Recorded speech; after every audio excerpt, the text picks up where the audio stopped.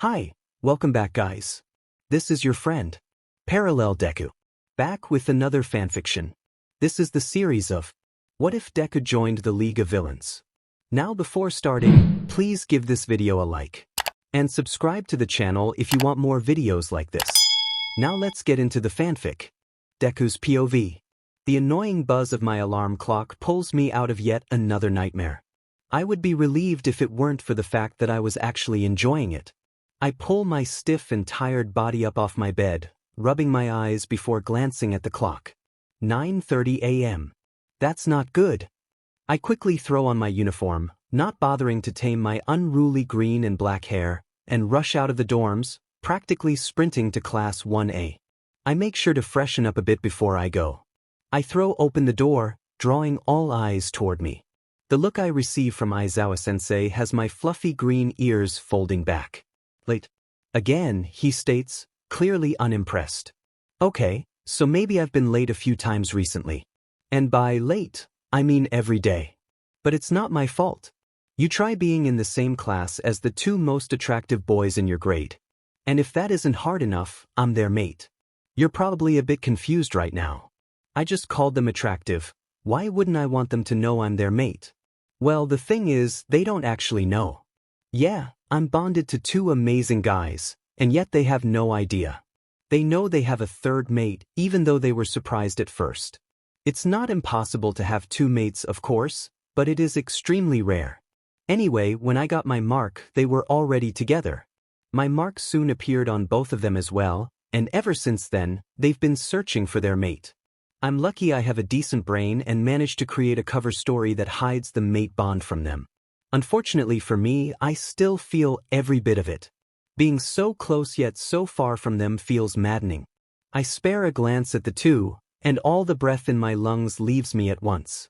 Shoto Todoroki, one of 4 alphas in the school. His two-toned hair and mismatched eyes easily make him one of the most handsome boys alive. He, like everyone else, was looking at me, his usual impassive face showing a hint of amusement. I look at my childhood best friend, a spiky-haired ash blonde who is an explosive wolf. He stands at 6 feet 5 inches, slightly shorter than Todoroki's 6 feet 7 inches. Like Todoroki, he is an alpha, but everyone knows that in the end, he would submit to Todoroki. No one can blame him. Todoroki is the most powerful alpha here. His ruby-red eyes also show amusement as he slowly shakes his head with a smirk. In case you're confused, Kaken and I are still the best of friends. He doesn't bully me, nor has he ever, it's more like teasing. Todoroki and I are quite close too, even if they don't know I'm their mate. However, since I found out, I've admittedly been trying to avoid them, even though it's killing me. A tired pro-hero clears his throat, successfully gaining my attention again. However, before looking at him, I see Denki smirking at me too. This one is different from my mates and causes heat to rise to my cheeks. Denki and Kirishima both know who my mates are, and they also understand why I can't tell them. They don't like it, but they've agreed not to say anything about it, for which I am extremely grateful. Sorry? I awkwardly speak up, scratching the back of my neck and letting out a nervous giggle. The pro-hero doesn't look any less annoyed, and I can't blame him. I've been late every day for the past 3 weeks. Ever since I found out who my mates are. He doesn't really do anything about it because even though I'm late, I'm also always the first one done with my homework, assignments, and any work in general. Even if doing that is costing me the little sleep I do get. Aizawa seems to think about something for a moment before sighing and shaking his head. Just sit down, he mumbles, stepping into his sleeping bag as I scurry off to my desk. I don't really pay attention to class as much as I should, writing down random notes as I struggle to keep my eyes open. I'm beyond happy that I seem to be immune to dark circles under my eyes. Otherwise, everyone would know just how little sleep I'm getting. Which wouldn't be good. It's bad enough that my class is already overly caring, but since I'm literally the only Omega in the school, everyone is careful around me. Well, either that or they can be complete JRKs. Most of the school consists of betas, with only 4 alpha students, 3 of whom are in my class. The other one is a 3rd year. People were surprised when I, an Omega, made it into the school. We're supposed to be the weak ones, the ones that raise the kids, cook, clean, and whatever else is asked of us. While this may seem unfair, most Omegas don't mind. In fact, they actually prefer it. I, however, am not a big fan of all that. While I still have obvious traits of an Omega, like how I whimper when an Alpha or even a Beta yells, or how I'm always the first to submit no matter how hard I try not to, my personality is more like a Beta's, albeit a weaker one. Don't get me wrong, I know I'm strong, but both my physical and mental capacities are below those of higher-ranked wolves. And when I say mental, I mean my will and how I can't resist an Alpha's command for the life of me. I'm easily one of the smartest kids in this school. Class drags on, and before I know it, I've fallen asleep at my desk, which, by the way, is surprisingly comfortable right now. I don't know how much time passes before the bell rings, and although some part of me is telling me to wake up, I just can't. Bang. The sound of a mini explosion going off right next to me has my eyes wide open. I jump with a yelp, narrowing my gaze at the culprit. He raises an eyebrow, and I drop the glare but pout instead. Alphas don't tolerate disrespect, and Cat-chan is particularly sensitive to anyone who glares at him. I was sleeping, I complain, my ears, which had flattened against my head due to the noise, slowly starting to perk up again. We know that, nerd, but you have class, so get up, Cat-chan insists, trying to sound annoyed, but his smile reveals that he isn't really upset. My pout deepens, and instead of listening to him, I rest my head back on the desk. I hear Cat-chan let out a small growl before looking at his mate for assistance. Todoroki stands nearby, chuckling softly. The bond between us is so painfully obvious that it almost makes me whine for their attention. But I hold back, I know it's not the right moment. Deku, I mean it, you're going to be late for your next class. I still don't move, my eyes closing as my mind drifts. Another growl escapes Cat-chan, and this time it draws a soft whimper from me. Alphas don't like being disobeyed, and I'm blatantly ignoring one of the most temperamental ones. Slowly, I lift my head, peeking up at Cat-chan innocently. Todoroki is next to him now, and even in my sleepy state, I can tell he's not pleased with how his mate is being ignored. Despite this, they both seem amused, so at least I know I'm not in any real trouble. When I still don't move, Cat-chan sighs, shakes his head, and swiftly lifts me over his shoulder. What are you doing? I squeak as he starts walking, Shoto following behind. His touch sends sparks through me, and I struggle to suppress a reaction. Of course, Cat-chan doesn't feel anything. I had sprayed myself this morning, masking all signs of our bond except for the mark on my shoulder. You weren't listening to me, and I don't know about you, but I don't want to be late for All Might's class. I huff and fold my arms, pouting. Todoroki chuckles again at my childish behavior. Meanies, I mumble, earning an eye roll from the Alphas. I'm grateful to see this side of them. To everyone else, Cat-chan is a temperamental and sometimes downright childish alpha. Shoto, on the other hand, is calm and collected, rarely smiling or chuckling in front of others. Yet I can't help but want more. They are my mates. I should be able to cuddle with them and go on dates, not just hang out occasionally. I don't realize we've reached the next classroom until Cat-chan sets me down on my feet. I avoid looking up at him, glancing at Todoroki before focusing down the hall. Maybe if I hurry I can make it. However, before I can move, Cat-chan places his hands on my shoulders and speaks in his commanding alpha tone. Don't run, Udet. I know you don't always like the guy, but skipping won't help. My eyes narrow as I try to resist, keeping my mouth shut while looking into Cat-chan's eyes. Sensing my defiance, he lets out a low warning growl.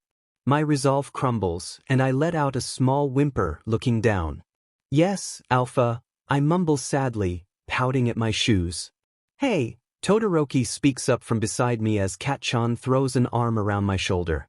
I'm relieved he didn't notice my needy whine as we walk into the classroom together. Cheer up, today might be a good day. I hum in response, not allowing myself to hope. All my questions vanish when I let out a growl upon seeing the number 1 pro hero. I hear the two alphas sigh. I know this might be confusing, so let me clarify. All Might is still my hero, my mentor, and my number 1 idol. But every time I see him, my mood shifts dramatically. It's not just toward him, it can happen randomly. One minute I'm happy and bright, and the next, I'm on the edge of losing control. I'm fairly good at managing my urges and hiding my mood, but the longer I'm around my mates without them knowing who I truly am, the stronger my urges and mood swings become. My excessive training isn't helping either.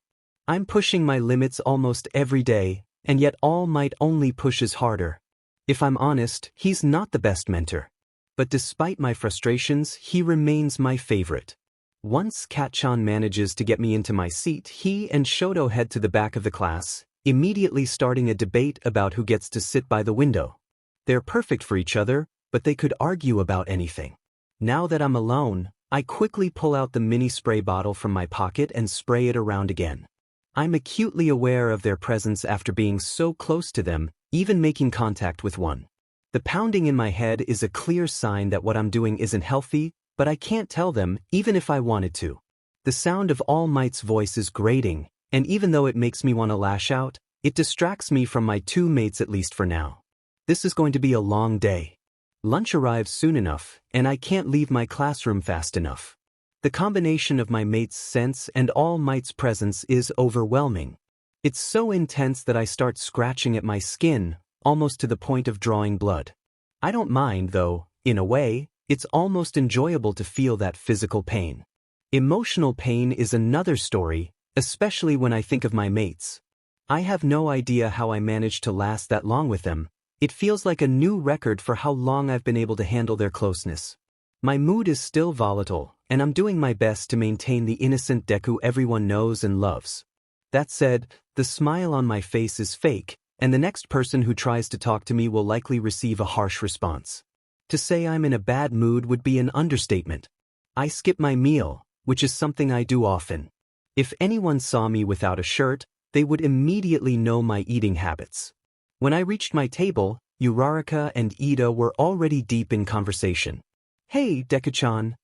Uraraka greeted sweetly, followed by Ida's usual energetic chatter. I didn't respond, sinking into my seat and tapping my fingers against the table. Uraraka frowned at my behavior, and Ida scolded me for being rude, as he put it. I rolled my eyes, and they returned to their discussion. That is until Uraraka sighed loudly and shot me a glare. "Can you stop that? It's kind of annoying," she said, referring to my incessant tapping. I remained silent, prompting her to repeat herself. Groaning, I decided it was time for some mischief. I lifted my head and met my friend's eyes, a smirk on my face as I began tapping louder. "Deku!" Ida and Uraraka complained in unison, urging me to stop and drawing unnecessary attention to our table. I didn't understand why they were upset. But I didn't stop, my smile widening as they tried to ignore me, their annoyance growing. Tap, tap, tappity tap. I began to sing softly, purely to irritate them. Suddenly, a loud slap echoed through the cafeteria, silencing the room, except for the growls of other students. I felt a sharp sting on my cheek, my tapping and singing ceasing as I realized Uraraka was standing in front of me, clearly the one responsible. The cafeteria fell silent for a moment, everyone stunned that a beta had just slapped me, the precious Omega. It didn't hurt much, but I didn't appreciate being slapped. So, I did the only logical thing. Smirking just for Ida and Uraraka to see, I winked at her. She looked confused for a moment before panic set in. There, for everyone to see, was an Omega, tears streaming down my face as I held my cheek. Growls erupted around the room, and nearly everyone was glaring at the girl who had slapped me. Ida sat in shock, staring at me wide-eyed as I played the victim. Meanwhile, Uraraka tried to explain herself, but no one was listening, only growling as Kirishima and Denki rushed to my side while the alphas of 3 other students moved closer to Uraraka. Hey, it's okay, Deku, you're fine," Kirishima tried to calm me down. I managed to slow my tears a bit, desperately trying not to laugh at the sight of Uraraka being cornered by the 3 alphas. However, I held off on stopping the tears as Uraraka shouted, "He's faking it. He's crazy. Come on, guys. He wants this." My cries grew louder, and I jumped into Kirishima's arms, his shirt quickly becoming damp with my tears. I heard Denki growl at the contact, but it didn't last long. "Oh, now, Kirishima growled in his alpha tone toward the now anxious Uraraka. She didn't resist, not with the 3 other alphas glaring at her. I continued to cry for another minute, Kirishima and Denki whispering comforting words to me as they tried to calm me down. I could feel my mate's eyes on me, along with the rest of the students who had formed a crowd around us. Eventually, I pulled away from Kirishima, wiping my eyes. I didn't stay for long, jumping to my feet and pushing my way through the crowd before running to the dorms, nearly cracking up. A few called after me, but no one chased me, all thinking I just needed some time due to how fragile I appeared. The moment I reached my dorm room, I burst out laughing, collapsing onto the floor as my laughter filled the room. I was still giggling when there was a knock at the door, my mind going blank for a moment as I recognized one of my mates' voices. Midoriya, unlock the door. My laughter faded, replaced by a needy whine. I didn't have to open the door to know they were both there. Their scents were so unique and comforting that I didn't need to look twice to recognize them. I must have taken too long to answer because the next knock nearly shook the door. Open up, Deku, we know you're in there. We heard you, Kaken ordered, and I rolled my eyes but whimpered. Stupid omega hormones. Wait, they heard me? Great, now my mates probably think I'm insane. I whined again at the thought, hoping that my earlier whine went unnoticed. Pulling myself up, I shuffled over to the door and unlocked it, then moved to my bed. The 2 alphas entered, and since I was looking down, I only saw their feet until they stood in front of me. Deku, Kaken growled, making me squirm in my spot. Todoroki was quiet, which was typical, so I hoped he wasn't mad at me. Or worse, disappointed. I didn't regret what I did. In fact, I found it hilarious and still felt like giggling, but I also didn't want to be in trouble with my alphas, even if they didn't know they were my alphas or that I was their mate. I hummed in response, looking up at him with my head bowed. I was trying to play the victim again, but the growl Kaken let out told me it wasn't working. Todoroki remained silent, allowing things to unfold for now. I sighed, giving up the act and lying back on the bed. I stared up at the ceiling as I spoke. What do you want me to say?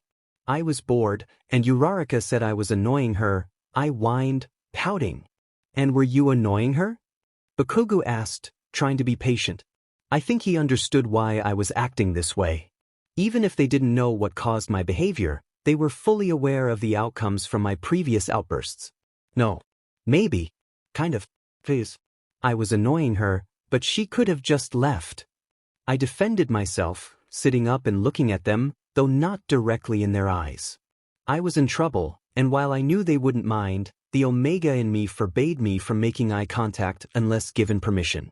She didn't have to slap me, I added, my hand going to my cheek, which I was almost certain had a bruise. I heard a low growl from both alphas, neither of them pleased that I had been hurt. It was silent for another minute before Todoroki finally spoke up. You are right, she should not have slapped you. And Kirishima is giving her a punishment as we speak. He stated in his usual monotone voice. However, the authority was not lost on me. He paused to shoot a quick glare at Kat-chan, who was likely going to complain about how he was supposed to handle this situation. Kat-chan growled softly but kept quiet as Todoroki continued.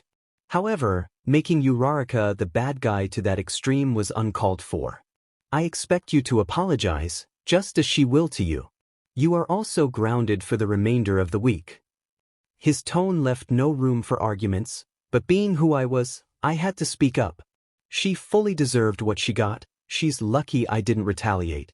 Which wouldn't be too good for her considering how sharp my teeth are.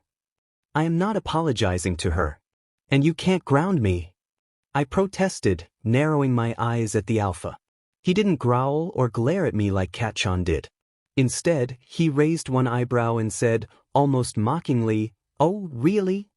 I opened my mouth to respond but snapped it shut, glaring at the ground. That's what I thought, he commented. If I weren't so fond of him, I might have snapped back.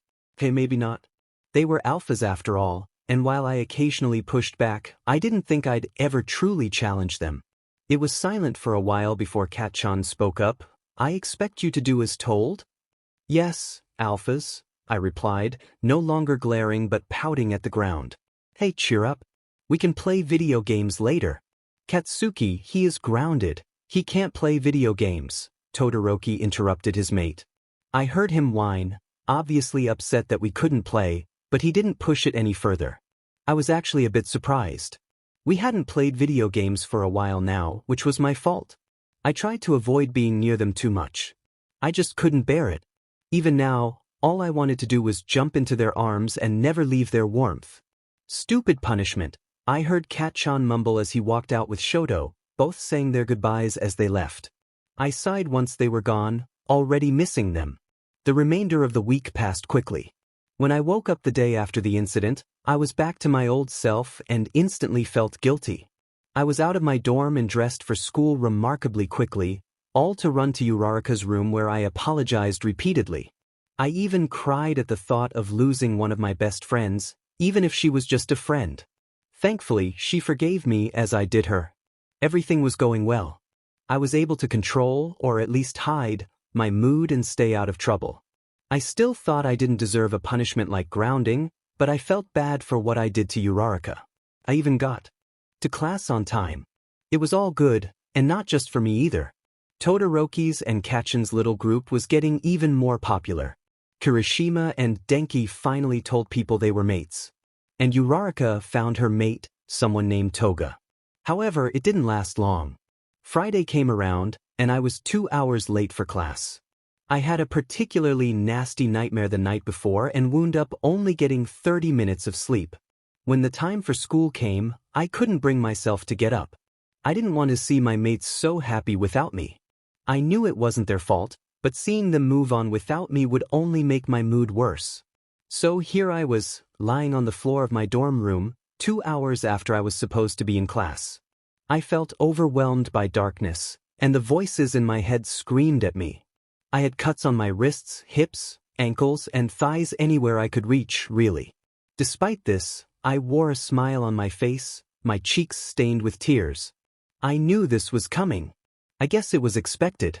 After my mom died in an accident, I slowly started to spiral downwards. I thought it was the end of the world. My sun had stopped shining, and I didn't know how to cope. My mom was my life. She was the reason my heart had a rhythm. And then she was gone just like that.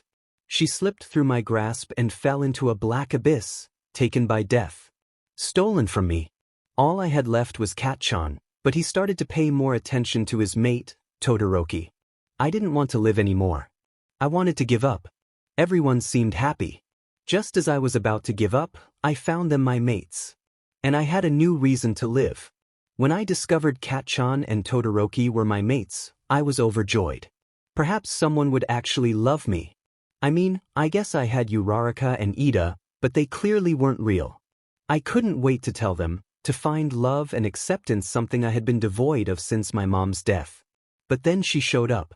She told me I wasn't to let them know who or what I was, or Kachin's mom, my aunt, would be harmed, along with anyone else deemed necessary.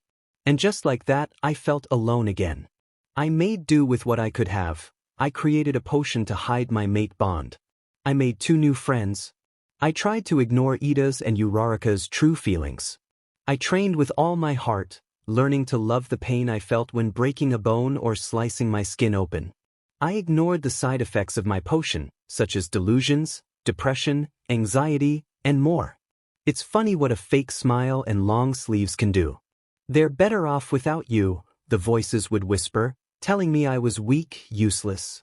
So I trained harder, stopped eating, and kept cutting. Eventually, I got so good at pretending that it became real. I actually felt happy. The downside? I would have extreme mood swings. But it didn't matter. As long as everyone else was happy, right? I couldn't even do that. I lashed out at people, lied, manipulated, hurt. And now I was skipping class. My studies were all I had left. As long as I became a hero, it would all be fine. But according to All Might, I wasn't trying hard enough, and skipping? I'd fall behind in seconds. I just want to be me again. That's a bit hard though, especially since I didn't seem to remember how to be me. Okay, Izuku. Think on the bright side. You've still never sworn. So there must be hope. I felt a giggle build up inside of me, only for it to turn into a choked sob. And just like that, I was crying again. I'm not even sure if I stopped. I don't know how long it passes, but I end up falling asleep, curled up on the floor with blood around me, still seeping from my many wounds. Nightmares greet me once again. I wake up to a knocking at my door, but with the strong smell of blood filling my nose, I can't tell who it is. That is until they kick down the door, revealing a distressed-looking Denki and Kirishima. Their eyes go wide at the sight before them, and I can't blame them. One of their closest friends, the Omega of the school, is lying in a pool of his own blood with deep cuts across his body. I can't smell my mates or anyone else for that matter, and a quick glance at the clock tells me class is still in session for a few hours. This means Cammy and Kiri came to check on me. Oh, hey guys, how's it going? I ask with a small smile before passing out. When I wake up again, I'm in my own bed, bandages wrapped around my wounds. The blood has been cleaned up, leaving only a faint smell. At the end of my bed sits a red-haired alpha with a sleeping Denki. He hasn't noticed I'm awake yet, so I take the time to look at him. By the looks of it, he has been crying, and I know for a fact Denki has too. Perks of being an Omega, I can feel what others are feeling emotionally. I'm sorry, is the first thing I say, barely above a whisper. Kiri brings his eyes to me, opening his mouth to speak, but I cut him off. At least I think I am. I don't know anymore. It comes out as a whimper, my eyes burning with unshed tears that refuse to fall. He's silent for a while, and just as I start to panic, he speaks. I know, his voice, like mine, is just above a whisper, but I still hear the crack in it. The room falls into silence again until I can't help but blurt, "Do you guys hate me?" I don't think I could handle it if they did. Both of them have helped me deal with some tough things like my mates. If one, let alone both, started to hate me, I think I'd snap for good. I need them as much as I need my mates, both of which I can't actually have, making them even more important. Of course we don't hate you, Izu, Denki says softly, sitting up so he's not leaning on his mate anymore. Are we hurt? Maybe a bit. But hate you? Never. You're like our brother. We could never hate you, Cammy states seriously, looking me dead in the eyes. He's right, Kiri agrees, giving me a soft smile. I manage to return it, still feeling a bit gloomy. Why does it seem like every time I want a mood swing, it never happens? A thought crosses my mind, and I instantly start to panic again. I'm about to open my mouth to beg, make promises I can't keep, plead with the couple when Denki speaks. Don't worry, we won't tell anyone until you're ready. Those 9 words have me relaxing again, almost all worry gone. We lapse into another silence, everyone likely thinking about something different. Kiri is the one to break it again as he says, "Now, do you want to talk or have a distraction?" I couldn't be more grateful right now. I give them both a weak smile before answering. Distraction, I say, not ready to talk about it yet. They seem fine with the answer, not asking again or trying to push me. Instead, they get up and pull me up with them. I feel my cuts stretch and rub against the bandages, but I don't even wince. We leave the room together, and I don't even have to ask to know where we are going. Anytime I'm upset, they'll take me there. It's like our special cool-down spot. Soon enough, we're there, the theater room. It is quite large, like everything in this school. A large stage with red curtains, rows of seats, an area in front of the stage for musicians, a backstage area, and a place out front for practice. Most of the room is made of wood, with a few brick structures and steel ornaments. I jump onto the stage, a smile already on my face and a bounce in my movements. I hear my friends know, my brothers laugh at my behavior, clearly relieved to see me happy again. A cover or one of your own?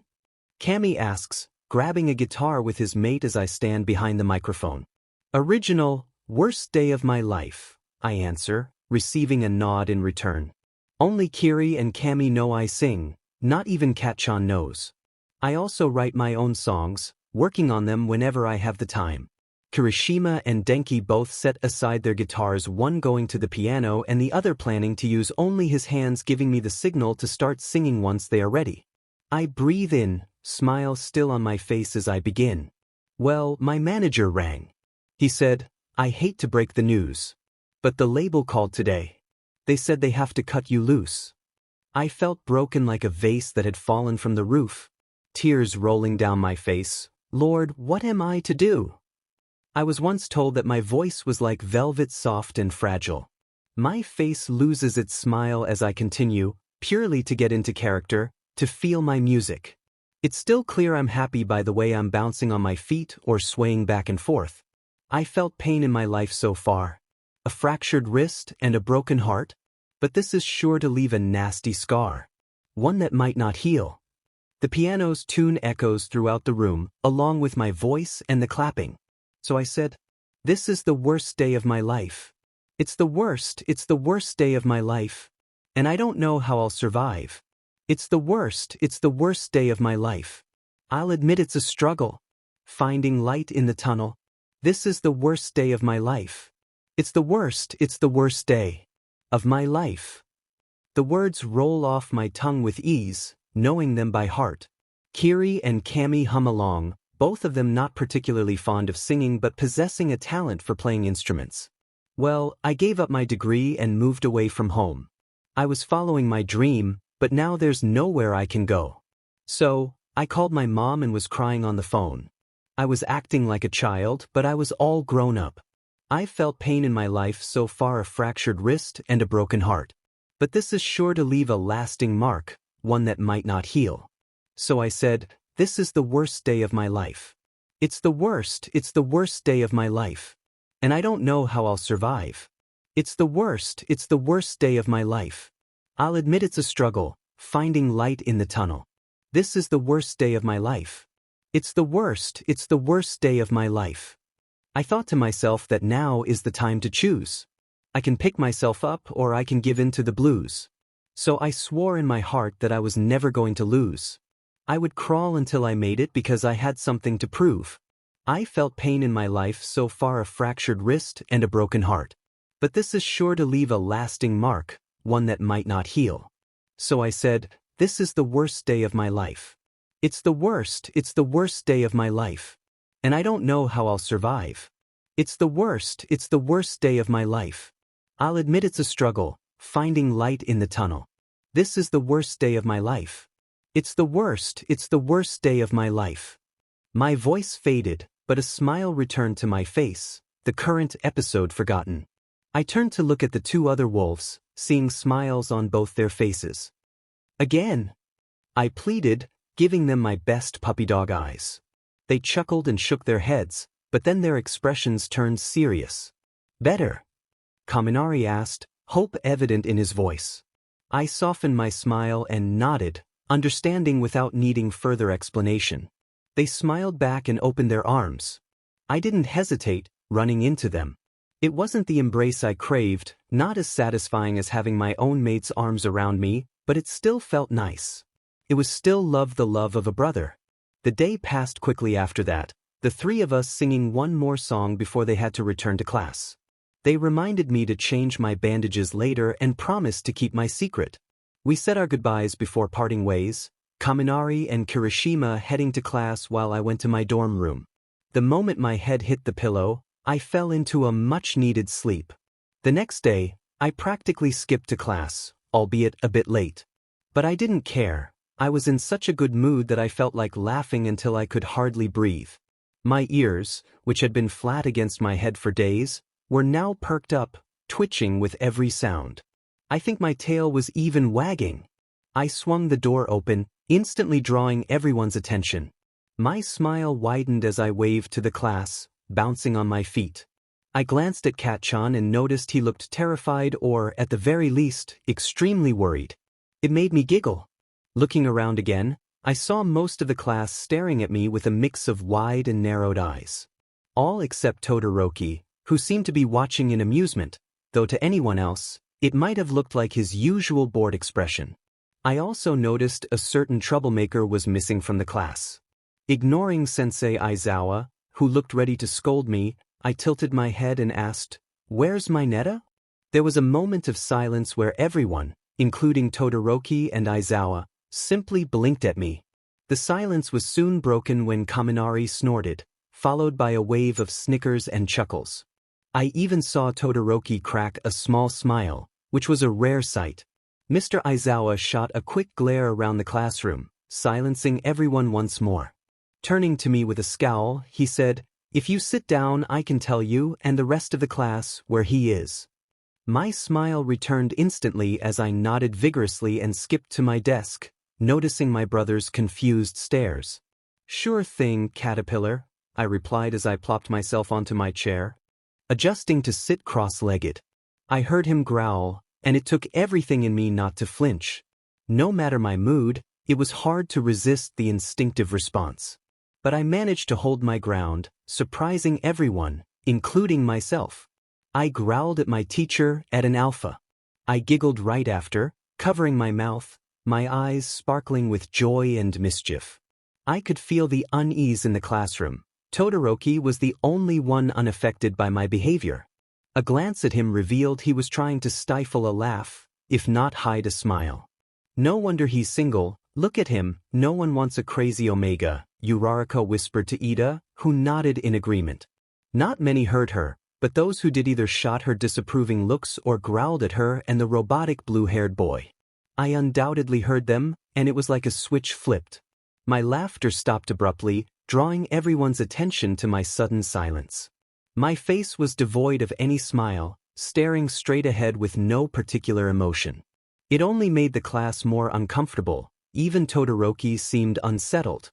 I heard Aizawa announce that both Uraraka and I had detention, but I didn't fully process it until it was repeated for the 5th time by a shouting bakugou, no less. Sensei Aizawa then explained that Mineta had been expelled for inappropriate behavior involving a trash can, and that Shinso would be transferring to our class. Most of the class reacted with gagging noises, while others laughed. I didn't show much of a reaction, simply blinking as I glanced at the sensei, only to return to staring at the wall. Is Uraraka right? I mean, I know I'm not alone, that much is clear, but what if they don't want me? What if they reject me because of who I am? Sure, they're still my friends after discovering my behavior change, but maybe that's all they want to be. Nobody would want a troubled Omega as a mate, so they must not want me, right? Uraraka's just being difficult. I wondered what it would feel like to confront her. The bell for lunch rang, and I was back to my cheerful self, my smile bright enough to blind someone.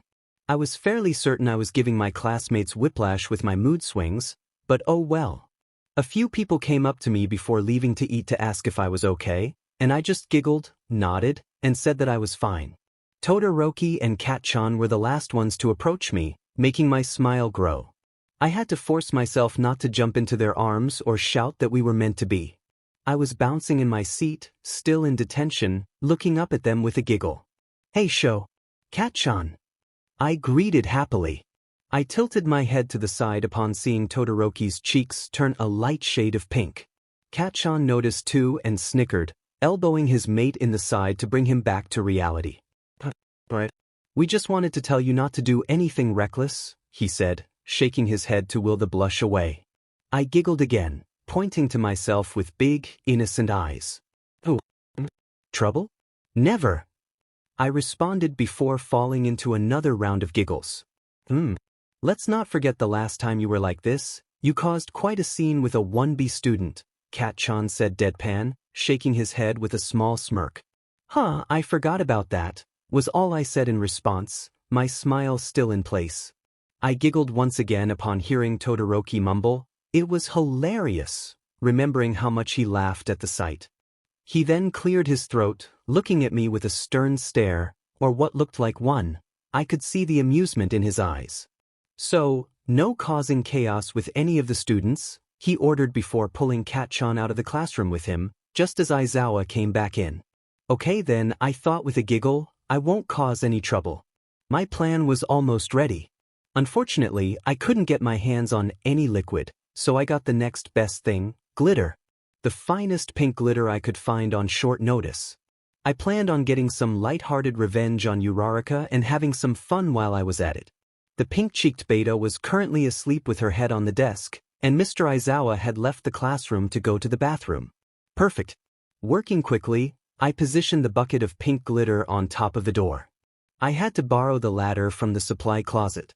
Hearing footsteps approaching the classroom, I rushed to put the ladder back and practically threw myself back into my seat. The sound I made woke Uraraka just in time. The door slowly opened, and the tired pro hero couldn't even get 2 feet into the classroom before he was covered in pink glitter. I forced back a giggle and put on a shocked face, covering my mouth with a shaky hand. Unfortunately for a certain brunette, she found it more amusing than shocking, erupting into giggles and drawing the blame towards her. The now annoyed pro stared at the laughing girl, shaking his head to get the mountain of glitter off. It took everything in me not to laugh, and it only got worse when Uraraka realized she was getting the blame. "Uraraka, care to explain?" he asked, his voice cold and hard. He clearly wasn't amused with the situation, his eyes becoming watery because of the glitter. I personally didn't know how he wasn't yelling, and if he didn't get that glitter out, there could be some serious consequences. I didn't do this. It was Deku, she yelled, pointing a finger at me. I turned my wide eyes to Uraraka, planning on putting on another show in front of Mr. Aizawa. "Emi? Uraraka-chan. Why would you put the blame on me? First, you slapped me and now this?" I responded, starting off quiet and yelling at the end, fake salty tears rolling down my slightly chubby face. Aizawa, reacting to the crying Omega even though he was annoyed with me, tried to defuse the situation. Unfortunately for him, Uraraka just had to open her mouth again. "Are you serious? You're absolutely crazy. I feel bad for your mom. Oh wait, she's gone," she spat. Well, that hurt. I didn't need to fake the tears anymore, my hands shaking at my sides. Aizawa was stunned into silence, and a look of regret flashed over my former friend's face before my abrupt laughter turned into confusion. I didn't give her time to react, jumping to my feet before running at her, arms stretched towards her. No one had talked about my mother since she passed away, and no one had ever rubbed the fact that she was gone in my face. I didn't like it. I didn't like the person who did it. I growled when Aizawa's scarf wrapped around me, stopping me just inches away from a now terrified and shaking beta. But Omegas were generally seen as the weaker ones. When mad like this, they could easily overpower a beta. Uraraka knew this, and by the smell of it, it seemed the fright had caused her to lose control. I thrashed and pulled against the scarf, growling and snapping my teeth at Uraraka. "You're in trouble. Don't you dare talk about my mom like that," I screamed, my voice cracking with raw emotion before I erupted into a fit of uncontrollable giggles. They didn't last long, however, as my body soon shook with sobs. I could hear my teacher yelling. I just couldn't process what exactly he was saying. Soon enough, I found myself wrapped in a pair of warm arms, no longer restrained. I clung to the pro-hero's shirt, my tears staining his glitter-covered clothes. I didn't hear the bell ring, only the alarmed voices of my classmates. Followed by a series of growls likely directed at Uraraka, I could have sworn she scoffed and commented on my reaction. I froze, my tears replaced by a bitter chuckle. The class fell silent, watching as I pulled myself away from Aizawa's warm embrace. I wiped my eyes and turned to face Uraraka. The entire class was watching me, creating a gap that allowed me to see her. "Overreacting, huh?" I repeated, not giving her a chance to respond before continuing. "Yeah, you're probably right." I let out another bitter laugh.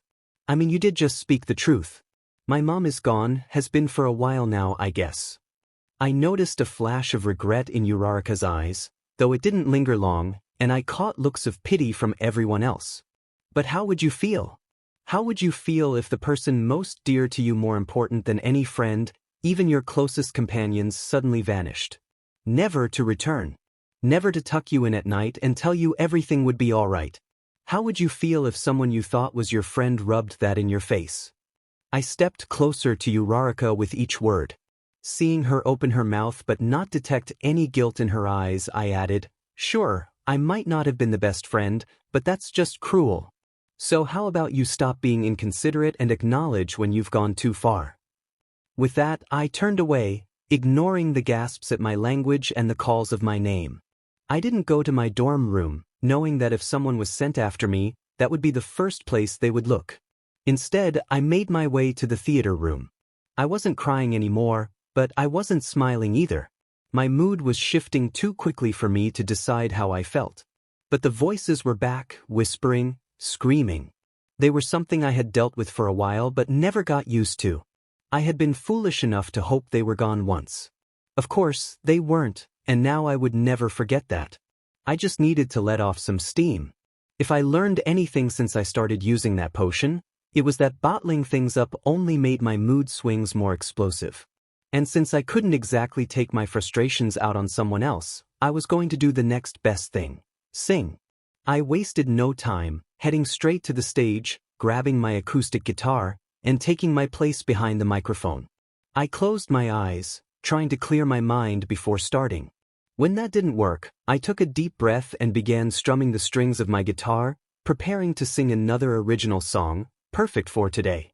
There are days when I feel on top of the world. And days when I'm not myself at all. There's a voice in my head that talks to me, telling me lies that I believe.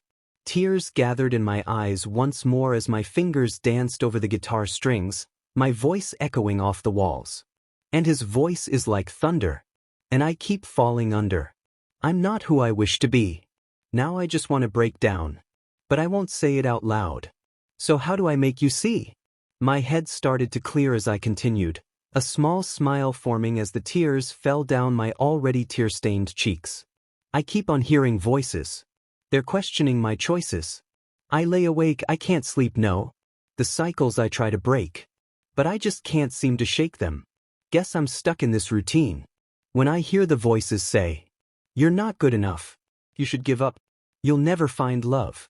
When I hear the voices, I hear the voices say, "I still hold on to hope so hopelessly. But I don't see the love surrounding me. There's a light on the hill I try to reach. But every time the climb's too steep." The weight on my chest lifted, my foggy mood dissipating. And his voice like thunder keeps me falling under. I'm not who I wish to be. Now I just want to break down. But I won't say it out loud. So how do I make you see? I keep on hearing voices. They're questioning my choices. I lay awake, I can't sleep, no. The cycles I try to break. But I just can't seem to shake them. Guess I'm stuck in this routine. When I hear the voices say, "You're not good enough. You should give up. You'll never find love." When I hear the voices, I'm hearing voices. Before I knew it, I finished the song, letting out an airy laugh as I let my guitar hang around my body on the strap. "Wow," I exclaimed in surprise, quickly wiping the tears off my face and spinning around to find the owner of the voice. "Todoroki," I breathed out, letting my body relax again. I hadn't even noticed him come in. My cheeks flushed as I realized he had heard me sing, and one of my own songs at that. "I apologize if I startled you, Midoriya," the taller boy said, walking up to the stage. I smiled as I put my guitar away. "Don't be. But, how did you find me?" I asked shyly, rubbing the back of my neck and taking a seat on one of the large speakers. "Mr. Aizawa sent me to look for you. When you weren't at your dorm, I searched around the school before hearing someone singing. I came here and found you. You're really good, by the way." "Was that an original?" he asked, clearly impressed. I felt my cheeks heat up more, and amusement danced in his eyes. Why it was. All the songs I sing are." I answer, gazing at the floor with a small smile. He hums thoughtfully, now standing in front of me. "You should join Bakugo and me." My eyes go wide, my head shooting up so quickly that I wince. What? I almost shout, shock evident on my face. It may seem like I'm overreacting, but trust me, I'm not. Todoroki's and Bakugo's little band, known as Firefly, is nearly impossible to get into. Despite only having 2 members and clearly needing more, they haven't accepted anyone 26 auditions and not a single new member. He simply nods, running a hand through his two-toned hair. You certainly got the talent, plus you can write, so that's a bonus. There's also the fact that Katsuki and I actually like you, he responds, looking down at me with his usual blank expression. Wow, I mumble to myself, looking down at the ground, my green eyes still wide. Apparently, Todoroki doesn't appreciate my new habit of swearing, as his eyes narrow and he says firmly, "Language."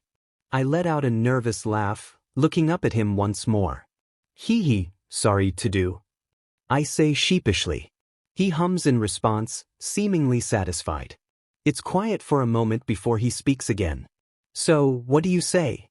I glance away for a second, thinking. It could be risky, and I'd have to spray myself some more, but it sounds fun, and I probably won't get a better excuse to hang out with them without drawing suspicion. As long as I'm careful. I should be able to do this, even if it means spraying myself more. Ignoring the consequences, I smile, stand up and say, I'd love to join Firefly, to do. Thank you so much.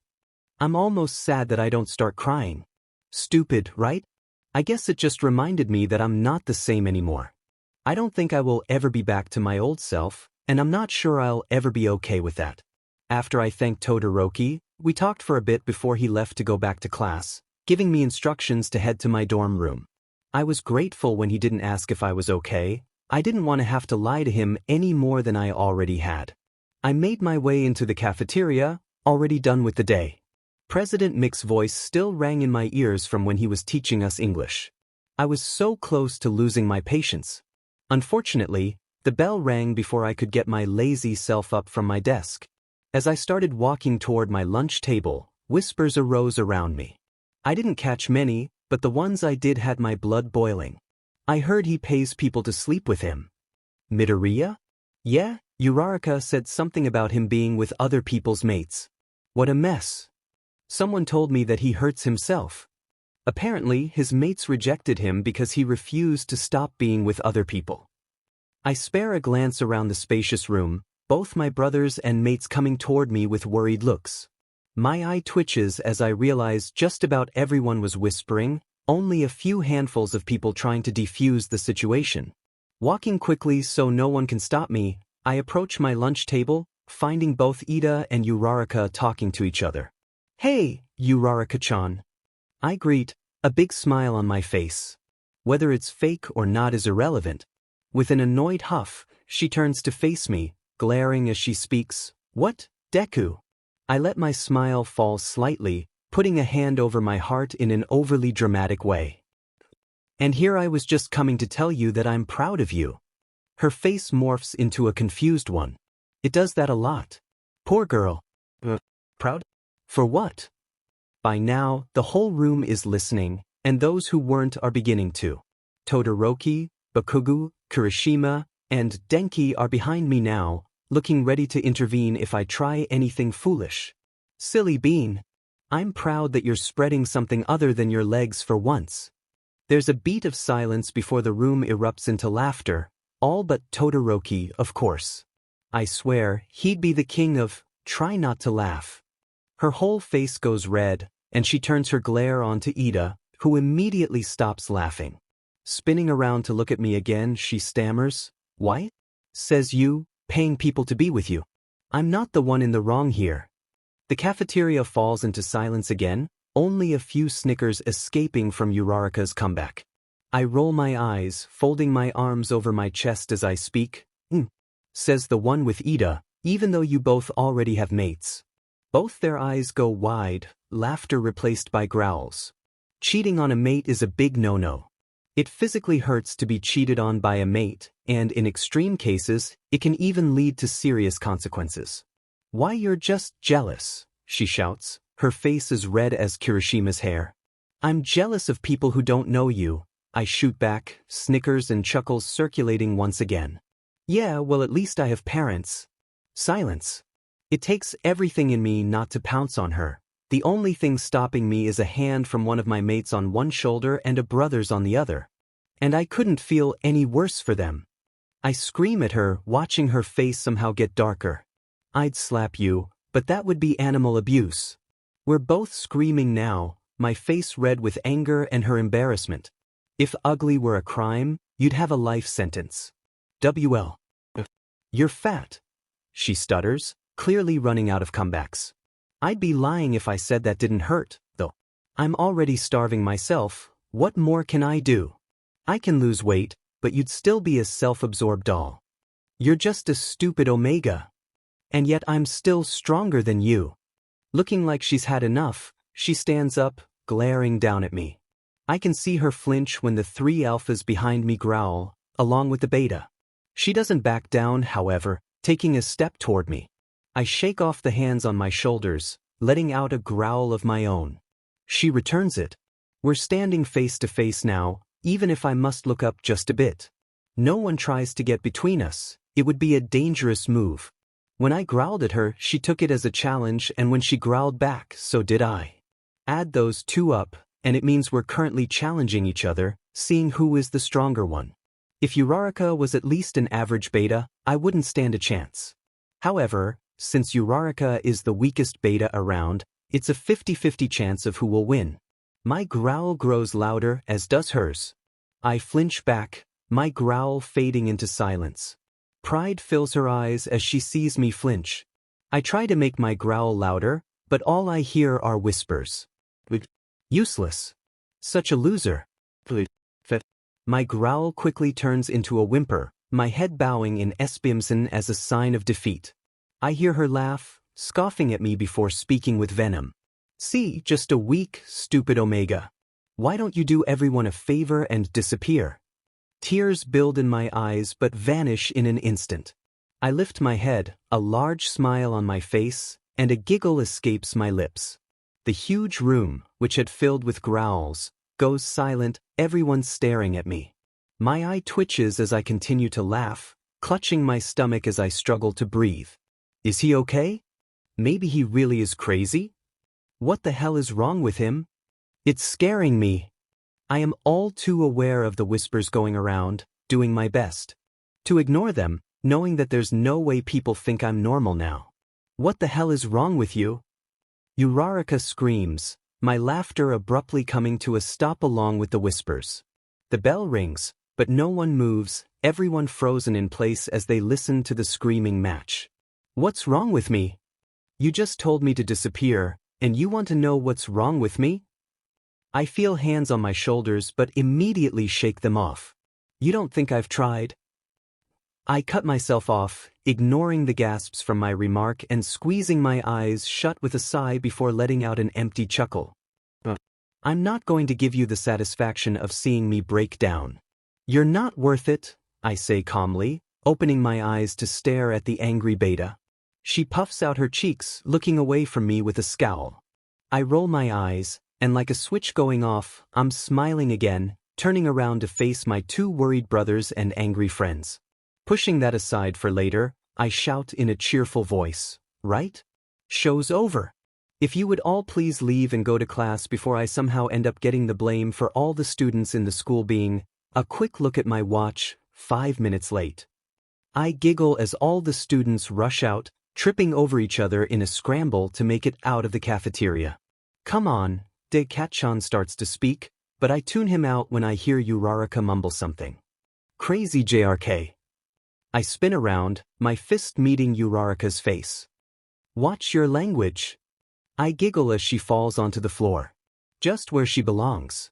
You should take your own advice, Midoriya, I hear Todoroki warn, earning a giggle from me.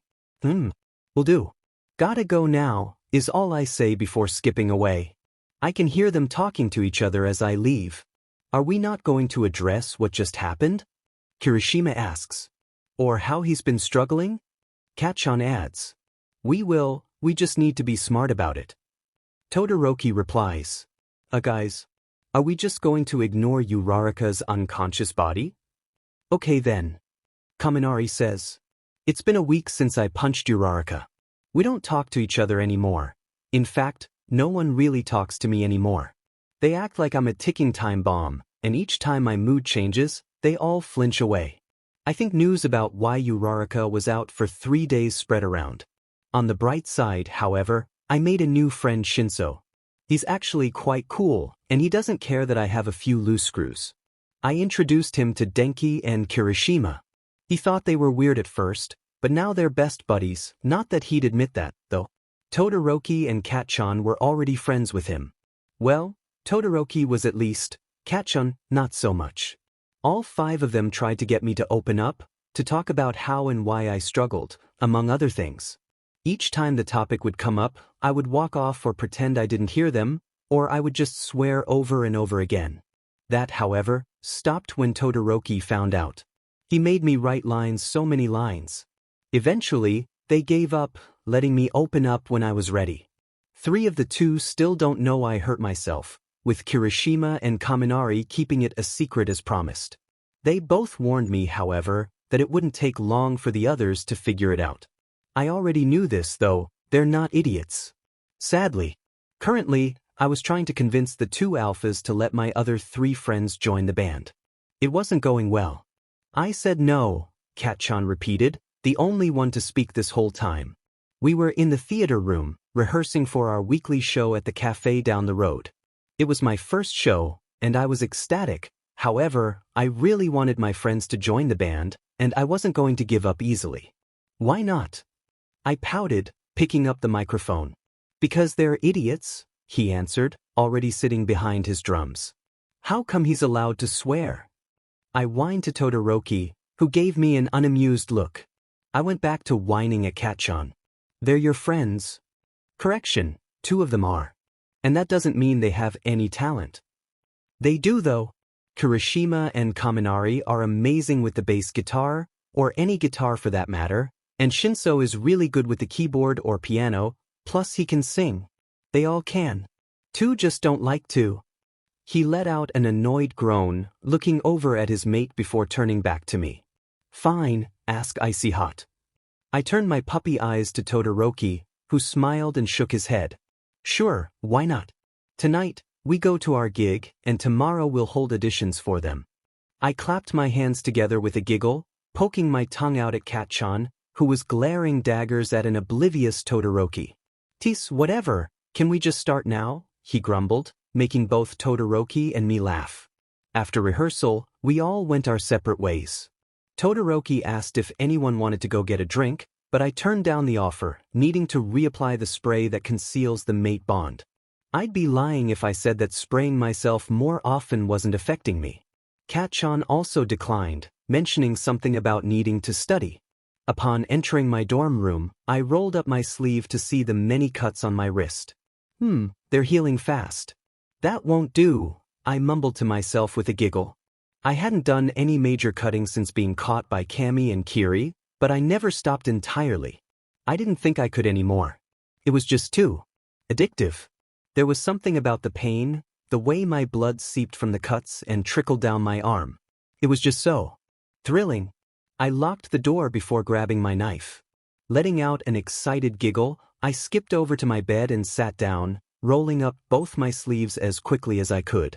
I clenched my knife in my hand, then relaxed and pressed it against the skin of my wrist. I watched as it sliced through a healing cut, the blood collecting before it spilled over. I didn't stop there, giggling as I quickly ran my knife along my skin. 1, 2, 4, 10, 13, 20, 26, 30. I watched the blood drip down onto the floor, my arm shaking slightly from the pain, but a large smile was on my face. Next arm. I giggled. It was 6 o'clock when I heard a knock at my door, followed by the familiar voice of one of my mates. Hey, Deku, why's the door locked? Hurry up and let me in. I rolled my eyes at how impatient he was and quickly finished cleaning the blood, leaving no evidence. Coming, Kat-chan. I called, spraying myself again before opening the door to reveal an annoyed Kat-chan and a bored Todoroki. Why was the door is? That blood I smell? Kat-chan asked, his eyes narrowing as the scent filled the air. What? You must be imagining it, Kat-chan. I lied with a nervous smile. Nope, I can smell it too, Midoriya, Todoroki interjected, his eyes also narrowed. My face paled slightly before I giggled and rubbed the back of my neck. Oh yeah, I stubbed my toe earlier. All good now though. I lied half-heartedly, too lazy to come up with a better story. They both hummed, clearly not believing me but letting the subject drop for now. So, why are you guys here? I asked, earning 2 eye rolls. Our show nerd. It starts in 30 minutes, Kat-chan informed me, impatiently shifting from one foot to the other. My eyes went wide, having no idea how I forgot about the one thing I'd been looking forward to for a while. Oh no, I whispered, slamming the door shut and rushing to get dressed. Language. I heard Todoroki shout from outside my room. I quickly apologized before ripping my clothes off my body. I tried not to look at myself in the mirror, knowing what I would see. If you asked anyone besides me, they'd say I was a skinny, good-looking guy with a soft, feminine body. But if you asked me, I'd say I was a fat, ugly loser that nobody would want. Or maybe I was a gorgeous queen who deserved the world. There was no in-between. Either or. I threw on a cropped hoodie that said Queen and some ripped skinny jeans. I hurried to put on some white shoes before throwing the door open, a smile on my face. "I'm ready," I said happily, a blush spreading across my face as both of them scanned my outfit. I took the time to look over both of them as well. Todoroki was wearing a simple white shirt with a black jacket and black jeans, while Kat-chan wore the exact same, only in opposite colors. Both of them looked amazing as usual. I'm guessing the teachers know?" I stuttered, snapping them out of whatever trance they were in. "Huh?" they both said, making me giggle and shake my head. "Oh yeah, they do. Come on, let's go now," Todoroki said, and I giggled again upon seeing his cheeks turn a light shade of pink, confusion in his eyes as he started thinking to himself. As I walked in front of him, I heard him ask Kat-chan something that almost made my heart stop. "You don't think he?" "No way. We'd feel the bond." I needed to be more careful. If they found out. No, they wouldn't find out. They couldn't. The walk to the cafe was silent on my end, thoughts plaguing my mind. Kat-chan and Todoroki were arguing about something. I think it was whether cats or dogs were better. I rolled my eyes and stopped walking, turning to face them. They both stopped as well, giving me their attention. Isn't it obvious? They're both awesome, you'd have to be crazy just to choose one, I scolded with a frown, giggling when they started to protest. I turned back around and started walking, sticking my fingers in my ears and chanting, "La la la, I can't hear you," forcing the worrying thoughts away. I was giggling the rest of the way there, listening to Todoroki and Kat-chan as they tried to pull me over to their sides. It didn't work. My opinion stayed that they were both awesome. When we finally got to the cafe, they were still arguing. I shook my head and threw over my shoulder, "Guys, we're here. Just agree to disagree or something, because if you keep arguing, I'm going to cut both your tongues off." I giggled at the shocked expressions I got in return. Thankfully, they stopped, silently walking up onto the stage with me. I was almost jumping up and down due to my excitement, a blush spreading across my face when I saw Todoroki's and Kat-chan's amused stares. The cafe already had everything we needed, for which I was extremely grateful. I didn't exactly feel like carrying anything on the walk here. The owner, a middle-aged woman with long brown hair, said something to Todoroki, who just nodded before walking to the microphone and starting to talk to her customers. Looking at all the people for the first time, my excitement turned into fright, sweat immediately gathering on my forehead. Kat-chan put a hand on my shoulder, making me take a sharp inhale of air that I hoped he chalked up to nerves. "Don't be nervous, nerd. They'll love you," he said before smirking. "And if they don't, I'll blow them all up." I rolled my eyes with a giggle, mumbling a thanks before he walked off to take his place behind the drum set. Todoroki hands me a guitar, already holding one himself, before he steps up to the microphone, the owner having left. "He's right, you know? They'll love you," he says, glancing back at me with encouragement. I smile at him, putting the guitar strap around my body before hesitantly stepping forward to take my place beside him. "Ladies and gentlemen, Firefly," the owner announces, handing me the microphone as the crowd cheers, excited for the small weekly show. We share a look before starting, the cafe falling into silence except for the occasional cheers. People say I'm indecisive. I'm not. If one day I hate it, then the next I'll probably like it. Do I feel like being alone or with all of my friends? I don't know if I should stay or if I should go. The cafe hangs on every word, quickly realizing it's an original song, all of them curious about the new voice. My nerves make my hands shake, but it would be a lie to say listening to my friends sing isn't comforting. I don't have the answers you need, 'cause I live in the in-between, so if you put your bets on me, you better be ready for anything. Upon hearing my voice, the cafe erupts in cheers, a smile spreading across my face as my nerves begin to fade. Yes and no. Wait, I don't know. I think I'm losing it. Hold up, I'm invincible. Yeah, I'm like yes, and no. Wait, I don't know. I'll pull you closer to me, and then I'm pushing you away. 'Cause I'm like yes and no. Wait, I don't know. I think I'm losing it. Hold up, I'm invincible. Our voices blend together perfectly as we sing our parts. By now, all my nerves have vanished, and I beam at the customers in the cafe. Don't know if I'm feeling happy, no. I'm kind of confused. I'm not in the mood to try and fix myself. Do I feel like being alone or with all of my friends? I don't know if I should stay or if I should go. I don't have the answers you need, 'cause I live in the in-between. I let myself get lost in our music and the cheers of the crowd, all thoughts leaving me as I sing with my friends. 'Cause I'm like yes and no. Wait, I don't know. I think I'm losing it. Hold up, I'm invincible. I'm like, yes, yes, and no, no. Wait, I don't know. I'll pull you closer to me, and then I'm pushing you away. 'Cause I'm like yes and no. Wait, I don't know. I think I'm losing it. Hold up, I'm invincible. Yes, no. I pull you closer to me, and then I'm pushing you away. 'Cause I'm like yes, yes, and no, no. Wait, I don't know. I think I'm losing it. Hold up, I'm invincible. Yeah, I'm like yes and no. Wait, I don't know. I pull you closer to me, and then I'm pushing you away. As we finish the song, the cafe erupts into cheers louder than before. A giggle escapes me as I look at Tadu and Kat-chan, a childlike smile on my face. Told you, Kat-chan says with a grin before signaling us to start the next song. By the time we're done, an hour and a half has passed, and I'm just about ready to leave. We only sang a few originals, the rest being covers. It's not as fun as singing my own work, but I didn't want to perform all my songs tonight, so it was the next best thing. It was still enjoyable, and the only reason I really wanted to leave was the annoying fact that the spray would wear off in about 30 minutes. I didn't want that to happen. Not now, not ever. Can we go yet? I whine for the 100th time, earning an annoyed groan from Kat-chan and an amused chuckle from Tadu. Yes, yes, we can leave now, Midoriya, the bi-colored boy replies, putting his half-empty drink down before standing up. Finally, I groan, not even waiting before I turn around and walk out of the cafe. Wait up, nerd.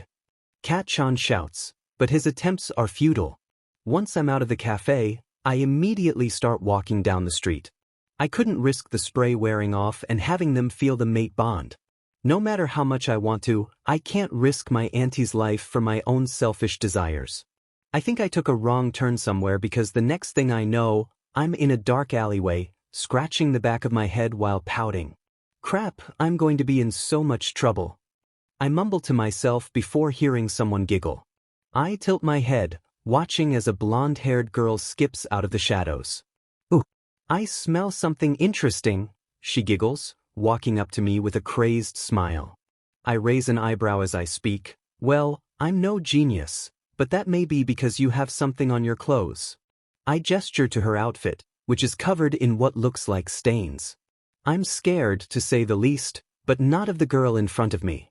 No, I'm more scared of the fact that I don't care where the stains came from. I'm scared of myself, something I've been for a while.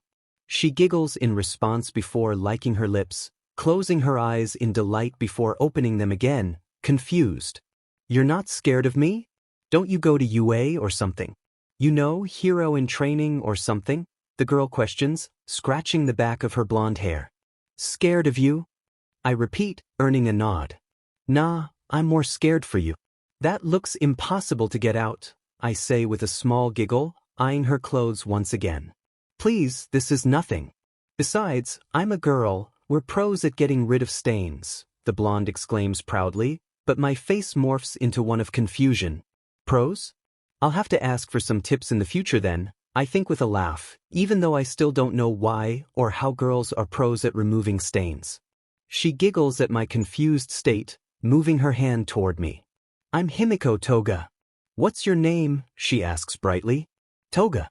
Where have I heard that name before? Pushing the thought aside, I go to shake her hand only to stop when I realize she's holding a knife. I roll my eyes with a giggle as she pouts and lets her arm drop. I'm Midoriya Izuku, but you can call me Deku. And do I can oh wow. You're Uraraka's mate. I shout in realization, watching her scowl and take a step back. Oops, must be a touchy subject. Well, you're not friends with her, are you? she asks, her eyes narrowing as she suddenly turns serious. I like the other version of her more. I did punch her a while ago. So no. I respond, giggling as I remember how good it felt to punch her. The blonde stares at me for a moment before letting her serious facade fall, giggling as she reaches into my pocket and steals my phone. I like you, she declares with a smile, typing something into my phone. What are you doing? I ask, sitting down on the ground in front of her.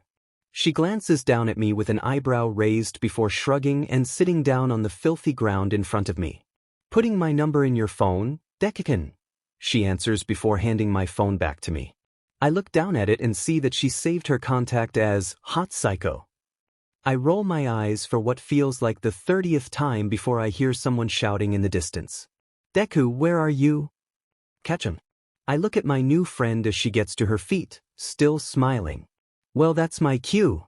Can't have anybody else seeing me just yet. Bye, Deku-kun, she says, waving. I simply wave back, giggling as she skips away. Before she blends into the shadows, I hear her say, make sure to give Uraraka another punch for me. 5 minutes pass before Todoroki and Bakugo find me sitting on the ground in the alleyway. And let me say, they do not look happy. There you are, nerd. Cat-chan yells, his voice showing anger but his eyes holding concern.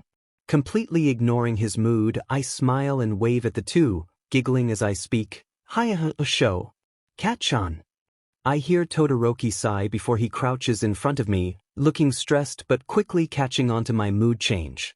Are you hurt? He asks, receiving a shake of my head and a cheerful, nope. But I did make a new friend. This spikes Cat-chan's attention, who immediately crouches in front of me next to his mate instead of kicking at the wall while swearing. Friend? Who? He asks, narrowing his eyes as Todoroki quickly scans the area. I can sense their worry, I just don't understand why. Can't tell you, I say with a shrug and a giggle, only to yelp when Cat-chan roughly grabs my wrist and demands, damn it, nerd, just tell me who it was. I whimper and shrink back, scared of Cat-chan for the first time in a while. Seeing this, Todoroki pries my wrist out of his mate's hand before speaking softly to the ash blonde. Calm down, you're scaring him. Bakugo immediately looks regretful, not liking that he scared a friend, an Omega, and his mate. Even if he doesn't know that I'm his mate, his subconscious does. He starts, but I cut him off with my giggling, his eyebrows furrowing in confusion. It's fine. But can we go back now? I ask with a smile, looking at the two amused and slightly confused alphas. Let's go. To-do replies, standing up and helping both Cat-chan and me to our feet. We start heading off, the two alphas ensuring I don't run off again. I needed to get back soon, before the spray wears off. I could have screamed in delight when we got back to the dorms with 5 minutes to spare. In fact, I did. I dashed off to the safety of my dorm room, leaving behind two bewildered alphas. Locking my door, I let out a light chuckle. That was close, I whispered to myself. What was close? I spun around, a startled yelp escaping my lips. That was hilarious, a familiar voice whispered in my head, making me roll my eyes and fold my arms against my chest in a pout. Shinso, what have I told you about sneaking into people's rooms? I complained to the purple-haired boy, who chuckled as I threw myself onto my bed. You said people would think I'm crazy, but given your current mental state, I don't think your advice is the best. Besides, there's nothing wrong with breaking into someone's room, the sleep-deprived teen responded, letting his body fall onto the bed. Okay, firstly, my mental state is the reason I have great advice. I only received a sarcastic hum in response. With a huff, I continued, and secondly, if you think there's nothing wrong with breaking into someone's room, well then, you've officially become my best friend.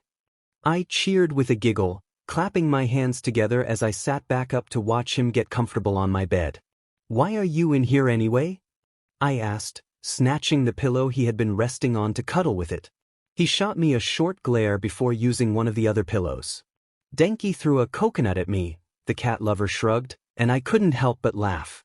Let me guess, you said onions are the only food that makes people cry? I giggled. He groaned in response, rolling over and burying his face in my pillow. His voice was muffled as he spoke, and then he tried to charge me. I did my best to stifle my laughter as he turned his head, a pout on his face. He what? I asked, small giggles escaping me as I tried to understand the situation.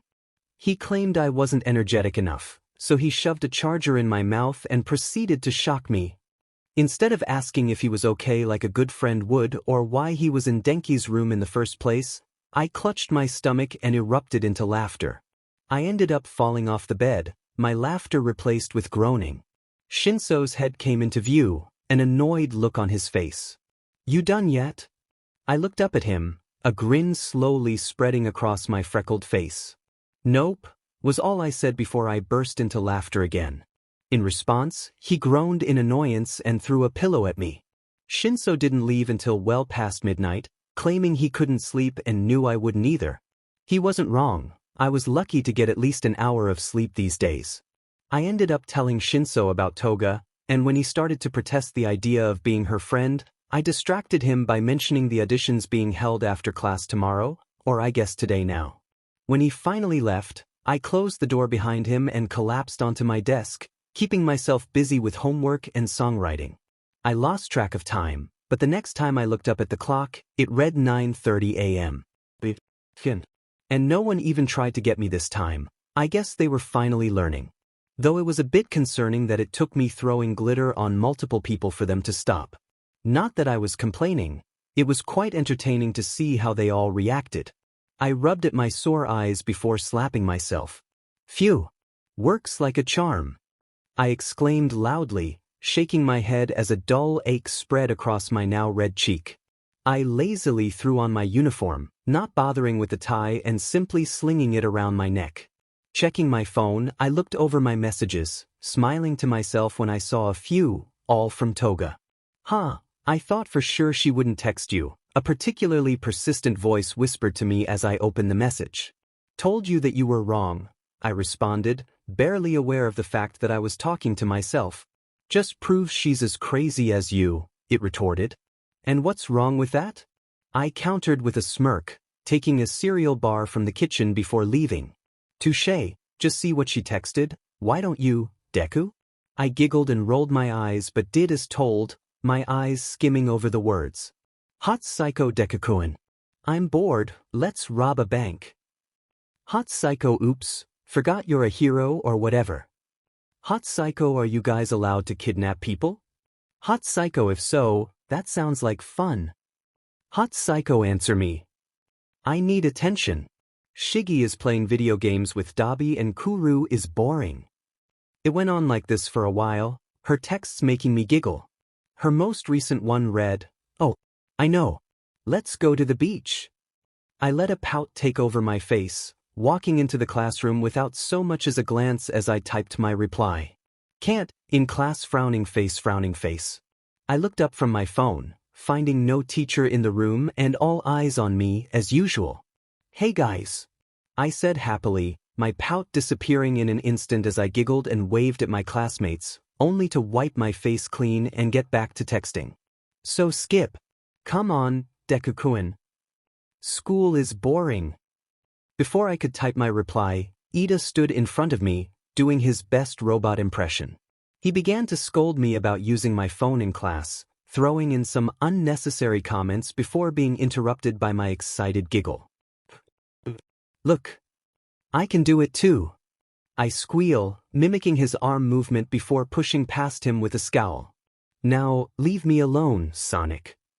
I roll my eyes at the gasps and snickers around me, relieved that Todoroki doesn't reprimand me for my language.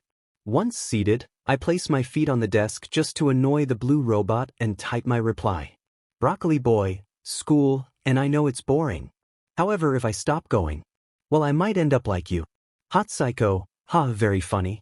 Hot Psycho, well, since you don't want to hang out with me, I'll just have to find a new best friend. Broccoli boy, That's all I text back before closing my phone. When I look up, I'm confused to see Todoroki beside me, Kirishima behind him, Kaminari next to him, and Shinso also close by. When did they get here? I mutter before I can stop myself, quickly looking out the window as 5 sets of eyes turn toward me. Oops, can't have people thinking you're hearing voices now, can you, Deku? I narrow my eyes but keep quiet, knowing my 5 friends are all watching me. It wouldn't be good if they realized I hear voices or that I talk to them like we're best buddies. Soon enough, they look away and start talking again, no longer paying attention to me. I don't focus on them, instead gazing out the window as I try not to latch onto one, if not both, of my friends. This is going to be a long day for you, I hear a deep voice chuckle. I sigh and lean back, silently agreeing. The rest of the day passed by painfully slowly.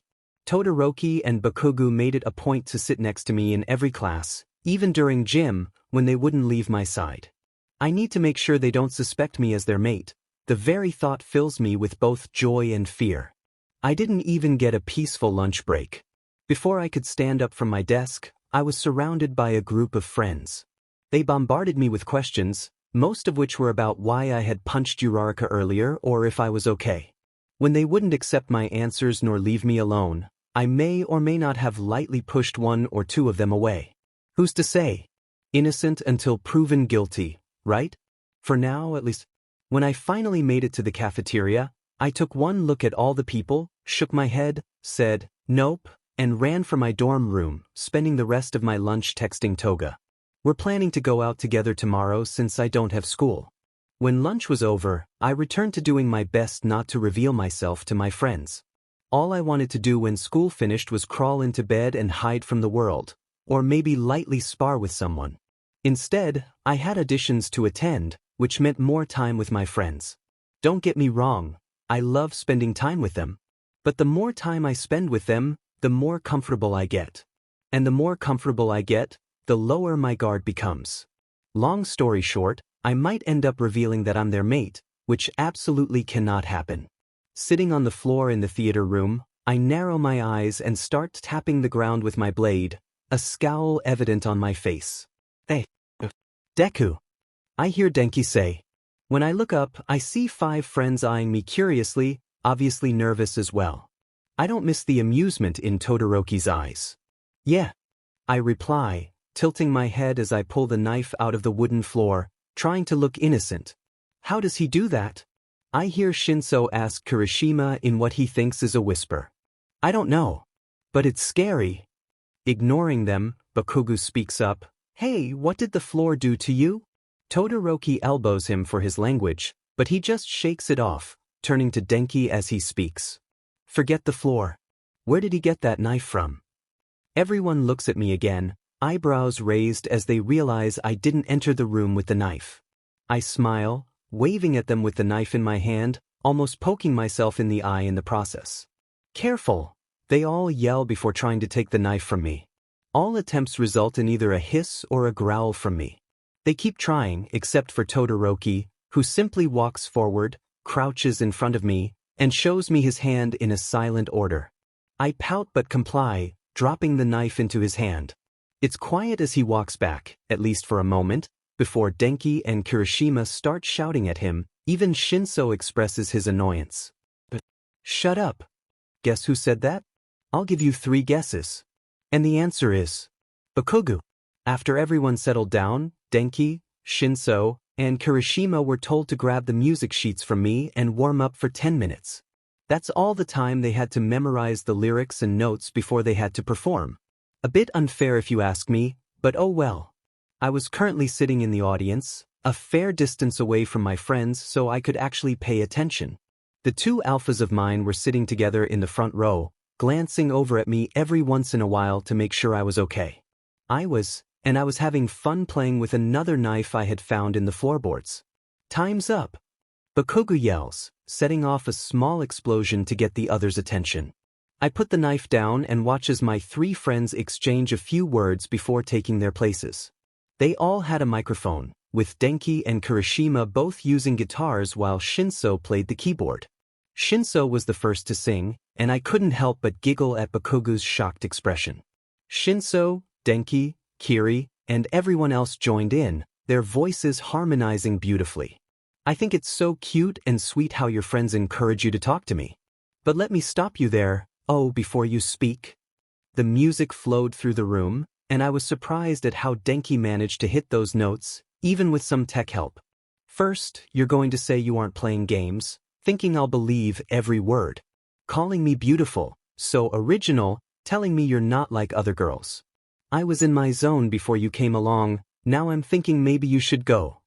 Their voices, along with the instruments, bounced off the walls, filling our ears and bringing smiles to our faces. My name is No. My sign is No. My number is No. You need to let it go. The familiar lyrics reminded me of when Shinso and I wrote the song together. Thank you in advance, I don't want to dance. I don't need your hands all over me. If I want a girl, then I'll get a girl, but it's never my priority. I was in my zone before you came along, don't take this personally. The song continued, and I felt a sense of empowerment wash over me. I'm feeling untouchable. As the song came to an end, the room fell silent. That is, until Bakugo quietly said, well, I was kinda hoping you were bad. Long story short, despite Bakugo's complaints, Kiri, Shinso, and Kami all joined our band, adding some much-needed members. Denki invited everyone for drinks, but Bakugo and Todoroki declined. When asked why, they responded, we're doing some more searching for our mate. I chuckled nervously before running off. I groaned as I walked back to my dorm room, hoping they'd just write it off as me being tired. I was about to open my door when I froze. There, on my door, was a note signed by the very person keeping me from my friends. I let out a frustrated sound as I grabbed the note, walked into my room, and shut the door behind me.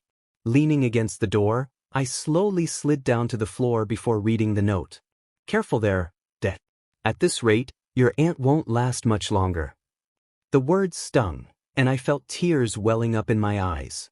Shut up, I whispered, clenching my fist and crumpling. The note. Why don't you just let her go?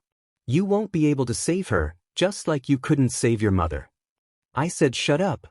I yelled, banging my head against the door a bit too hard. My vision blurred for a moment before everything went dark, the last words I heard echoing in my mind.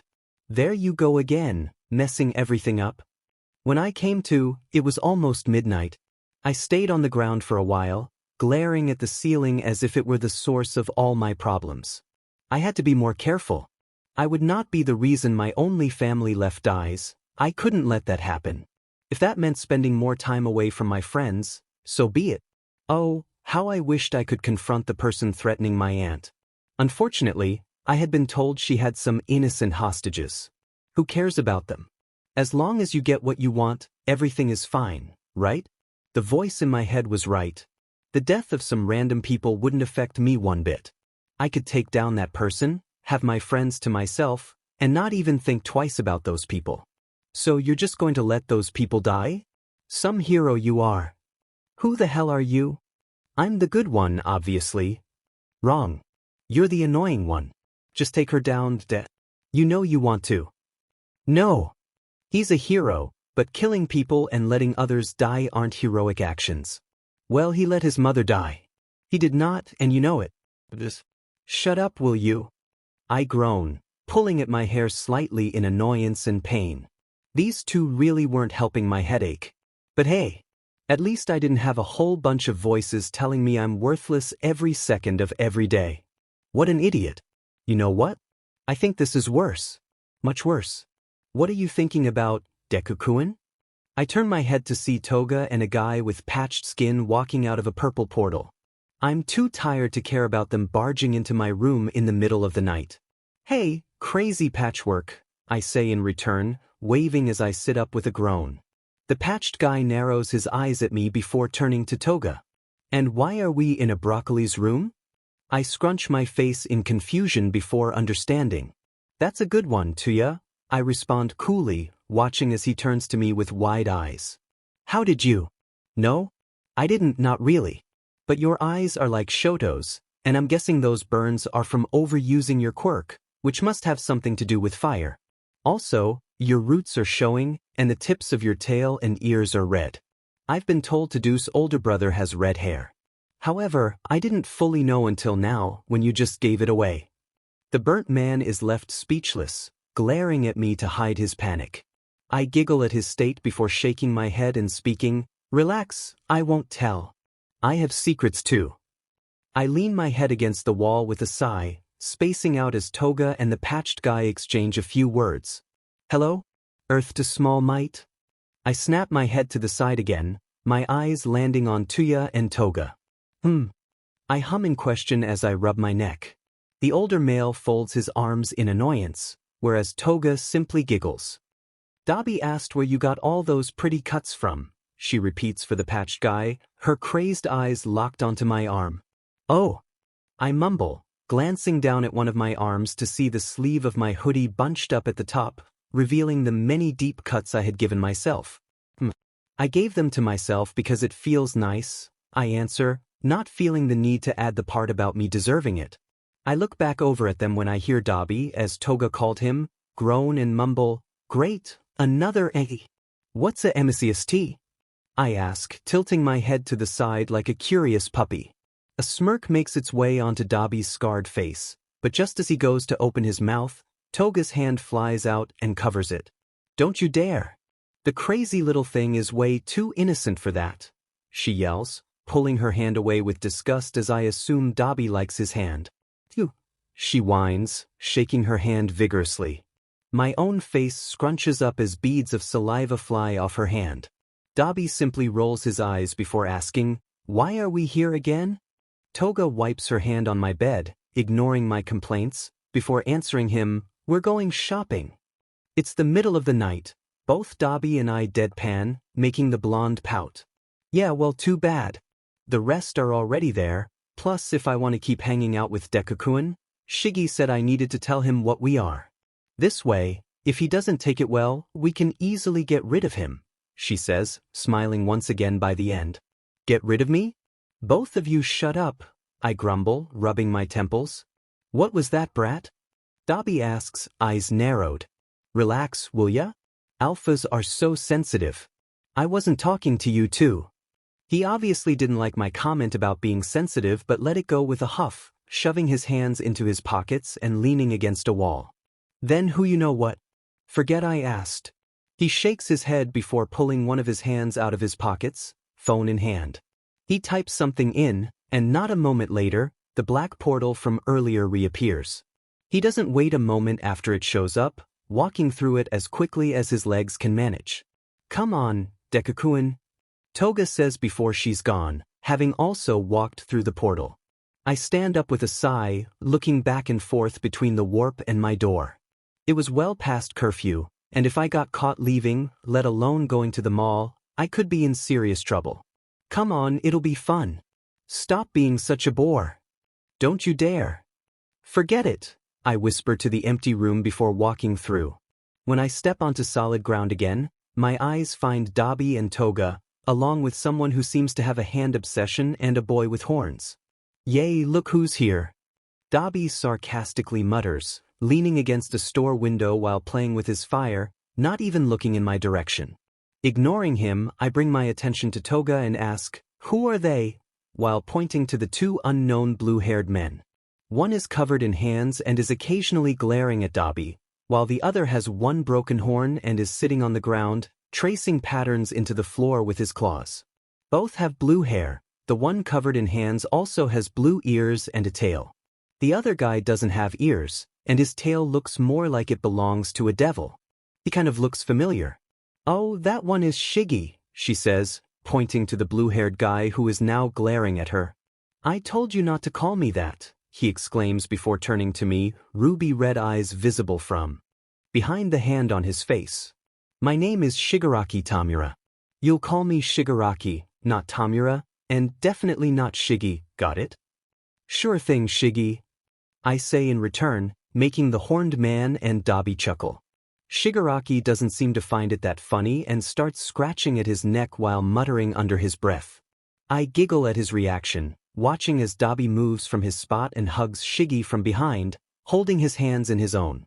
They must be close. "And that one's Phoenix. He's a demon." Toga continues, acting as if nothing happened. The demon waves at me, but before he can even open his mouth, I ask, "Can I see your wings?" My voice filled with excitement. "If you survive tonight, sure," he answers, rolling his shoulders back before getting to his feet. My smile falters slightly but remains as I tilt my head to the side and repeat, survive? Shigaraki and Dabi both start paying attention again while Phoenix strolls over to a cafe, casually reaching through the glass barrier to grab a donut. I watch as the cuts on his hand and arm heal in an instant. Everyone looks over at him with raised eyebrows while I try to suppress my laughter. What? I was craving some sugar. And don't worry about the alarms, I've frozen time. Right, some demons can freeze time. Well, if you're done being foolish, how about you come over here and make sure he doesn't lose it when we tell him? Not that I even want to tell him, Shiggy says, glaring at both Phoenix and Toga. See, no one wants you. They want him. Some just want him when he's not alive. I roll my eyes at the voices before asking, what is it exactly that you're telling me? Shiggy and Phoenix stop bickering, and a PRDNT silence fills the air, only to be broken when Toga speaks hesitantly, looking scared of my reaction. We're villains. Okay. They all exclaim in shock after a beat of silence, their bodies relaxing but their faces still confused. I hum, skipping over to Phoenix and snatching the half-eaten donut from his hand. I giggle as he glares at me, seemingly recovering from his shock. What do you expect me to say? I ask the villains, quickly finishing the donut before Phoenix can take it back. Dabi is the one to respond, eyeing me as he speaks. Something along the lines of, villains? In that case, prepare to be brought to justice. Then fighting. And stuff. The rest of them nod in agreement, most still looking lost. I shrug my shoulders. Heroes, villains, what's the difference? We live, we die, we take lives, we save lives. We're all just human. Well, kind of. That was deep. Wow. Where did you find this guy, Toga? In an alleyway. I like him. I sigh as they speak before saying, yeah, you're all surprised, get over it. Now, can I see your wings, Phoenix? I returned to the dorms just before 6, but I had been gone for 12 hours. We had spent 6 at the mall, and during that time, Phoenix had frozen time. We all messed around and took some things, even though that sparked another argument between the two voices in my head. It was still fun. After the demon reached his limit, we left the mall and wandered around town, entertaining ourselves until I had to leave. By the time I had to go, I had made 3 new friends. Unfortunately, I wasn't able to see Phoenix's wings, something about it being dangerous and not wanting to scare me away so soon. I dropped the many bags I was holding into my closet before getting dressed for the day, spritzing myself with some fragrance before I left. I didn't have anything planned today. I was supposed to go to the mall, but I had already done that. All I knew was that I needed coffee, and I needed it now. So, after I got dressed, I practically ran down to the kitchen, only to find smoke everywhere. I giggled as a yellow-haired wolf came running out of the kitchen, his face black with soot. I was confused for a moment before I heard an explosive teen yell, "Damn it! Who let Pikachu into the kitchen?" I giggled and entered the smoke-filled room, coughing as I made my way to the coffee machine. Nothing was going to stop me from getting my coffee. I could hear multiple smoke alarms going off as I poured a cup of heaven, wondering what Denki had burnt this time. My expression went blank as I heard Katsuki yell from somewhere beside me, "How do you burn water?" I was sitting in the living room, drinking my 3rd or 4th maybe 10th coffee, watching as Bakugo and Todoroki talked when the undeniable pain hit me. Dropping my cup, it shattered on the floor, brown liquid soaking into the carpet. I whimpered as I held my stomach, and Todoroki, Bakugo, and everyone else in the room, except Ida and Uraraka, stepped forward to see if I was okay. They all stopped in their tracks, however, after smelling the room, realization and concern flashing across their faces. I curled up into a fetal position, an overwhelming heat consuming me. Most didn't know what to do, none of them having gone through this every month, and only a select few ever assisting the Omega in need. Strong arms lifted me up. I didn't need to look to know who it was. The sparks and bliss that instantly arrived with the touch were unmistakable. I sighed at the feeling, the pain quickly fading away. I didn't notice how Todoroki stiffened at the sound of it. I didn't see the look he gave to Bakugo nor the look that was sent back. I didn't realize that coming down for coffee this morning would be one of the biggest mistakes of my life. And I wouldn't, not until my discomfort passed. Todoroki carried me up to my room, Bakugo close behind. He used his quirk to keep me cool, not that it was needed. His touch alone was enough to ease the pains. Though I wasn't exactly sure it would help with the growing tension. Just tell them, we all know that you want them in your bed. Who cares about collateral? They do. That's because you're worse than Ida. How dare you compare me to that scum? I closed my eyes as their fifth argument of the day started, wondering if I should just tell them. At this point, I couldn't care less if it had been All Might's life on the line. I just wanted my heat to end. The only way that was going to happen was if I was surrounded by my two friends until I was completely exhausted. I opened my mouth to speak as they pushed open my dorm room door, but their argument broke off, and they turned to me again. You're going to get rejected, you know? You're a bit unpredictable. Who would want that? He's got a point. Not about them not wanting me, but I had lied to them. I knew I wouldn't want me after that. I snapped my mouth shut, letting out a pained whimper as I held back my tears. Luckily, they didn't notice, and if they did, they shrugged it off as part of my heat. Were they right? Would they reject me? Probably. I mean, they actually agreed on something. And I wouldn't want me either. Who would? No one. I let out a whine as I was placed on my bed, the heat returning to me in an instant. I immediately jumped off my bed, ignoring the overwhelming discomfort or Todoroki stepping towards me, likely trying to comfort me. He stopped, however, when Bakugo grabbed his arm, nodding in my direction. Todoroki looked back at me, immediately realizing that I was nesting. I had already shoved all my blankets and pillows on the ground, but before settling in, I spun around to face the two alphas, startling them with my sudden movement. I whined and grabbed both of their wrists, pulling them down onto my makeshift den with me, making sure I was in the middle. They both went still before hesitantly wrapping their arms around me, remaining silent. Almost all of the pain vanished, my breathing evening out and my body cooling down. It wasn't exactly what my body craved, but it was enough. I didn't pay any mind to the soft sounds escaping my lips, my mind too overwhelmed to process the consequences. Each time one of them moved, I would growl and whine, fearing they might leave me. I fell asleep not long after, faintly hearing Todoroki and Bakugo whispering about something. Open your eyes, Katsuki. Fine, I'll search his room, and if I find anything that supports your claim, we'll confront him. But I highly doubt you're right. I'm telling you. Midoriya is somehow our mate. Not good. Not good at all. But I couldn't bring myself to open my eyes, and soon found the memory slipping away from me like sand in someone's hands. When I wake up, I find myself in the arms of Kirishima and Denki, instead of my mates.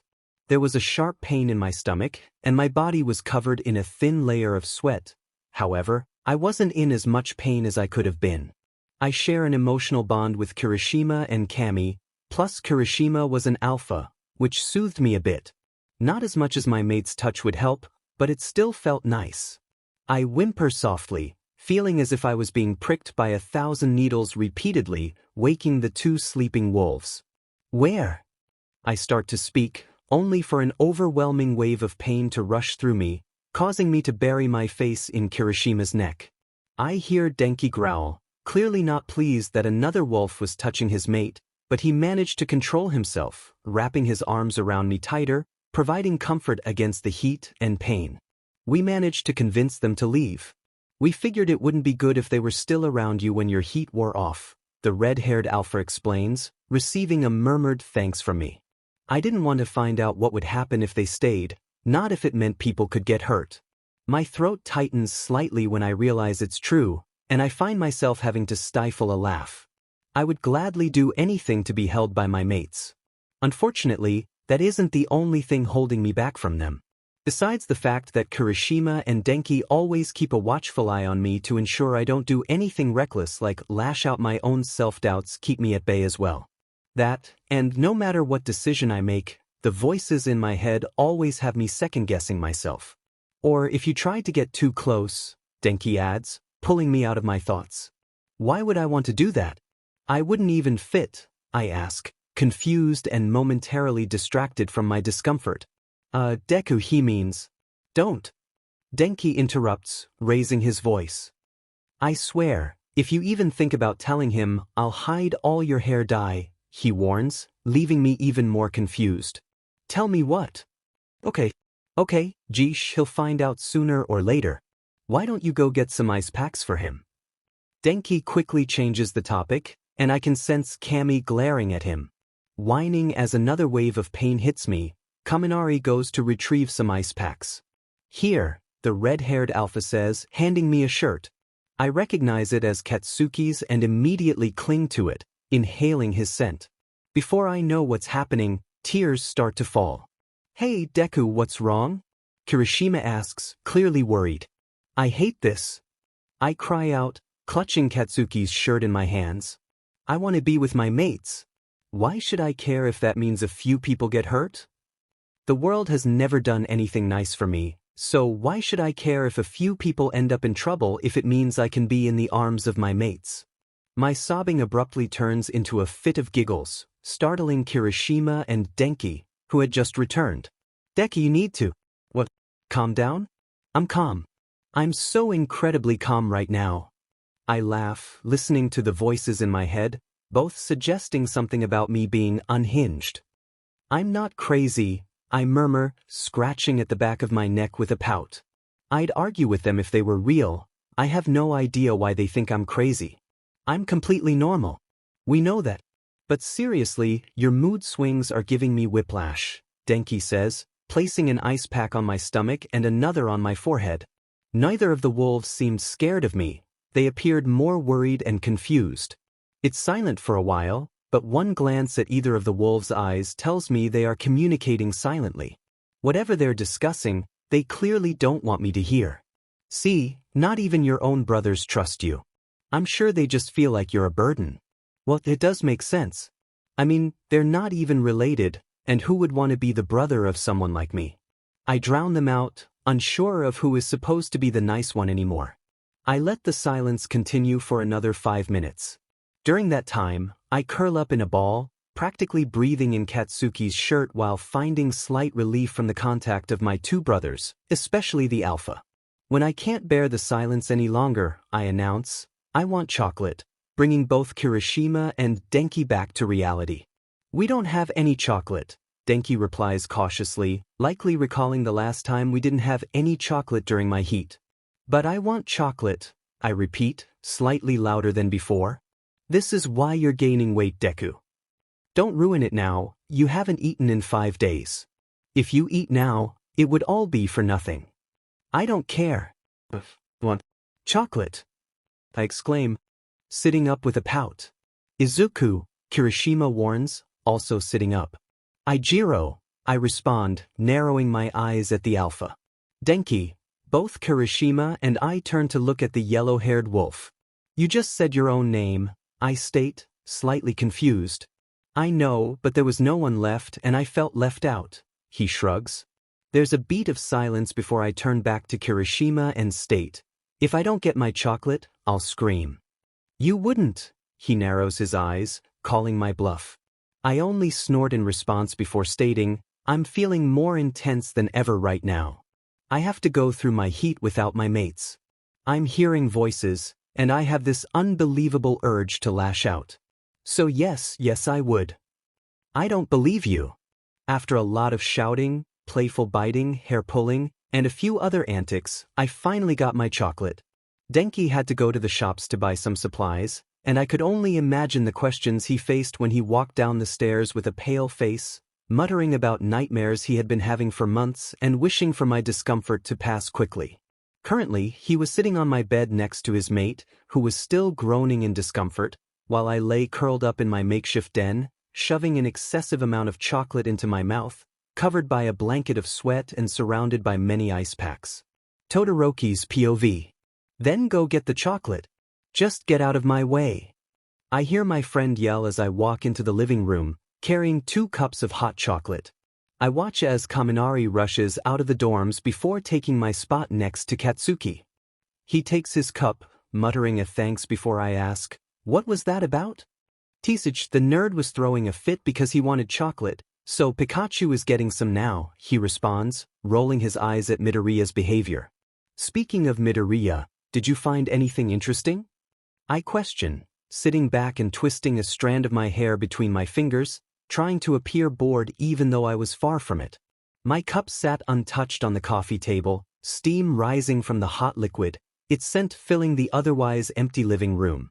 Most of my classmates were out shopping, wanting to do something fun on their day off.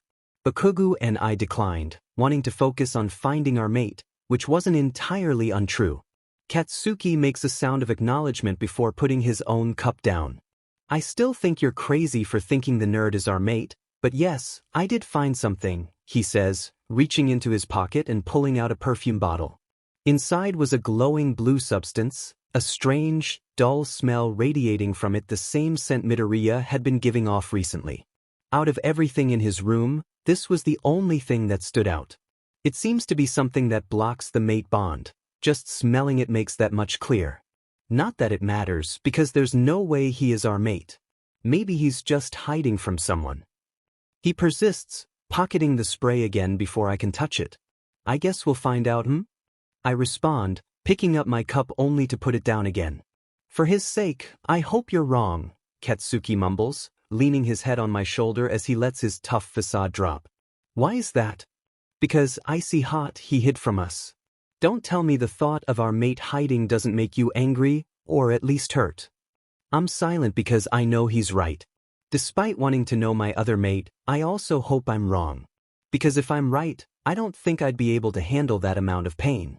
I'm probably wrong anyway. I mean, how likely is it that our mate has been right in front of us this whole time? Special spray or not, we would have noticed. Right? Deku's POV. The following week was filled with crying, name-calling, growling, chocolate, and comments I didn't quite understand. I mean, why do people argue over roles so much? I'd be happy just having a bunk bed. Anytime I asked, I was met with silence or a jumble of stuttering that added up to nothing. When I threatened to ask Todoroki and Bakugou, they bribed me with chocolate to stay silent, as if my inquiry would lead to chaos.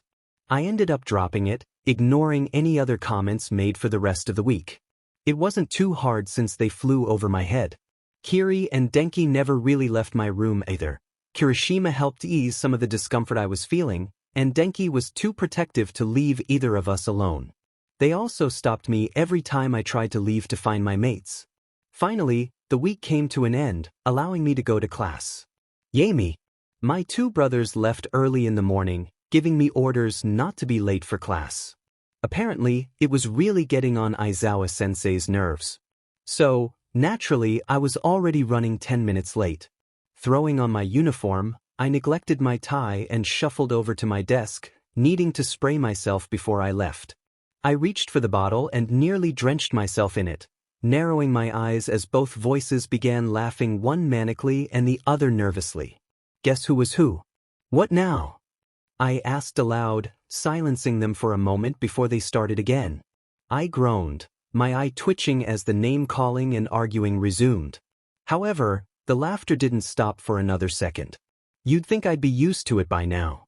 I did my best to ignore it as I walked out of my dorm room, not bothering with breakfast before heading toward class, giggling as I pulled the sleeve of my hoodie down to cover up the cuts, old and new. A second later, the smile I had been wearing vanished, replaced by a scowl. There you are, young Midoriya, the #1 hero cheered, his signature smile on his face as always. I spared him a glance before walking again, wanting to get to class if it meant escaping him. Young Midoriya. Wait. All Might called, quickly catching up to me. I didn't stop, not even glancing in his direction, instead replying, "What?" with irritation. He looked a little taken aback for a moment before recovering and asking, "Will you be training with me in the afternoon?" "I think I'll pass," I muttered, not wanting to spend more time with him. His smile faded, his expression turning serious as he stopped walking, grabbing my arm to halt me as well. He quickly let go upon seeing my face but made it clear he wouldn't let me leave. "You won't become the #1 hero if you don't train. You haven't trained all week. Whether you were in heat or not is irrelevant. You were overreacting, just like women do when they give birth," he said, looking down at me with disapproval. I'd like to see him deal with feeling. Like his whole body was on fire for a week. And as for women giving birth? Well, I couldn't speak for that, but it didn't look pleasant. Putting on my most sincere face, I sniffed and said, "You're right. And I'm so sorry." He smiled again, seemingly accepting my apology. "It's fine, my beau," he started, only for me to cut him off. "Oh, but you didn't let me finish." His smile fell again, but he stayed silent, waiting for me to continue. "I'm sorry that you mistook me for someone who actually cares. Though I don't blame you, with all those muscles and no brains, you must mistake a lot of things." I catch a glimpse of his flushed face before I turn around and head to class again, not wanting to waste another second on the old man.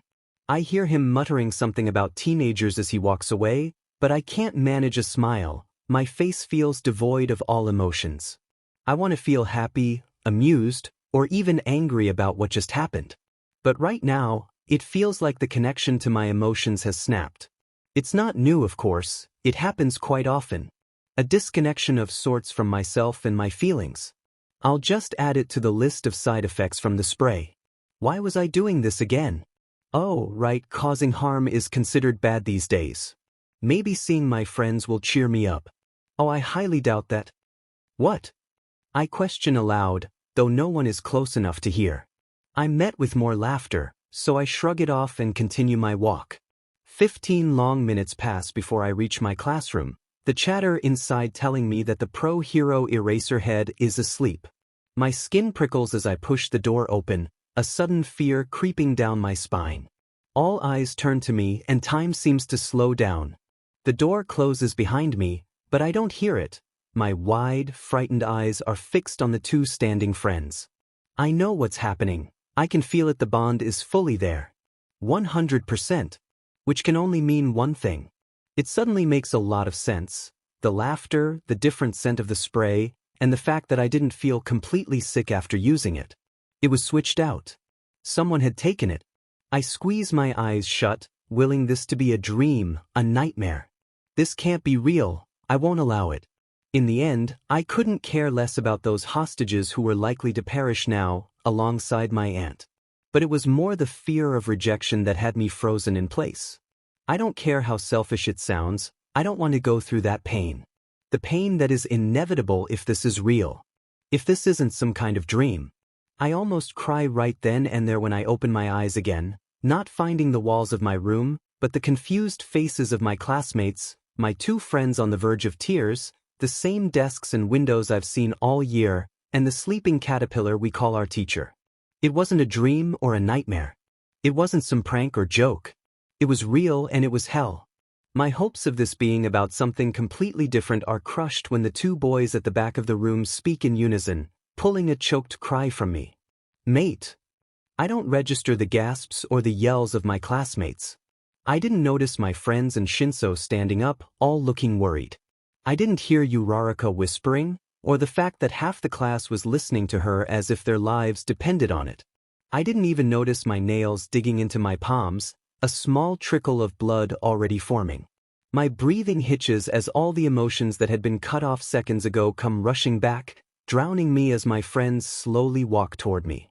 Neither looks happy, and I can't seem to figure out exactly what they're feeling, except for anger and hurt. I can explain. I say, but it doesn't feel real, they don't sound like my words.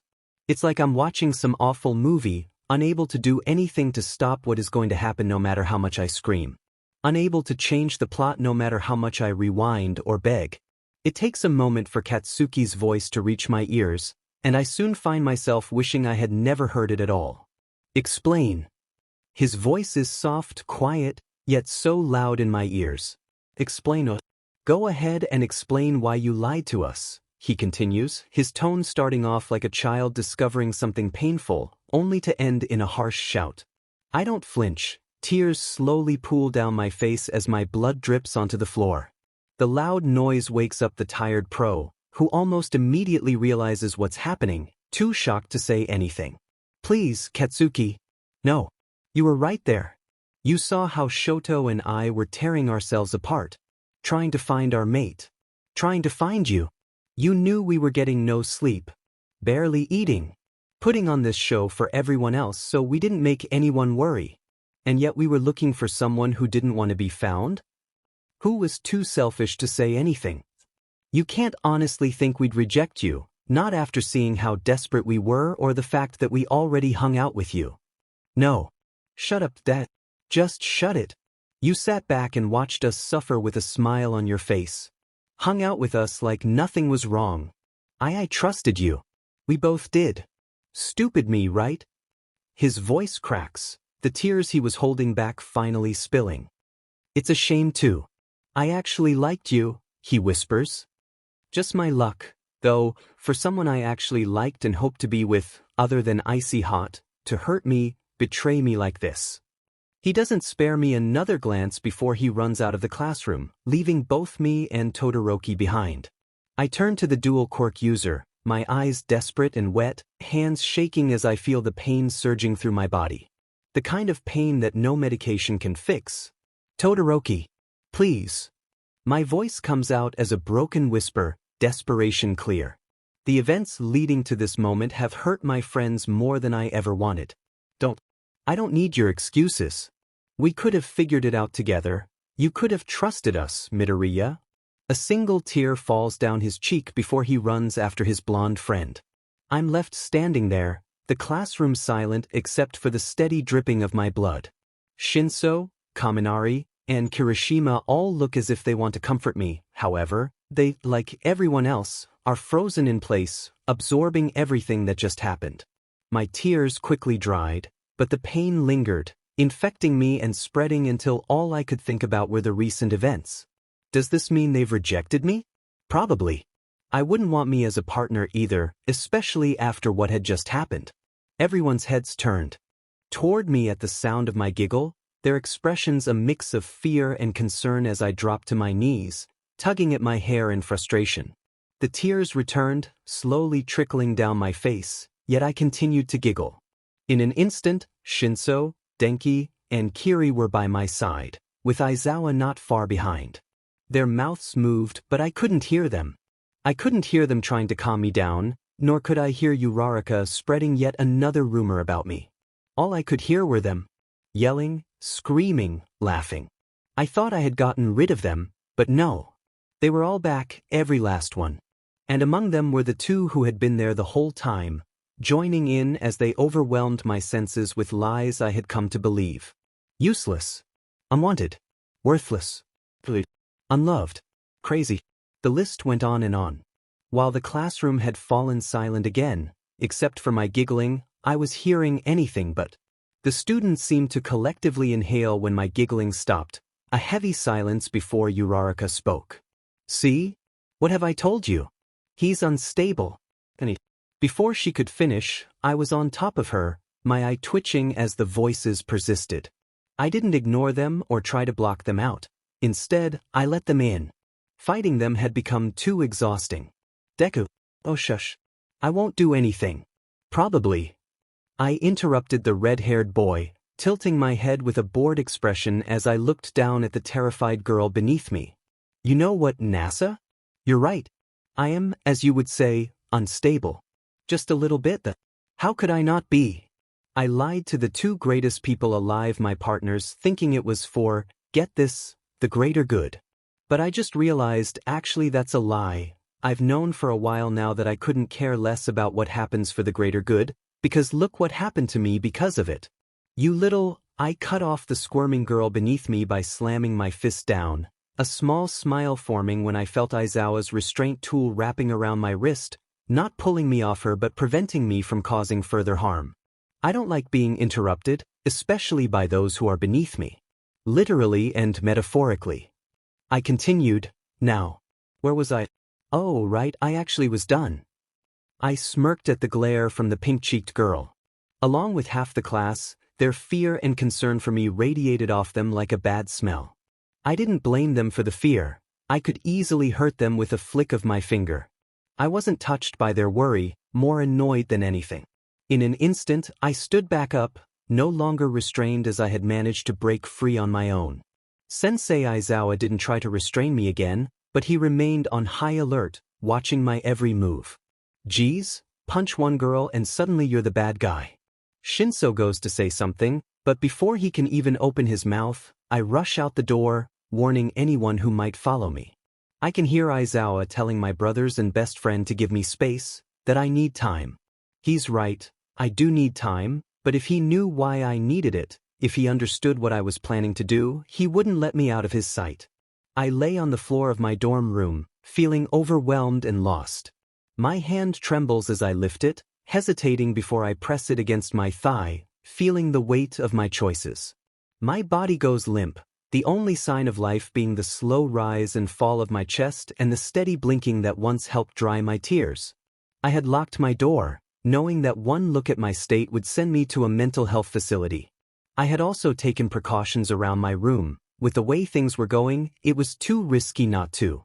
My vision blurred, but I forced myself to stay awake, enduring the pain and the chaos in my mind. I felt like I deserved it all and much more. That's what the voices were saying, anyway. I could barely move without crying out, my breathing becoming labored as I felt myself losing control. I was grateful that Todoroki and Bakugo hadn't marked me yet, for it would have meant they could feel my pain, both mental and physical. I honestly didn't know how I was still conscious, with wounds on every reachable part of my body. I was afraid to look. The smell of blood filled my senses, and I worried about someone else noticing it, a classmate or teacher. It was unlikely, considering they were all in class, but I couldn't shake the paranoia. After today, they would likely think I was unstable, but even I knew something was wrong if someone went to such lengths. I allowed my eyes to close as my vision blurred again, reflecting on how my life had spiraled into this darkness. I could faintly remember a time when I was genuinely happy, when worries seemed distant. Oh, how I longed for that childhood innocence, when everything felt like a game. Now, I clung to small moments of joy, like when I could laugh with my brothers or sing with my bandmates. But those moments felt ruined now. I doubted Kiri and Kami would want to be around me if they saw me like this. In fact, I knew they wouldn't want me. They would cast me aside in an instant, just like everyone else. Not that I could blame them, it was my fault after all. I felt like such an idiot. I didn't take another breath as I drifted into unconsciousness. Katsuki! Wait!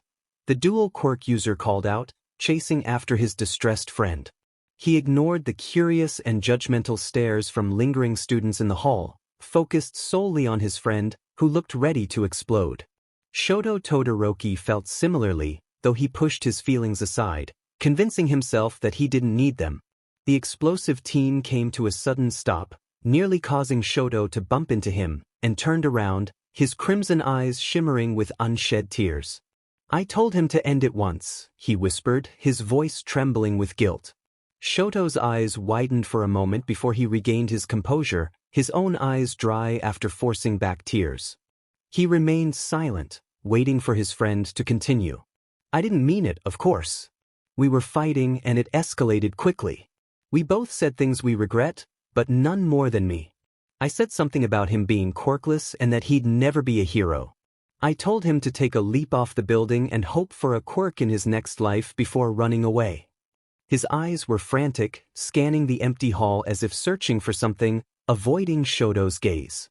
Just as Todoroki was about to speak, the blonde whispered, "I never actually thought he'd listen." As I was leaving the building, he jumped, landed in a shallow pond. "That wasn't your fault," Shoto said softly, placing a hand on his shoulder. But the other boy shrugged it off and continued. He spent a week in the hospital, and during that time, I couldn't stop apologizing or reminding him how reckless he was for actually listening to me. We grew much closer after that, promising never to fight again or keep secrets from each other. This was our first fight since then. All because he couldn't trust us or didn't want us, whatever the reason. He lied to me. I thought we were friends. I thought I could trust him, Shoto. His voice trailed off, so broken that Shoto immediately pulled him into a comforting embrace, a few tears slipping from his mismatched eyes. He has his reasons for what he's done, and while I don't expect you to forgive him, try to understand just a little and refrain from jumping to conclusions, even if you're hurt. I promise we will talk to him and find out his reasons. I'm almost certain he wasn't trying to hurt us, and if he didn't want us, Why would he spend time with us? His voice was strained, as if he didn't fully believe his own words. The ash-blonde boy didn't seem to notice, however. Promise?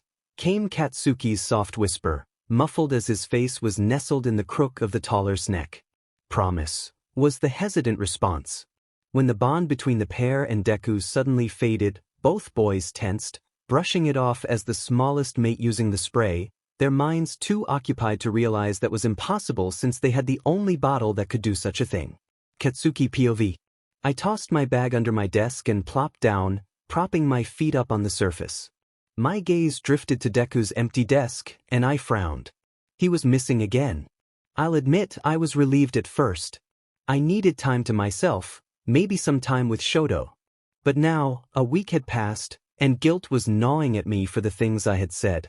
Neither Shoto nor I had forgiven him yet. We were still hurt and angry, even if we didn't always show it. The bond between us and Deku was still there, faint but present, so we knew he was okay physically. Still, I wasn't about to go searching for him in that all-might-covered dorm room, too stubborn and mad for that. I didn't think anyone else had gone looking for him either, though it was clear some missed him. All Might seemed irritated, and a few others looked almost pleased he was gone. I could guess who they were. I avoided any talk about Deku. The wound was still fresh, and I didn't want to rub salt in it. If I was honest, I didn't think I could ever forgive him. He had lied to me and hurt me. Shoto seemed a bit more forgiving, but it was clear he wasn't planning to just forget either. Deku hadn't even shown his face, let alone apologized. I tried to block out the memories of how happy Deku had made me. He was one of the few I had let in, along with Shoto. We had been happy, like a weight had been lifted. Now, that weight was suffocating us all because Deku didn't want to trust us or whatever. If I remembered those moments, I would cry over the betrayal, the hurt, and the raw emotions clouding my mind. To make matters worse, my mother had gone missing. As much as I found her annoying, I really did love her. Her sudden disappearance worried me. Something felt very wrong. I bet he did something to himself. Honestly, who cares? A loud whisper from the front of the class pulled me from my thoughts. It didn't take long to figure out what the obnoxious girl was talking about, and by the low growls and glares around the room, others understood too. She didn't seem to notice or care, continuing her conversation with her blue-haired friend. Who, Deku? The robot asked, taking advantage of the teacher's absence. Yes, that pathetic Omega should have done something to himself. I felt my anger boiling over. One look at Shoto and Kirishima told me I wasn't alone in my fury. But before any of us could react, a low growl silenced the room, and even I felt a chill run down my spine. The temperature dropped, icy mist radiating from a very angry Shoto. The pair stiffened and turned to face him. I did my best to suppress a shiver from the cold and fear. I had only seen my taller mate like this once before, and it had not been a pleasant experience. I suggest you stop talking before you say something you'll regret. While I'm glad you're finally saying something other than your usual nonsense, I advise you to stop spreading those nasty rumors before they get as bad as your face. If you say one more word about someone harming themselves, which is not a joking matter, I won't be as forgiving. His calm voice contrasted sharply with the deadly glare and growl that escaped him, making the threat clear. Most weren't foolish enough to think Shoto made empty threats, especially not like this.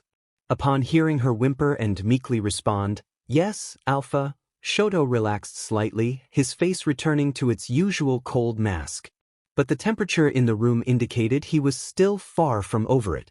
This was going to be a long and chilly day. If you see the boy I used to be, could you tell him that I'd like to find him? And if you see the shell that's left of me, could you spare him a little kindness? 'Cause I've been high and I've been low. I've spent 1,000 nights alone, trying to hold on tight. And feelings come but they won't go. Please, won't someone take me home before I lose my mind? Am I broken? Am I flawed? Do I deserve a shred of worth, or am I just another lost cause? And am I human, or am I something else? 'Cause I'm so scared, and there's no one there to save me from the nightmare that I call myself. I've tried everything and anything, but nothing seems to work quite like it should. Between the madness and the apathy, It seems there's nothing left inside of me that's good. 'Cause I've been high and I've been low. I've spent 1,000 nights alone, trying to hold on tight. And feelings come but they won't go. Please, won't someone take me home before I lose my mind? Am I broken? Am I flawed? Do I deserve a shred of worth, or am I just another lost cause? And am I human, or am I something else? 'Cause I'm so scared, and there's no one there to save me from the nightmare that I call myself. I didn't know you could sing.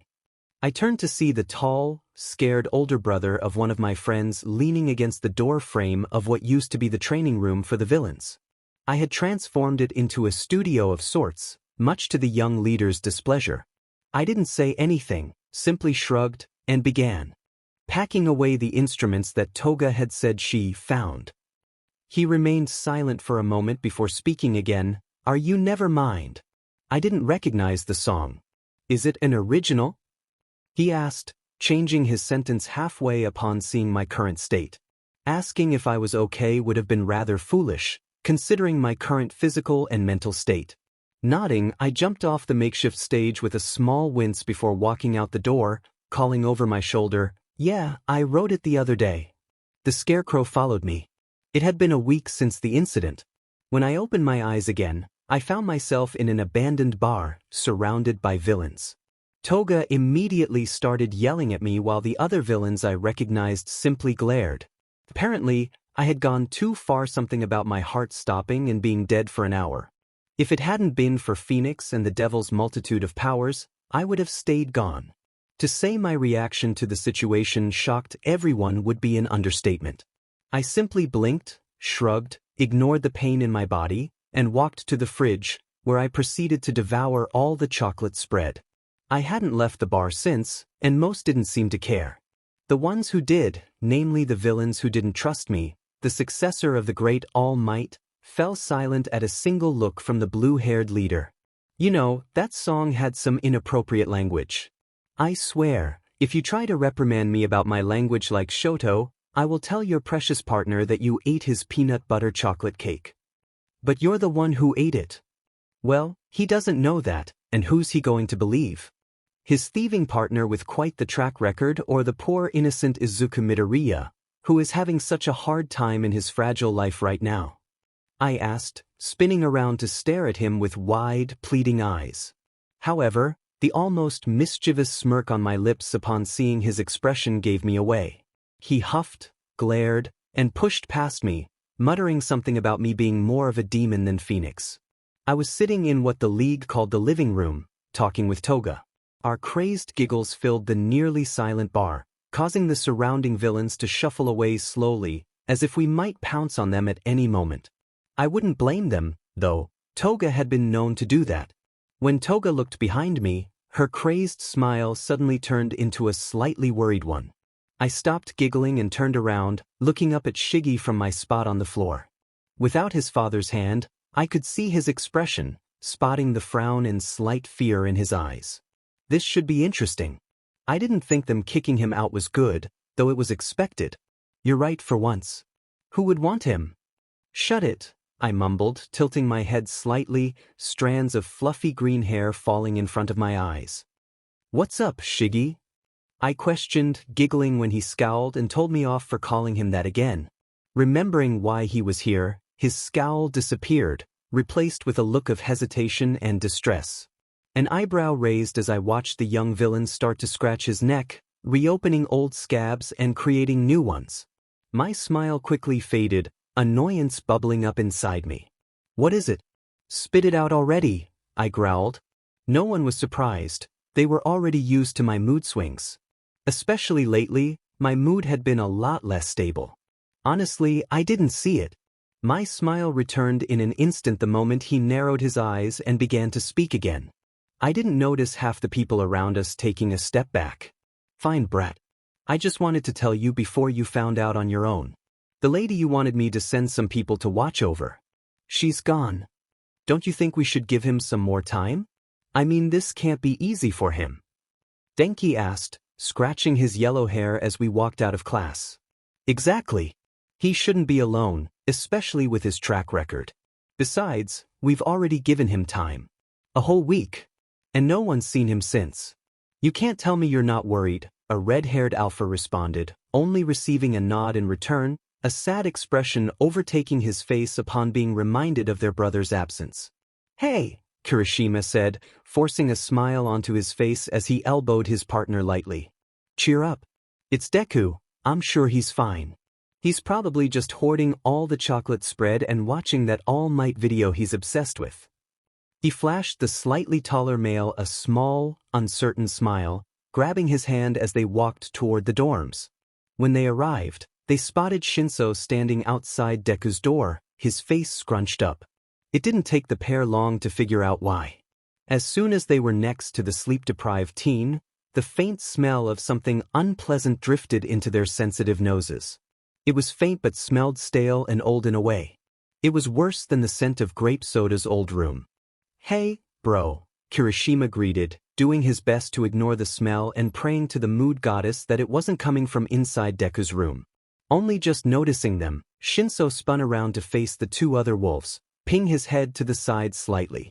The bags under his eyes looked darker than usual, his hair messy and unkempt as if he had just gotten out of bed. Not to mention the unhealthy color his skin had turned since Midoriya's absence. In reality, he looked the most affected, and no one blamed him. Technically speaking, Midoriya was Shinso's first friend. He was also the person who would stay up with him when he had nightmares, though no one knew this. Oh hey, what are you two doing here? The beta asked, his voice gravelly and rough as if he hadn't had anything to drink for days. Denki and his soulmate exchanged a quick glance, both silently agreeing that they needed to ensure the purple-haired teen took care of himself eating, drinking, and sleeping even if it meant being a bit forceful. The brief moment didn't go unnoticed by Shinso, who groaned, bringing the pair back to reality as they offered him sheepish smiles and shrugged. Denki was the first to break the silence. We're here to check on Deku. We're a bit worried. Yeah, me too. He hasn't answered his phone or any texts except to tell me to forget him, which was 3 days ago. At first, I was confused, but now I'm worried he might have done something reckless. And that smell isn't helping.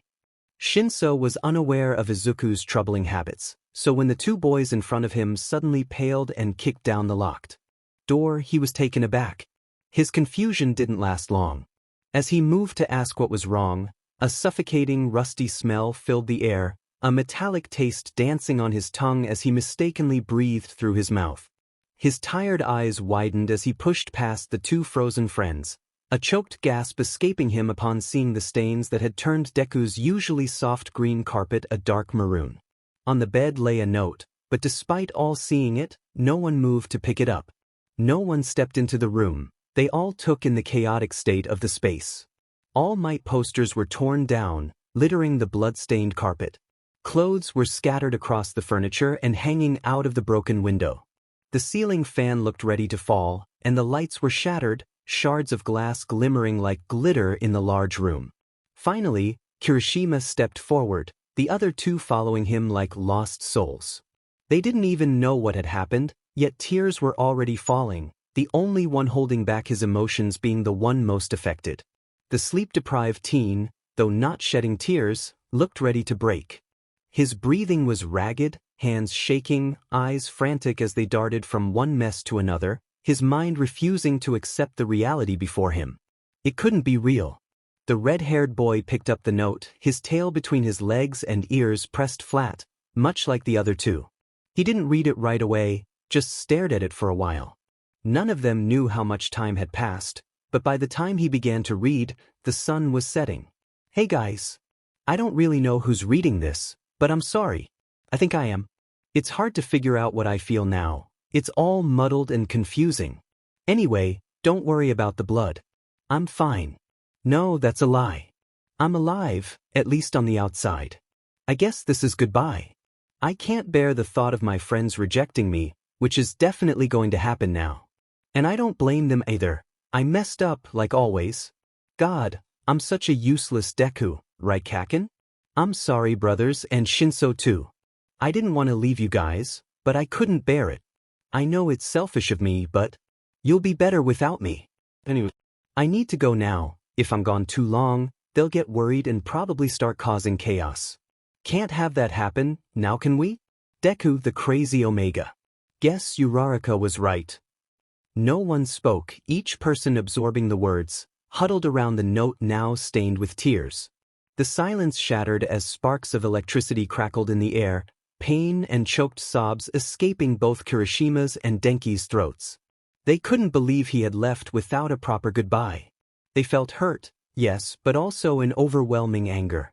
Meanwhile, Shinso searched the room frantically, muttering under his breath until he finally yelled, drawing everyone's attention. Damn it! Midoriya, where the hell are you? Come out, this isn't funny. Please. You promised you wouldn't leave me like they did. The last part came out as a whisper as he dropped to his knees, Denki and Kirishima exchanging another look through tear-filled eyes. They were both thinking the same thing. They had each other, friends, and family, even if Kirishima's family was an adopted one because his biological family was too deep in alcohol to notice him. Shinso didn't have that. Sure, he had his dads, though no one knew who they were, but that was it. Denki, Todoroki, Kirishima, and even Bakugou, while they hung out with him, were barely considered friends. The only one who truly held that title was now gone. He didn't even have a mate yet. The two friends approached the broken teen, Denki immediately wrapping his arms around him in a warm, comforting hug. Come on, Kirishima whispered, still standing as the two betas hugged on the ground. We have to tell his friends and the teachers. Deku's POV. Stop that, Dabi ordered, bored, as I tried once again to pull the quirk erasing collar off my neck. No. How can I fight them if I don't have access to my quirk and I'm tied to the wall like this?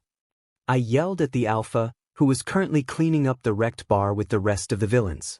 The two low-life villains I pointed at took a step back, both also Omegas who reeked of fear.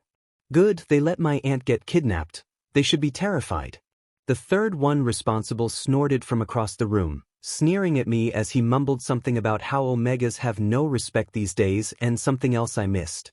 My eye twitched, and I attempted to jump at him, only to be held back by the chains attached to the collar around my neck, causing the beta to laugh as I gasped for air before breaking into a coughing fit. I had quirk erasing bracelets at first, but when I grabbed a knife and started defending myself, they had to take extra measures. Unfortunately for me, the only option left was the collar. Listen, kid, I couldn't care less if you killed them. In fact, I'd be happy to let you off that little leash so you could take care of them for 2 reasons. 1, I hate them. 2, I enjoy watching chaos unfold. However, Shigaraki said they have quirks that could be useful for us. And out of the bedroom, he gives the orders. And he told me to make sure you didn't harm them. The only way I can do that without constantly watching you is to tell those fools to stay away from you and keep that collar on. So, sit still to avoid hurting yourself again and calm down, he snaps, turning to look at me and using his authoritative tone at the end. I narrow my eyes at him but comply, fiddling with the collar as I glare at everyone around me. Just so you know, you are now on my list, I inform Dabi casually, causing him to roll his eyes as he returns to his task. Well, more like burning anything broken and kicking the ashes underneath something, but what does it matter, right? Come on. I promise I'm over it. Just let me go. I whine, tugging at the thick chain that restricts my movement to just 3 feet away from the wall. You're not being honest, Dabi says, not taking his eyes off the TV screen as he beats his companion at yet another race, causing the latter to growl and destroy his controller. And how would you know? I question, narrowing my eyes. You were just telling us how you were going to harm them 5 minutes ago, Deku. Toga replies with a wild smile as she drinks some red liquid that smells strange. She, too, is restrained, wanting to join me in taking revenge on the 3 who deserve it. I giggle as I roll onto my back. Oh yeah. I didn't know what time it was, but everyone had gone to bed by now. Toga was asleep on the other side of the room, mumbling something about blood, cake, and knives. I decided then that I wouldn't eat the cake she had made earlier that day. I was still chained to the wall, my back against it as I fiddled with the chain.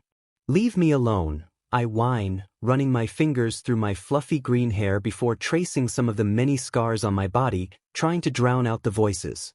My eye twitches as I'm suddenly reminded, in a not-so-subtle way, that my aunt is most likely gone now because of me. Imagine her cries. She'll never see her son again. You're the reason one of your friends no longer has a mother. Killer. Murder. How do you expect Kaken to love you now? Yeah, I know, okay? I snap, not realizing I had raised my voice. You're no hero. You're a killer. Should have stayed gone. No one wants you. Your mother would be so disappointed. It's no wonder why your dad left. Shut up. Shut up. Shut up. I chant, my voice growing louder with each passing second. Before long, I'm just screaming no words, just raw emotion as my vision becomes blurry, dark spots filling my sight. I didn't notice how a handful of villains had surrounded me. I think I would have if it weren't for the voices and the sudden pain coming from my shoulder blades, demanding my attention. I hear it before I feel it, the sickening sound before the sharp pain. It fades quickly, but the memory of it has me whimpering. There was a wait now, and when I turned my head to see why, I froze. The room was silent. I had stopped screaming the moment the pain ceased, enduring the voices for a moment, and so had the commotion from the villains around me, not that I noticed. When I look at the crowd, I find them all staring at what I had just been looking at, their eyes wide with shock. Well, all but Phoenix. He looked bored with the situation. The silence was broken the moment Toga exclaimed, her voice filled with awe, Deku has wings. And look at his eyes. They're red. No fair. Monster. Freak. Abomination. I ignored the voices as the living room erupted with excitement, people pointing and shouting about my new appearance. I looked behind me to see large, white-feathered wings with black tips and sharp talons. Talons that had cut the chains off like paper within seconds of appearing. I felt power like never before bubbling up inside me. My eyes, now red according to Toga, caught the sightless movement, seeing everything as if it were midday and not 2 in the morning. My other senses seemed heightened, making the shouting around me overwhelming, and the stale smell of blood that most of the villains carried filled my nose. I suddenly felt even worse for whoever found my room. This smell was unbearable. Sure, I'd felt power before, such as one for all, but this power felt like a fine brush in my hand when all I'd been doing before was finger painting. When the room suddenly fell into silence, I looked back at the crowd, seeing them all glaring at Phoenix, who was oblivious to the stares as he played what sounded like Candy Crush on his phone. Phoenix, Shigaraki growled, gaining the demon's attention. He didn't seem fazed by the stares of all the angry or curious werewolves, even less so for the few humans. Yeah, boss? Hey, did Deku get a haircut or something? He looks different, he asked, pocketing his phone and giving his leader his attention before immediately getting distracted by me. I narrowed my eyes but giggled, piecing together an idea of what the final image would look like. You know full well what is different. Now spill. What did you do? Shiggy asked, glancing back at me as I started humming to myself, playing with my new wings. No one seemed surprised by how calm I had suddenly become. I wondered why. Oh fine. Man, you're no fun. I just asked my dad for a little favor. To which he complied. And what, pray tell, did Lucifer grant his favorite son? Dabi asked curiously, annoyance clear in his voice. A few people gasped upon hearing who the demon's father was, but a glare from said demon silenced them before they could ask any questions. I merely looked up with raised eyebrows before giggling and returning to playing with the soft feathers. Simple. He made Deku a demon. It was silent for a brief moment before Toga, Dabi, Shigaraki, and a few others who actually cared about what happened to me exclaimed, "He what?" The rest of the group lost interest and wandered off, already bored with the situation. Don't fool yourself, they're using you. Well, not a full demon, more of a hybrid, half werewolf, half demon, he explained, as if that would make everything okay. I didn't really care about the specifics, in fact, I thought it was kind of cool. Besides, a change of species didn't make me any less of a crazy freak. Oh, in that case, you did nothing wrong, Dabi said with narrowed eyes. Exactly. Sarcasm, dude, someone from the small crowd whispered, causing Phoenix to frown. Damn it, and I was just getting the hang of it too. I don't see what the big problem is, I spoke up from next to the nervous alpha, startling everyone except Phoenix. See, he's fine with it, Phoenix whined to Shigaraki, clearly anxious about facing any consequences. I wasn't sure why he was so scared. All he had to do was the laundry. Actually, never mind. Doing the league's laundry sounded like a nightmare. That's not the point, Shiggy grumbled, scratching at his neck. It's not that it's a bad thing, little bird. It's more that you now have an extreme amount of power, even more than before, along with a handful of new abilities such as compulsion, your wings obviously, heightened senses and strength, hellfire, and your own personal talent. You could easily lose control and hurt someone or worse, yourself. You care for me? I interrupted, smiling brightly. Shut it, brat, he growled, his blush hidden by his father's hand but still noticeable. That only seemed to make him scratch at his neck more. Dabi, snapping out of some sort of trance, stepped forward, grabbing his mate's wrists in a firm grip and moving them away from the scratched neck. Stop that idiot before I... The rest of his words were lost as he leaned down and whispered in the young leader's ear. Tamura's reaction, however, spoke volumes, and it was amusing. Well, at least I thought it was, judging by the chuckles from the few villains left. I had no clue what was happening as usual. Shiggy, deciding to ignore his mate despite the squirming and slight struggle against the former's hold, continued speaking.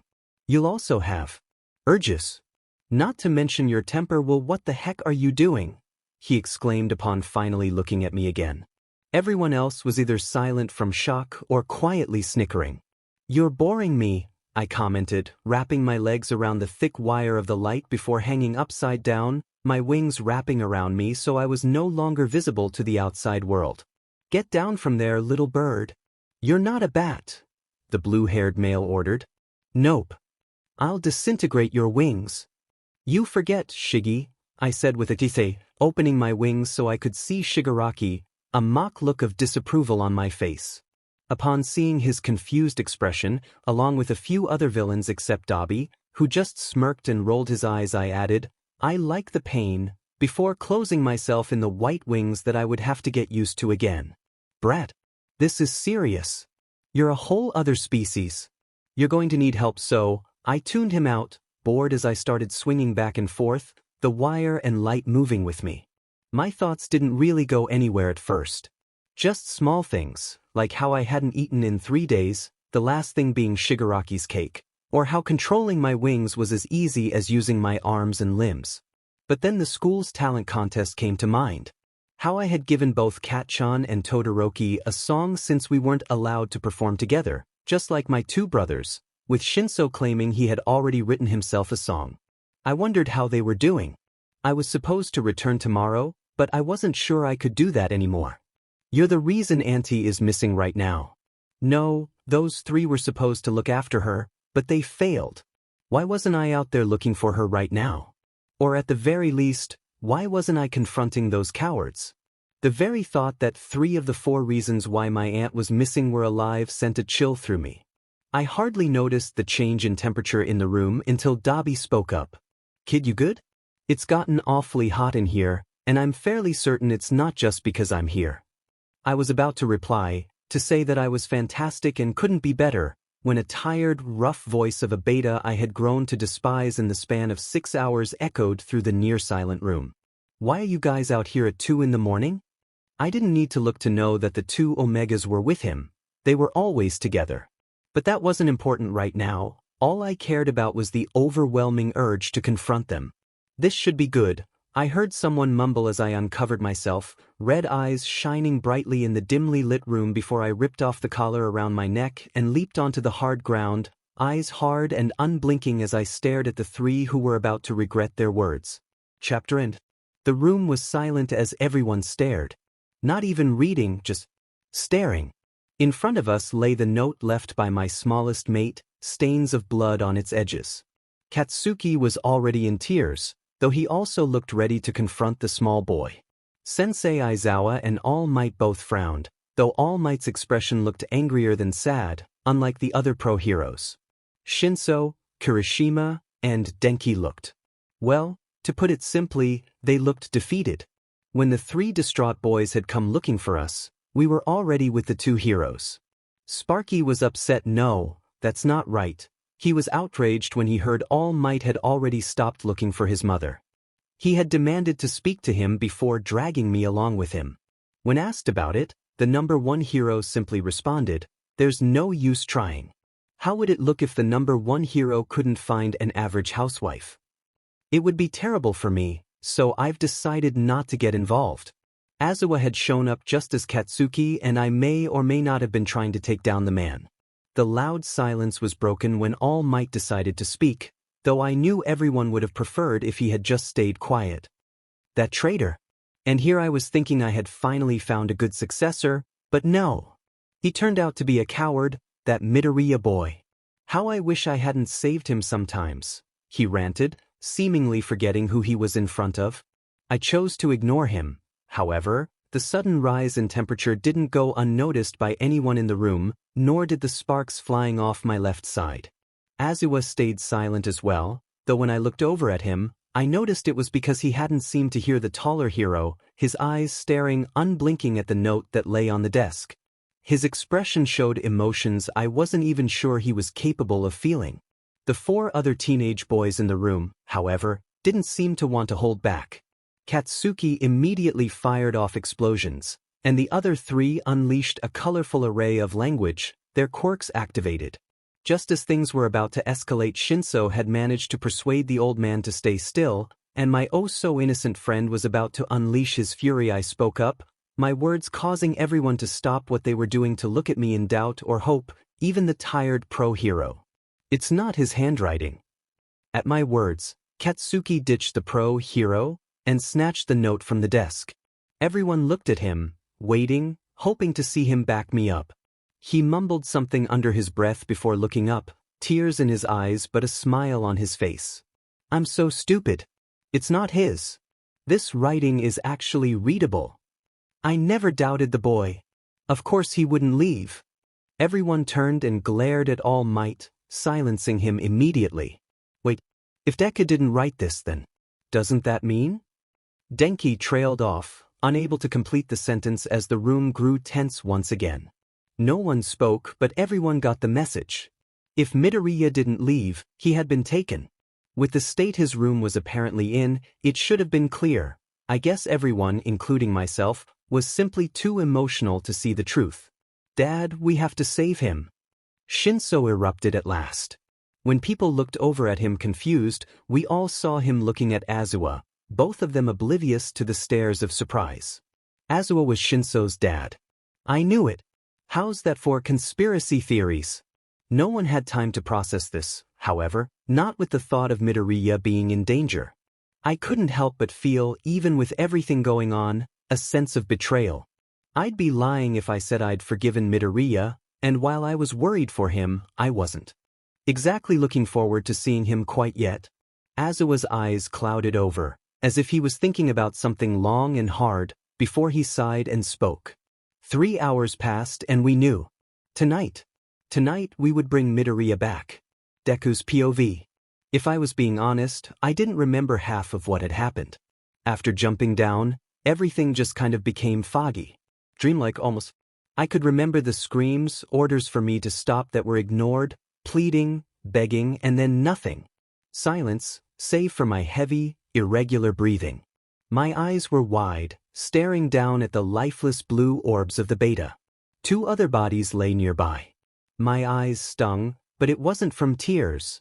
No, it was something I would come to understand in no time at all. I paid no mind to the pain, however, stuck staring down at the still warm body I was straddling. I had just taken someone's life. Murder. I'm a murderer. They deserved it.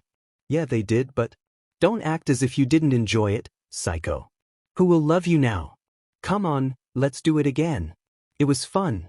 I mean, there's no way you'll be a hero now, so might as well own it.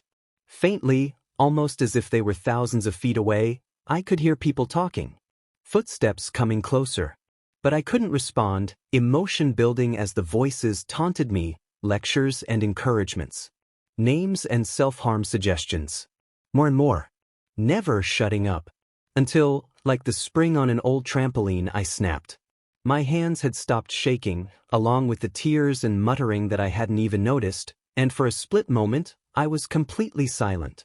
Everyone else followed my lead, shutting up once they noticed I had seemingly stopped moving, a few stepping back and others forward.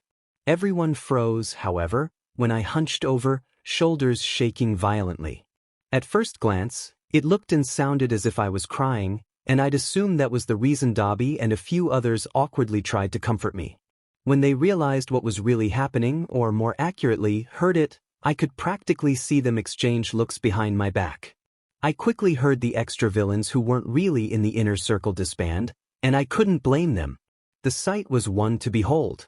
There, in their home base, sat a boy with large, angelic-like wings sitting on top of a lifeless body, two similar ones close by, giggling to his heart's content.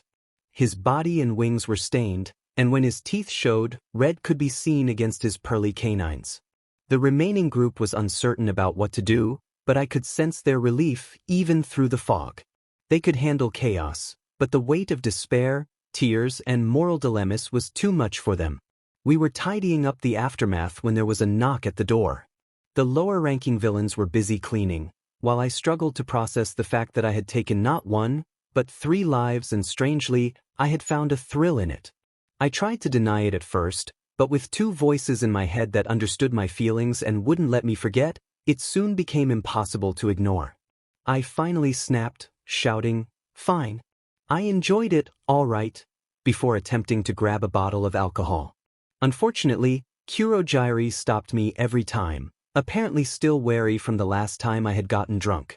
At some point, I had looked in a mirror to take in my new appearance. Since the events, I had changed slightly. My eyes were no longer red. Instead, they were my usual eerie green, with black surrounding them instead of white. I had also grown horns about half a foot long and sharp to the touch, and my skin had become paler. Phoenixes had said this transformation was triggered by my bloodlust and my actions. He also mentioned that I could hide it all if I wanted to, except for one eye and my pale skin. When the knock came, everyone fell silent, staring at the door. It was nearly 3 in the morning, and any villains who lived here wouldn't knock. I wasn't even sure they knew how to. No one was expecting anyone, and no one had ordered pizza, so when a gruff voice called from the other side, saying, "Pizza DIY," everyone groaned and exchanged annoyed glances. "Heroes," the room chorused in annoyance just before the door burst open. It was chaos. People were fighting, shouting, and arguing over whether Minecraft or Fortnite was better. Absolute pandemonium. And here I was, seizing the opportunity to grab a bottle of bourbon. "Deku Midoriya." The 5 voices froze me in place, causing my grip on the bottle to loosen, and it fell, shattering on the ground. The loud noise echoed around the room, drawing everyone's attention to me. That small distraction allowed the villains to escape, leaving me with a handful of heroes who hadn't even noticed the others had left. They were all staring at me, eyes wide and jaws dropped. I wanted nothing more than to curl up and hide from their gazes, knowing what they must think of me: disgust, hate, rejection. Shame washed over me, and in an instant, my horns and wings vanished. The familiar sting in my left eye signaled that it had returned to normal as well. This seemed to snap the heroes out of their trance, and they all took a step forward, causing me to jump back, their voices fading into the background. I stared down at the ground as I backed away, faintly registering the voices of my mentors and friends. When the fog in my mind cleared, I winced at the shouts of concern and disgust, too loud for my sensitive ears, making them flatten against my head. My heart nearly shattered when I realized one of the disgusted voices belonged to All Might. When I finally looked up, my eyes met ruby-red ones before shifting to mismatched orbs. I could feel their relief washing over me, glad that I was okay, but that was it. They didn't move closer or speak. They were still angry. I didn't have much time to process this before I was enveloped by 3 pairs of arms. I tensed for a moment before recognizing the familiar sense and wrapping my arms around the 3 bodies that had climbed on top of me. They were all crying, their bodies shaking with sobs as they clung to me. I didn't say anything, instead trying to understand why they were so upset. I was coming back, yet they acted as if they feared they wouldn't see me again. Denki and Kirishima were the first to let go, but only after a hero suggested they needed to ask me questions. Half of the heroes had already left, no longer needed. Shinso, however, did not release me. "Promise me," he whispered, leaving me confused. "What?" "Promise me that you won't leave me like they did." I didn't question who they were. I already knew he was referring to his biological family, not Yamada and Aizawa. I also didn't question why I had to promise him when I had already done so. He was hurting, so much so that he was crying in front of others, something he despised. "I promise, Shin. I will never leave you like they did. Never." Once he finally let go, his father, Aizawa, helped me up and asked if I could answer some questions. He was one of the few who wasn't affected by my new appearance, though like everyone else, he avoided looking at my black eye for too long. Before I could respond, I noticed something move in the shadows, a smile instantly spreading across my face as I waved and giggled. The people around me grew confused and looked over to where I was pointing, and upon seeing the unknown figure, they got into battle stances. "Hey, Phoenix." I greeted my friend, earning questioning glances from the others. "Hey, hatchling," he replied, stepping out of the shadows. Everyone except Shinso, me, and a few others took a step back upon seeing his appearance, immediately categorizing him as a demon and villain. Ignoring their reactions and the growls, I asked, "Why are you still here?" "I feel my mate." Those 4 words made everyone tense, growling again as they slowly moved closer to the seemingly oblivious demon. Stepping forward, he simply dodged when someone tried to use a quirk on him, his tail tripping over multiple people as he walked around. He didn't seem to notice, however. "Now, as soon as I find my mate, I'll be on my way. I just want to see their face. So, come on out, my mate." All eyes turned to Shinso, his eyes wide and filled with a storm of emotions I wasn't even sure he could feel as he stared at Phoenix. "Ah, there he is." I had no idea what was happening. One moment, Twice and I were playfully throwing dictionaries at Dabi to prove that words could hurt, and the next, a large yellow bunny burst in, causing chaos. There wasn't even any pizza. I wasn't really sure what I was supposed to do, so in a last-minute decision, I decided to take down one opponent after another. My back ached as my wings yearned for release, eager to unleash their power against the wolves and humans around me. I pushed that feeling aside, though it wasn't difficult once I caught a whiff of it. A scent so intoxicating that it made my head spin, freezing me in place, my hands subtly trembling at my sides no matter how hard I tried to stop it. I wasn't an idiot, despite what Dabi might say. I knew what it was: the pull, the smell, the sudden need to be loved, to protect and hold someone special. A mate. The bond that humans would call a soulmate, the one. I blocked out the chaos around me, the screaming, the explosions, the grunts as I stepped back into the shadows, willing my mind to focus. I had a mate. The son of a notorious figure. I had always been told that because of my father's reputation, I wouldn't be granted a mate. That I would be punished for my father's sins by being deprived of the one thing that could bring me true peace. My father had faced a similar fate. The divine force took away his mate while I was still in the womb. It was a miracle I had survived, and he never let me forget it. He held me close, loved me, protected me, all while I watched him slowly unravel. Without his mate, my mother, his mind began to twist and break. Like anyone with a mate, without the other half, or in some cases, the third of your soul, you would go, to put it bluntly, insane. I was surprised at how sane Deku still was. He was strong, I'll give him that. I had always believed I would share the same fate as my father, left to stand alone as my mind slowly deteriorated. Actually, that's a lie. I had hope, a sliver of light that kept me smiling. However, after my 3000th birthday, I accepted it. I wasn't born with a mate. I wasn't destined for a happily ever after. And that was fine. Many people have difficult lives. I would rather not have a mate than endure what Deku had gone through or what Toga experienced when her mate kissed another. So, when I sensed it, felt it, saw it, I couldn't breathe, think, or speak. I was frozen, pleading to the universe for this to be real. I don't think I could handle it if it were fake, and if it wasn't, I couldn't even free myself from the pain. Trust me, I've tried. I hadn't even realized that the fighting around me had ceased until a nagging feeling urged me to pay attention. I had to suppress a growl when I did. My hatchling was upset, hiding his wings and other features as everyone stared. I could almost hear his heart drop when a particular yellow bunny muttered some unkind words about him. Well, he just made it to the top of my list. I was about to step forward and intervene, wanting to find my mate, of course. I couldn't let them think I cared about the little green guy. Besides, I genuinely wanted to find my mate. Definitely not so I could kidnap them, kiss them, and never let them go. Nope, not at all. But before I could make a move, the broccoli-haired boy was tackled to the ground by 3 others.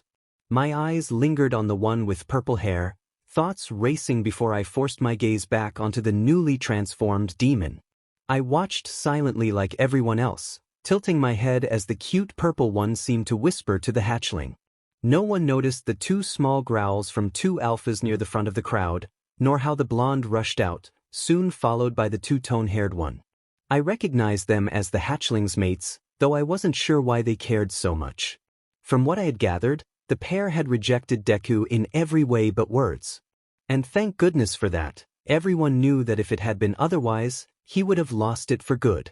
Deku got back up with the help of a yellow caterpillar. Where did that sleeping bag come from? They talked for a moment before Deku's eyes met mine, a grin splitting his face the moment he saw me. I silently begged him to stay quiet, but it was too late. His diverted attention had already drawn others' gazes. Great.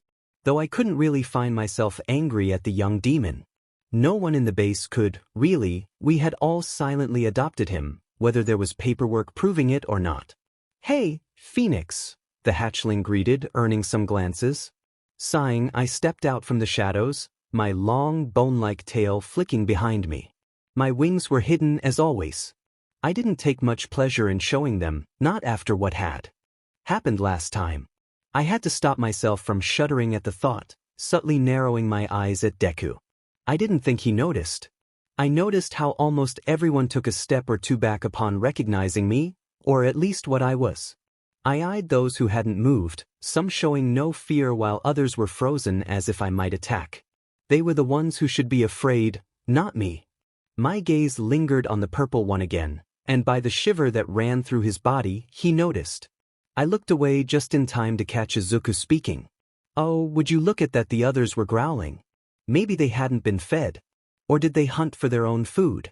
Oh, who was I kidding? I didn't care as long as my mate, whoever they were, wasn't hungry. I sense my mate, I replied to the hatchling absently, my eyes scanning the crowd of wolves and humans. With all the different smells around, it was too hard to distinguish who my mate was. I barely noticed the so-called heroes advancing on me. Surely, they didn't want to confront me? Last I checked, I didn't taste that nice. Maybe wolves like demon flesh? I didn't know why, though. I was fairly certain my blood was toxic. But oh well, if they wanted to risk it, who was I to stop them? As I walked, I heard several people drop behind me. They probably fainted. I had that effect on people. I mean, have you seen me? I'm feeling pretty confident today. At least that's what the Earthlings say. They claim that hell is actually freezing. Well, most of them do. Deku seems to enjoy telling me that I look like a mess. When I question how I could possibly look like a pile of trash, he scowls and mutters something about Todoroki and me being similar in some way. I think he's just jealous, but I wouldn't dare tell him that. He can be intimidating sometimes. He even took my chocolate spread and made a sandwich on my bed and sheets. I know that doesn't sound too bad, but when you add in the fact that he scattered cockroaches all over the sticky spread, it turned into a disaster. Demon or not, cockroaches are the worst. All because I admitted I didn't know who Panic at the disco was. Coming out of my thoughts, I scanned the scene again. Now, as soon as I find my mate, I'll be on my way. I just want to see their face. So, come on out, my mate. My eyes flew to the striking figure, just like everyone else's. Thank goodness I got the attractive one. Ah, there he is, I said, feigning nonchalance. Taking another step forward, I let my tail handle anyone trying to stop me. Many were frozen, realizing I wasn't lying about sensing my mate. I kept my eyes on him, shamelessly admiring his features while ignoring Midoriya's excited clapping and jumping, followed by a glare that seemed to warn me. I was pretty sure I saw him mouthing something like, "Hurt him and I'll make you regret it." The disgusted or worried stares from others faded into the background as I focused on him. He was a purple-haired wolf, clearly sleep-deprived if the bags under his eyes were any indication. He was perfect. I know this sounds cliché, but if I didn't know better, I would have thought we were in a storybook. I could see the hesitation in his eyes, mixed with hope, fear, and love. The instant love felt like a blessing, but in reality, it was a curse. Because where there's love, heartbreak is never far behind. Rejection was undoubtedly what both he and I were worried about. In some cases, people suffer greatly, others go mad or can't find love again. Some lucky few find a second-chance mate, but even now, just 10 minutes into seeing him, I couldn't bear the thought of replacing him. I was barely holding myself back, and I could tell he was too. The desire to hold him in my arms, protect him from harm, and shield him from all the prying eyes was almost overwhelming. I took another step forward, everyone holding their breath as I got closer. If I wanted to, I could reach out and grab him. But of course, my life is never that simple. Sometimes, I really dislike Kurogiri's timing. "Katsuki, where are you going?" Todoroki Shoto called out, his voice steady despite the door to the bar slamming shut, cutting off the noise from inside. His mate didn't respond, fists clenched at his sides as he walked away, unshed tears burning in his crimson eyes. He felt lost, angry, and confused. Who could blame him? He had discovered that his best friend had been hiding something from him for weeks, even months. They were mates, bonded in a way that transcended ordinary love, yet his friend had concealed this truth while Katsuki and Shoto searched for their other half. Tensions escalated, leading to a fight between him and Shoto. They barely spoke for the following week, only interacting during band practice, where the atmosphere was thick with unspoken words. Soon, Katsuki learned that his mother had gone missing, leaving his father in a state of panic with a newborn baby to care for. Things couldn't possibly get worse, right? Wrong. Deku, the ever-optimistic nerd, had run away, only for it to be revealed that he had been kidnapped. It was hardly surprising, considering the state of his room. They set out to rescue him, Katsuki's anger and despair over the mate's situation temporarily overshadowed by worry. Imagine their shock upon arriving at the villain's headquarters to find the green-haired wolf transformed into a demon hybrid, faint scars marking his skin below the neck. The sight flooded Katsuki with a wave of conflicting emotions, many of them unwelcome. He couldn't bear to be in the same room as Deku. One part of him wanted to reach out and hold on forever, while another part demanded retribution for the pain he had caused. His other mate wasn't faring much better. "Sparky, stop, please." The soft yet firm voice of his alpha mate pulled the blonde from his thoughts, and he hesitated before halting his movements. "What?" He spat through clenched teeth, trying to mask the pain in his voice. It didn't work. Todoroki noticed immediately, stepping closer to his distressed mate. "Are you okay?" Had Shoto known the impact of such a simple question, would he have still asked it? The answer was simple: yes. Because he was an idiot who had fallen in love despite his best efforts not to. "I'm fine. Why wouldn't I be?" the spiky blonde retorted, spinning to face his slightly shocked mate. The shock quickly morphed into concern as Shoto noticed the tears streaming down Katsuki's face, tears that hurt him more than any lesson from his father. "You don't have to lie to me, I know you're not. Oh. Didn't you hear me? I said I was fine. See? Happy smile."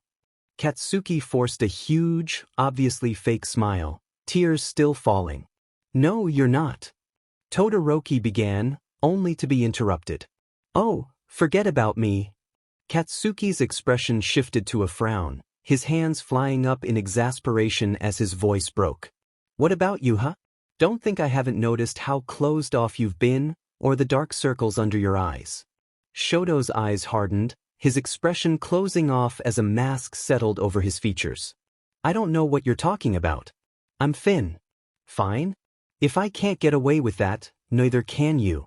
The words were quiet yet strained, as if it took every ounce of Katsuki's strength not to shout them. Todoroki fell silent, unsure of how to respond. His knuckles turned white as he clenched his fists at his sides, the urge to scream growing stronger. If I were to ask you for a list of things you loved, how long would it take for me to find your name? The whispered question caught Shoto off guard, creating a crack in his mask of indifference. It was quickly sealed, but the damage was done, and his mind went on the defensive. I could ask you the same. Yeah, but the difference is I'd have an answer. Right under you and that DMN nerd. Silence enveloped the chilly alleyway as both boys stared at each other, one with tears streaming down his face, the other with a cold mask in place. But the moment didn't last long. The mask shattered, anger pooling in Shoto's mismatched eyes. He had reached his limit. All the past events and feelings became too much, breaking the dam in his mind and unleashing everything. He was angry, confused, hurt, and so much more. Just like anyone who bottles up their feelings, he exploded. Don't turn this on to me. Don't act like you're fine. You don't think I've noticed you skipping meals ever since the incident with Midoriya? And I don't blame you. I really don't. I mean, it's not like I can judge. I'm certainly not a beacon of good mental health. I know that. It's a miracle I still have money with all the therapy I go to. I've been through the same stuff you have this week, you know. Only to go home and come face to face with a fist. Here, Katsuki frowned, quickly dismissing the thought as one of his siblings getting rough. He had heard they did that, but he could never understand it. He would never raise a hand to his newborn baby brother. I'm in pain, yes, but I can't even let it show. I have to be strong so you will be okay. So people don't see me as weak. So, I'm sorry if I'm closed off or not getting sleep when I don't have my mates, both of them, to hold and keep me grounded. He was cut off when a sudden weight knocked him to the cold ground, a face wet with tears buried into the crook of his neck. I'm sorry, he heard Katsuki croak, shocking Todoroki. His aggressive friend rarely apologized, and he didn't even know why he was saying it. For what? He questioned, feeling his hurt and rage dissipate like his happiness on a Monday morning.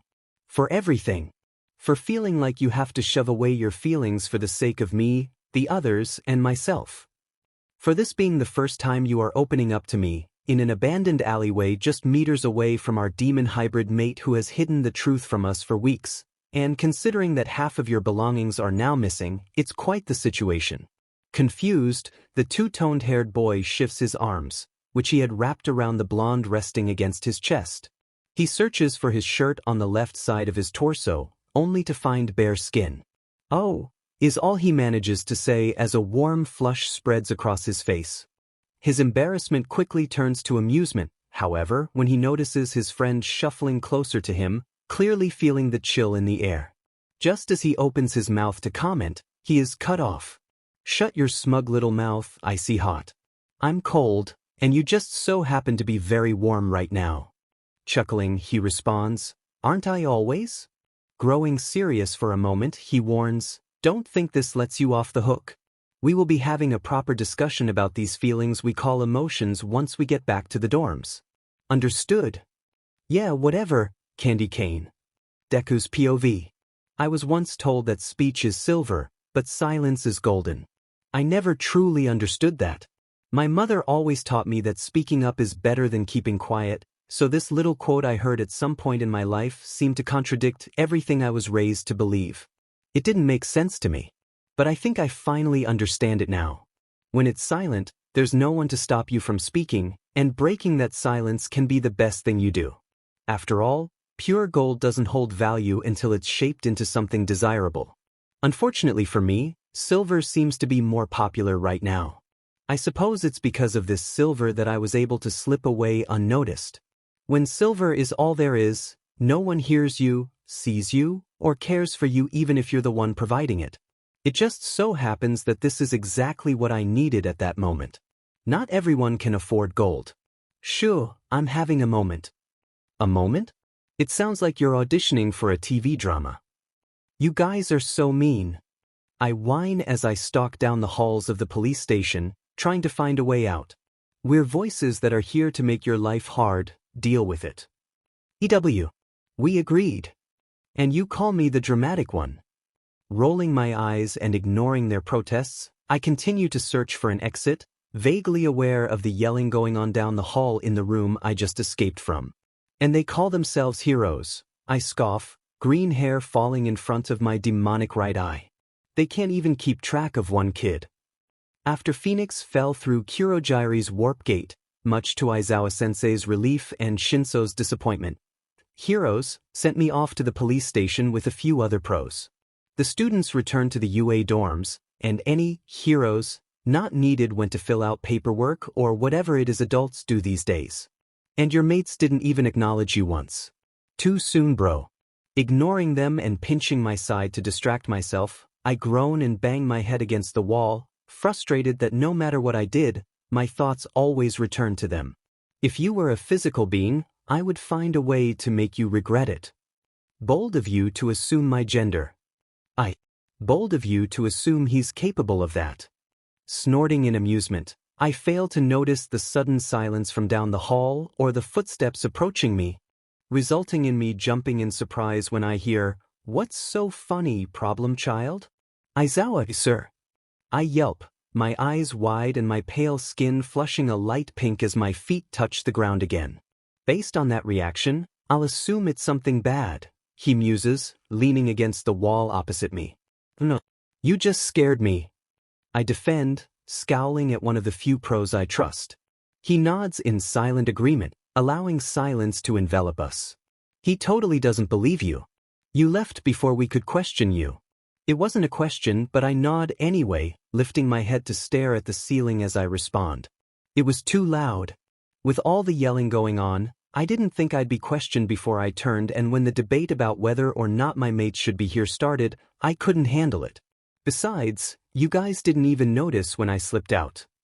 When I look back down, I see Aizawa staring at me, a firm resolve in his eyes and a hint of understanding in his expression. Not a single ounce of pity. I heard what happened. I mean, I was there but was asleep for half of it, so I didn't really understand. Mina, I wince at the name, grateful it went unnoticed. Explained it to me. If you need to talk. I'm fine, I interrupt the tired underground hero, my voice cold and detached. Aizawa, unfazed by my sudden mood shift, glares at me before speaking again. If you don't want to talk about it, that's okay. But don't feed everyone, including yourself, lies by saying you're fine when you're obviously not. My protests are cut off before they can grow, as Aizawa speaks in a voice just as cold as mine was moments ago. I'm going to take a guess here and say that not all, if any, of those scars on your skin were caused by the villains. At my silence, he nods and closes his eyes, making a sound of acknowledgement in the back of his throat. I'm an Omega, I finally admit, unaffected by the fact he figured out about my self-harm. What's there to be ashamed of? I'm messed up and I know it, there's no point in hiding it. I am aware, he responds, opening his eyes to look at me with confusion. We, Omegas, are often seen as the housewives, the nurturing figures that pups rely on, I explain, noting his discomfort with the term. He is one of the wolves who doesn't view Omegas so negatively. What many don't realize is that to fulfill this role, the moon goddess bestowed upon us a special gift. Over time, this gift has become rarer, leading people to believe it was merely a myth. I'm sure you're aware of it, yes? After all, your daughter possesses the same gift. Understanding dawns in his eyes before he gazes up at the ceiling. You can smell. Your guilt, yes, I finish for him. And I think it's unnecessary for you to feel guilty about something beyond your control. Before he can respond, I push off the wall and stroll down the hall, heading back toward the interrogation room. Those so-called heroes are about to put the police station on lockdown because they can't find me. We better get going. Oh, that was totally so awesome, I whisper to myself before giggling and skipping all the way back to the heroes. I totally meant heroes. I think I may die.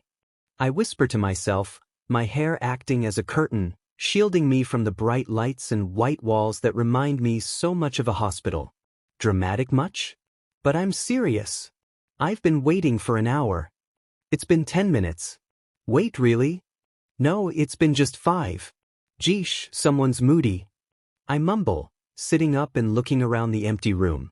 The pro heroes were all outside, discussing something before they start questioning me. Been there, done that. Why don't you do it yourself, coward? Ooh. Are you talking to? The detective working on my case asks, followed by a man known for his lie-detecting quirk. Both looked confused and slightly concerned. What? You act like you don't talk to yourself either. I snort, kicking my legs up onto the desk and waving at the mirror that I know shields the pro heroes who came. I haven't though, the woman starts, only to stop and scowl when the man next to her twitches, a natural reaction he gives off when he hears lies. Smirking, I giggle and run my hand through my messy hair, showing off my newly transformed eye, successfully making the two flinch back. Don't worry, all the best people are a little crazy. I manage to keep a straight face for exactly 5 seconds before I'm giggling with my head pressed against the table, feet on the ground. Oh, that was so awesome. And you should have seen your face. I gasp out through my laughter, watching through my hair as the two exchange a look before sitting down, getting startled again when my giggling suddenly cuts off, leaving me to stare at them through my fluffy green and black hair. When the silence continued to stretch to the point where even the voices were welcomed, I scowl, sitting up and glaring at the pair. What? Not going to speak? Think you're too good to talk to me? Huh. Is that it? Both of their eyes grow wide, but no words leave their mouths, only serving to further anger me. Growling, I stand up, startling the pair further. God. Stop flinching. You're both in the police department. I'm just a kid. Grow a pair for the sake of the goddess. I snap, my fingernails sharpening slightly. Oh, how I couldn't wait to show them my strength. Midoriya, calm down now. The hard voice of my homeroom teacher had me blinking before realizing that I had backed the pair of detectives into a corner, my full appearance on display. It was only then that I noticed there were several people in the small, already cramped room. I mumble, glancing around the room as I rub the back of my neck, my wings and horns disappearing while my left eye returns to normal. Oops. I giggle before skipping over to my spot. Whether or not I shoved people out of the way to get there is irrelevant. What has gotten into yo? One of the heroes starts to yell, only to be cut off by the man with the lie-detecting quirk. No. He's just been through a lot. He's bound to be in shock over it all. It's really our fault, we apologize. You may all leave, we still have to question the young man. There were a few mumbled protests before they all left, save for Aizawa-sensei, who stood there glaring at me. You're in trouble. If you don't mind, detectives, I think I'll stick around. Don't worry, I won't get in the way of your work, he speaks, though judging by the fact that he's already made himself comfortable, he wasn't going to take no for an. That's right. Well, I don't see a problem with that. The brave lead detective on this case speaks up for the first time since being cornered, not still shaking. Excuse me, ma'am, you look very pale. Are you feeling ill? Maybe we should. Midoriya, shut up before your already doubled homework triples. You're so mean, I mumble but comply once I'm on the receiving end of his glare. He's scary. I tune out their argument, wondering, not for the first time, how I ended up with these voices. Most of the time, they don't even torment me but argue with each other and supply me with an unlimited number of headaches. Right.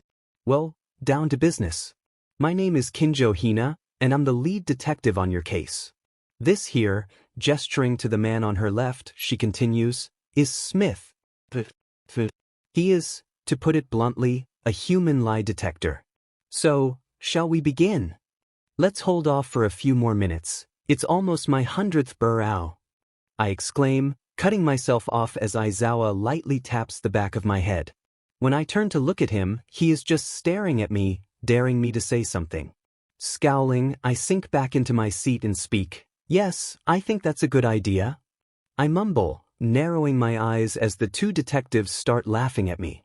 The two detectives exchange a few papers before Smith taps the top of the recorder that was sitting on the table. 5:38 a.m., Wednesday, 18th of November. Questioning of Midoriya Izuku. Present, Smith, lead detective Kinjo Hina, Eraserhead, and Midoriya Izuku.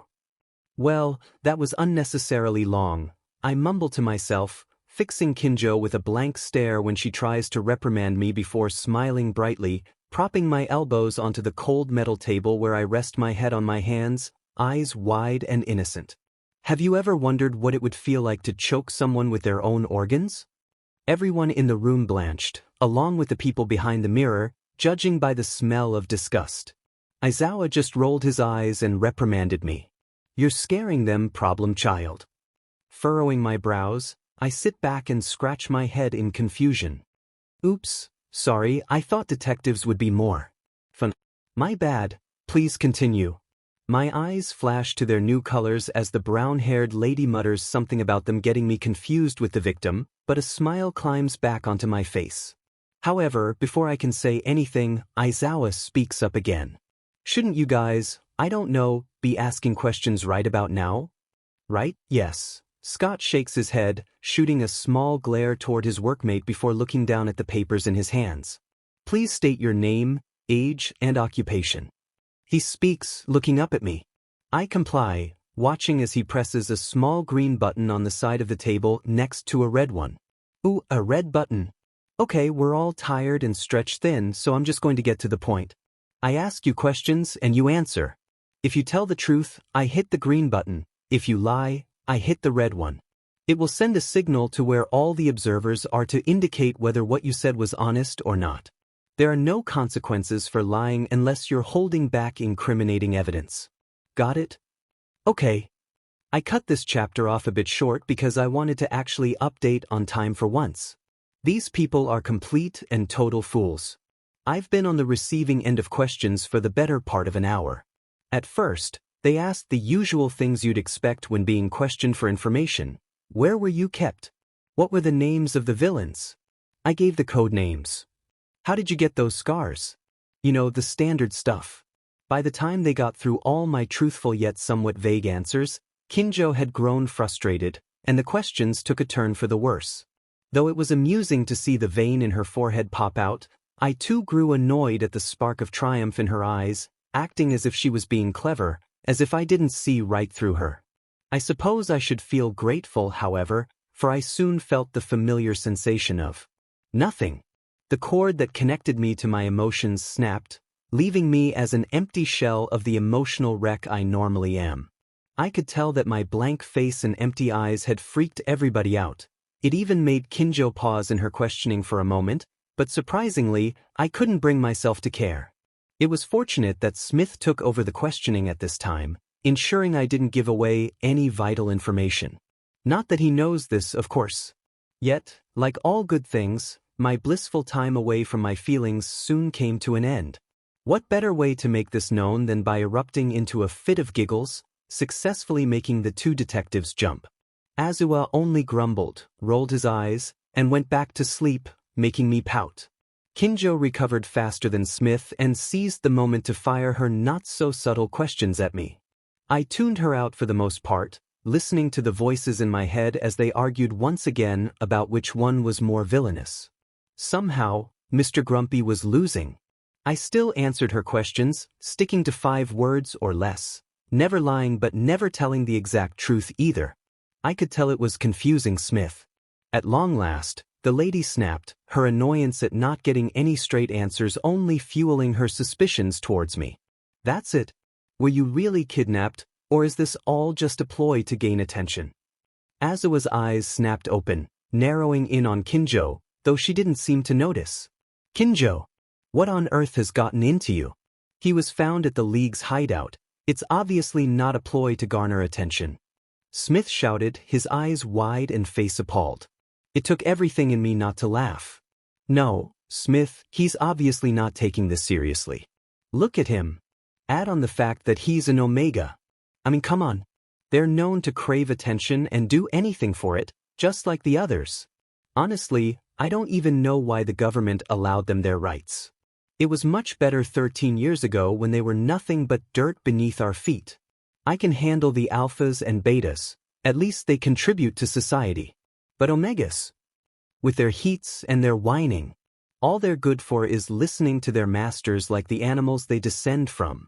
I don't even know why we're doing a trial for this mutt. I couldn't care less if he had. Her rant was cut off, and just at the right time, judging by Aizawa's look, by my laughter filling the small room, bringing 3 pairs of confused eyes towards me.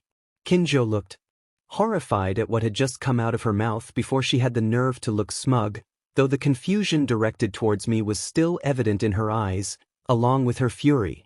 "Is something funny?" she spat out through clenched teeth, her fist resting on the table. "Oh, I'm sorry," I managed to say through my giggles, muffling my words as I covered my mouth with my hand, trying desperately to stop laughing. At last, I calmed down, and ignoring the voices repeating her words over and over, I continued. "It's just that you really don't like omegas, do you?" Another small chuckle escaped me before I went on. "I mean, I don't blame you, and if we still lived in the time you were born, like in the medieval age, I would wholeheartedly agree with you. Omegas used to be these whiny little creatures who couldn't do anything other than follow orders. Our mates would be our masters, and if we did anything wrong, it was expected for them to punish us publicly. Some of us were loved, others sold, but either way, we were the ones who were less than even humans." The word was spat out, and almost as an afterthought I added, "No offense to you guys, of course. However, in this day and age, while we still are the SBMSSV ones in 98% of relationships, we aren't toys to be played with. People like you have hardened us, and supportive communities have encouraged us. We know how to say no now, we know how to stand up for ourselves, and we know that there isn't a single thing you can do to us. Want to know why? Because we're the Omegas. We're the adorable, small, and frail ones that our packs will do anything to protect. Add on the fact that we're a dying breed and a medical mystery, what with how even males can get PR gin and tea, and even the humans want to protect us. So, a piece of advice, get with the times before it gets you in trouble. One word to my alpha mates about this, even with how we are fighting right now, and there is no guarantee you will make it to next week." By the time I finished, I had cornered Kinjo, and the difference this time was that Azuo wouldn't stop me from doing anything. Eyeing the cowering woman in front of me, I scoffed and took a step back, muttering, "And here I thought you said I was nothing but dirt beneath your feet." "I'm leaving," I announced loudly enough for everyone to hear. "Mr. Azuo, could you please take me back to the dorms? I don't quite feel like taking a ride with the police right now." I waited for a moment until I heard a sound of agreement before stepping out, pausing at the door to speak. And just for the record, I was taken against my will. It wasn't a lie, I had been in a situation where I had no say in what happened to me. When I heard Smith press the green button, I couldn't help but let out a small giggle before skipping down the hall. I turned back around, poking my head into the room to sheepishly say to Azuo, "You're my ride, and I don't know the way out." The drive back to the dorms was quiet, both of us lost in our own thoughts. That changed when President Mike called to inform us that some students, including Shinso, had snuck out and were spotted at a local club. I chuckled, but quickly fell silent under Aizawa's sharp glare. "Huh, you almost called him Dad." I teased, but Aizawa shot me a look that made me rethink my words. "We're supposed to ruin the cute moments, you imbecilic potato," he retorted. "Potato?" I whispered in confusion, shrugging off Aizawa's questioning stare as we drove toward the club where Shinso was seen. Upon arriving, Aizawa instructed me to stay in the car while he went to retrieve the sleep-deprived student. Other teachers were on their way to collect the rest, but President Mike insisted on getting Shinso out immediately. I could almost hear him demanding that his husband get the purple-haired teen out first. As soon as Aizawa was out of sight, I slipped out of the car and into the club, weaving through the crowd. Out of the corner of my eye, I spotted Shinso being escorted out and waved at him, catching his attention before he disappeared from view. Giggling, I playfully nudged someone off their seat and pointed at a man who had just walked by, his narrowed eyes meeting mine. Once he was gone, I claimed his seat and smiled at the bartender, who had witnessed the whole scene. "I'll have 6 shots, please," I ordered, widening my eyes when he hesitated. "Please? I've had a pretty rough day, and honestly, I'm an Omega, not a child." The bartender's expression softened at my words. "Okay, fine," he relented, and I flashed him a shy smile as he slid 6 shot glasses filled to the brim with clear liquid toward me. It was clear he thought Omegas were weak, but here he was, serving a minor's 6 shots of alcohol in a club full of adults. I knocked back the shots, wincing slightly at the burn before a goofy smile spread across my face. Well, that escalated quickly. What did I expect? It was Deku after all. He could get tipsy off donuts. Ignoring the noise around me, I pushed myself up and wandered into the crowd, letting the music wash over me. The temporary escape from reality didn't last long, and soon I found myself back to my normal, albeit tipsy, self. Mumbling to myself, I stumbled off the dance floor. Stupid. Demon half-blood. Not fair. I'm going to get Phoenix. Oops, I swore. That's a no-no. And Phoenix would be the one doing the chasing. What a silly mistake. See? Just tipsy, definitely not drunk. My shoes ran away. I pouted, glaring at my bare feet.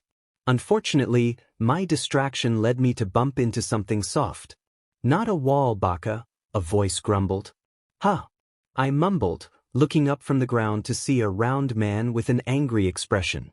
Watch where you're going, pretty boy, he growled, a disturbing glint in his eyes. Pervert alert. Sorry, you're not my type, I replied slowly, as if talking to a child, while still on the floor.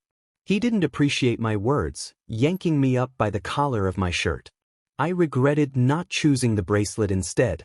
The collar was a gift from Phoenix before the heroes rescued me. It was a black leather piece with 3 small jewels, each holding a different power. The middle one, a glowing blue stone, helped control my emotions. The other 2, while less powerful, assisted with my heightened senses and transformation. I had been offered a bracelet instead, but it was thick and heavy, giving me blisters. Still, it would have been better than being controlled like this.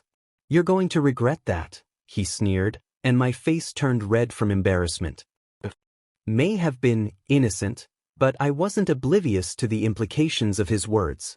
The man leaned closer, and I recoiled at the smell of his breath. You know, you could make it up to me. You really need to brush your teeth, I interrupted, trying to hold back my GG reflex as he pulled me closer. My carefree mood vanished the moment I felt his hand grip my waist, and I stiffened. Let go of me, I stuttered, cursing my drunken state. Not so tough now, are you? He mocked, tightening his grip. I squirmed, feeling panic rise as he leaned in closer. Where was everyone? Why wasn't anyone helping? Where are the heroes at times like these? Thank goodness it's over. By the time I felt his body being pulled away from mine, tears streamed down my face, my scalp aching from how tightly he had held on. The spot where his lips had been moments ago felt uncomfortable, and if it weren't for someone wrapping their arms around me and pinning my arms down, I would have scratched at it already. At first, I couldn't hear anything. It was as if I were underwater, everything muddled and unclear. But then, in a matter of seconds, everything snapped into focus. I could hear the shouting, the sound of fists connecting with flesh. I felt the warm arms around me, the hot tears running down my cheeks. I could smell my brother, the metallic scent of blood lingering in the air. I tasted the anger and fear. And there, in front of me for all to see, stood what appeared to be a purple wolf, towering over a battered body, the wolf having just transformed. Not far from him was Kirishima, his fist swollen and bruised, his eyes seemingly glowing in the dimly lit club. That left Denki. I realized he was the one holding me. Maybe they're just not here, I whispered, my voice breaking as Kami turned me around, holding me close to his chest. Lying is not good, Deku. You know they're here, you can sense them. I squeezed my eyes shut, wrapping my arms around Denki as sobs shook my body. Mindlessly, I moved my feet in sync with his as he guided us out of the club, never once letting go or stopping his soothing whispers. If I had known that the 2 companions I so desperately needed, yet couldn't reach, were being held back by just a handful of people, perhaps I wouldn't have cried as much that night. When I wake up, I'm curled up with the purple wolf from last night, surprised to find myself holding onto its fur as if my life depended on it. Letting go, I sit up and rub my eyes, only to immediately retract them upon feeling the warm tears streaming down my cheeks. Oh! Always crying, I try to block out their words as best as I can, deciding to ignore the burning in my chest and the urge to lash out at my own skin. Deku! I will deny it for as long as I live if anyone claims that I screamed and jumped 5 feet into the air. There is no proof, so it didn't happen. Case closed. Who's dying? Kirishima, who was previously tangled up in a mass of blankets and yellow hair, shouted as he shot up to his feet. Unfortunately for him, his still snoring boyfriend didn't seem to appreciate the sudden movement and ended up pulling him back down to the ground, the only thing cushioning his fall being the blankets he was wrapped in. Blinking, I turned to see who was speaking, finding Shinso putting on a shirt. "Sorry if I startled you," he said, now fully dressed as he moved around the bed. "You didn't scare me." I mumble, watching as he stares down at the tangled-up couple. Sparing a glance at me, he hums, "Oh? Well then I must have been imagining the oh-so-manly scream that erupted from your side of the bed just seconds ago, before kicking the 2 lumps on the purple and blue carpeted floor." "Wake up, you have school," Shinso grumbled, kicking them again when he got no response. "Don't you mean we?" Denki questioned, rolling onto his back to glare at the purple-haired boy. "As if I'm going anywhere near either of my dads for the next 5 years. Tuning them out, I look around the room, finding it to be plain. Some band posters were hung on the walls, and there was a desk with a few knickknacks, including a framed photo of Shinso with Eri, who was adopted soon after the rescue mission, and their 2 dads, confirming whose room this was. Looking down at my wrist, I notice that it is bruised, most likely from last night. Last night. I could almost feel the clammy and chapped lips on my neck, his hand gripping my hair tightly while the other was too close for comfort. The scent he carried, a mix of sweat and smoke, made my throat tighten. "Hey, Deku, are you okay? Stop that, you're going to hurt yourself." Snapping out of my thoughts, I focused on Shinso, who was holding my trembling hands, having just pulled them away from my neck where I had been scratching without realizing it. "Here," I heard Denki say before feeling the bed dip. "In case you haven't noticed, I'm about as pale as you, and since I have some scars I prefer to keep hidden, I always carry concealer. While it won't erase the memories, it will cover those bruises on your wrists and the marks on your neck." He spoke as he began applying the makeup, while Kirishima grabbed a tissue to wipe away my newly fallen tears. Shinso had let go of my hands and was now picking out some clothes. "Hey, look at me," Kirishima said, making me lift my gaze from my lap to meet his eyes. I'm not going to pretend I know what it feels like to go through something like that, because I don't. But I do know that if you let what happened last night weigh you down, you'll never move forward. I didn't respond, returning my focus to my lap as Denki continued to cover the bruises on my wrists. "I'm not saying you shouldn't feel upset, that would be unhealthy. But don't stay upset. Don't let this stop you from smiling and changing moods like your favorite colors." He paused, scratching the back of his head as he searched for more to say. Cracking a smile, I shook my head and said, "You guys are terrible at this."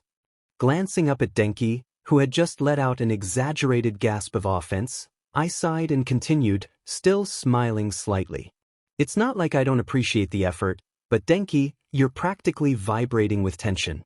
Kirishima, you're trying way too hard, and Shinso has been in his closet this whole time, avoiding all this emotion.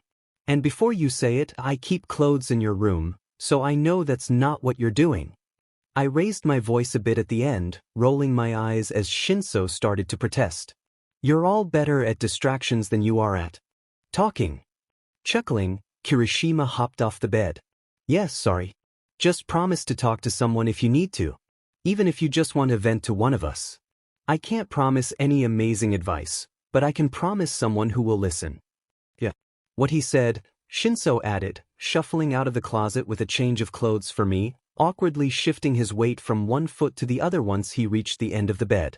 Looking back down, I rubbed my now clear wrist, my smile fading. "Yeah. Okay, I promise." I sat in the principal's office, having been told by Denki that I had the day off from classes but that Nizu, our principal, wanted to see me. Shinso sat beside me, claiming he was there for emotional support. It was amusing how he dashed out the moment Mr. Aizawa arrived. "Joke's on him, Hizashi is just around the corner," he mumbled as he took the seat next to mine. Suddenly, a small white creature popped out of his scarf, causing me to yelp in surprise. "Ah, Broccoli Head, Thank you for joining us, the creature said, using its nickname for me without any hint of malice. Before I could respond, it hopped off Aizawa's shoulder and onto his desk, then jumped onto his chair, spinning to face us. Now, I have a busy day of writing fanfiction ahead of me, and I'm sure you two want to go off and be gloomy, so I'll get straight to the point. Both Aizawa and I shot annoyed glances at the creature. Was it even an animal? Who was I kidding? I didn't care. Just get on with it, Aizawa groaned, looking up as if to silently ask, why me? Right. As we all know, your room was destroyed while you were being kidnapped, and it will take some time to make it livable again. The only rooms available for you to stay in would be with your partners.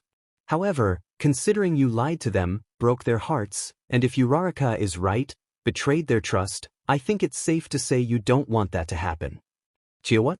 He couldn't be serious. I mean, Uraraka and I were far from friends, but cheating on your partner was a serious accusation. Surely, no one would believe that, right? Why not? You lied to them once, a significant lie at that. What's stopping you from lying again? They weren't wrong. The whole school probably knew about my secret by now. What was stopping them from believing Uraraka's story? I had really messed up. Nizu, apparently unaware of my internal turmoil, continued, so you'll be staying with your parents. Normally, we just call them, and there would be no need for this conversation. However, we don't have your father's number, and your mother's isn't connecting, so here we are. Care to explain? Oh, my dad went to the store and never came back, and my mom's gone, I said, tilting my head as if it were obvious. I tried to lighten the mood, hoping to distract myself from the earlier news by making others uncomfortable. My words shocked them, and I took some pride in surprising the usually composed Nizu. Why don't you know this? I thought you had arranged a place for him when things like this happen? Aizawa questioned, narrowing his gaze at Nizu. That explained his surprise. I was a bit confused at first because I could have sworn I had informed him. Whether or not I lied about Nizu knowing was beside the point. Why was he even here, actually? Well, obviously not, which is the whole reason we are here, Nizu replied, his eyes focused on my slightly hunched and trembling figure. Most wouldn't notice, but Aizawa, despite his usual demeanor, caught a glimpse of my distress. Fortunately, aside from a brief worried glance from him, they ignored it. Unfortunately, our beloved principal didn't know when to stop talking. For someone so smart, he could be quite oblivious. Just another thing the child has messed up, he whispered, but it was clear to one werewolf and hybrid in the room, even if it flew over Nizu's head. Right, well, we are here because you have to choose a place to stay while. I'll take him, Aizawa interrupted, rubbing his temples. His words surprised me, the cheap knockoff version of Scar leaning back with a small smile. I didn't have much time to think about it before my inner voice chimed in. Look at his face. Does that look like someone who wants you?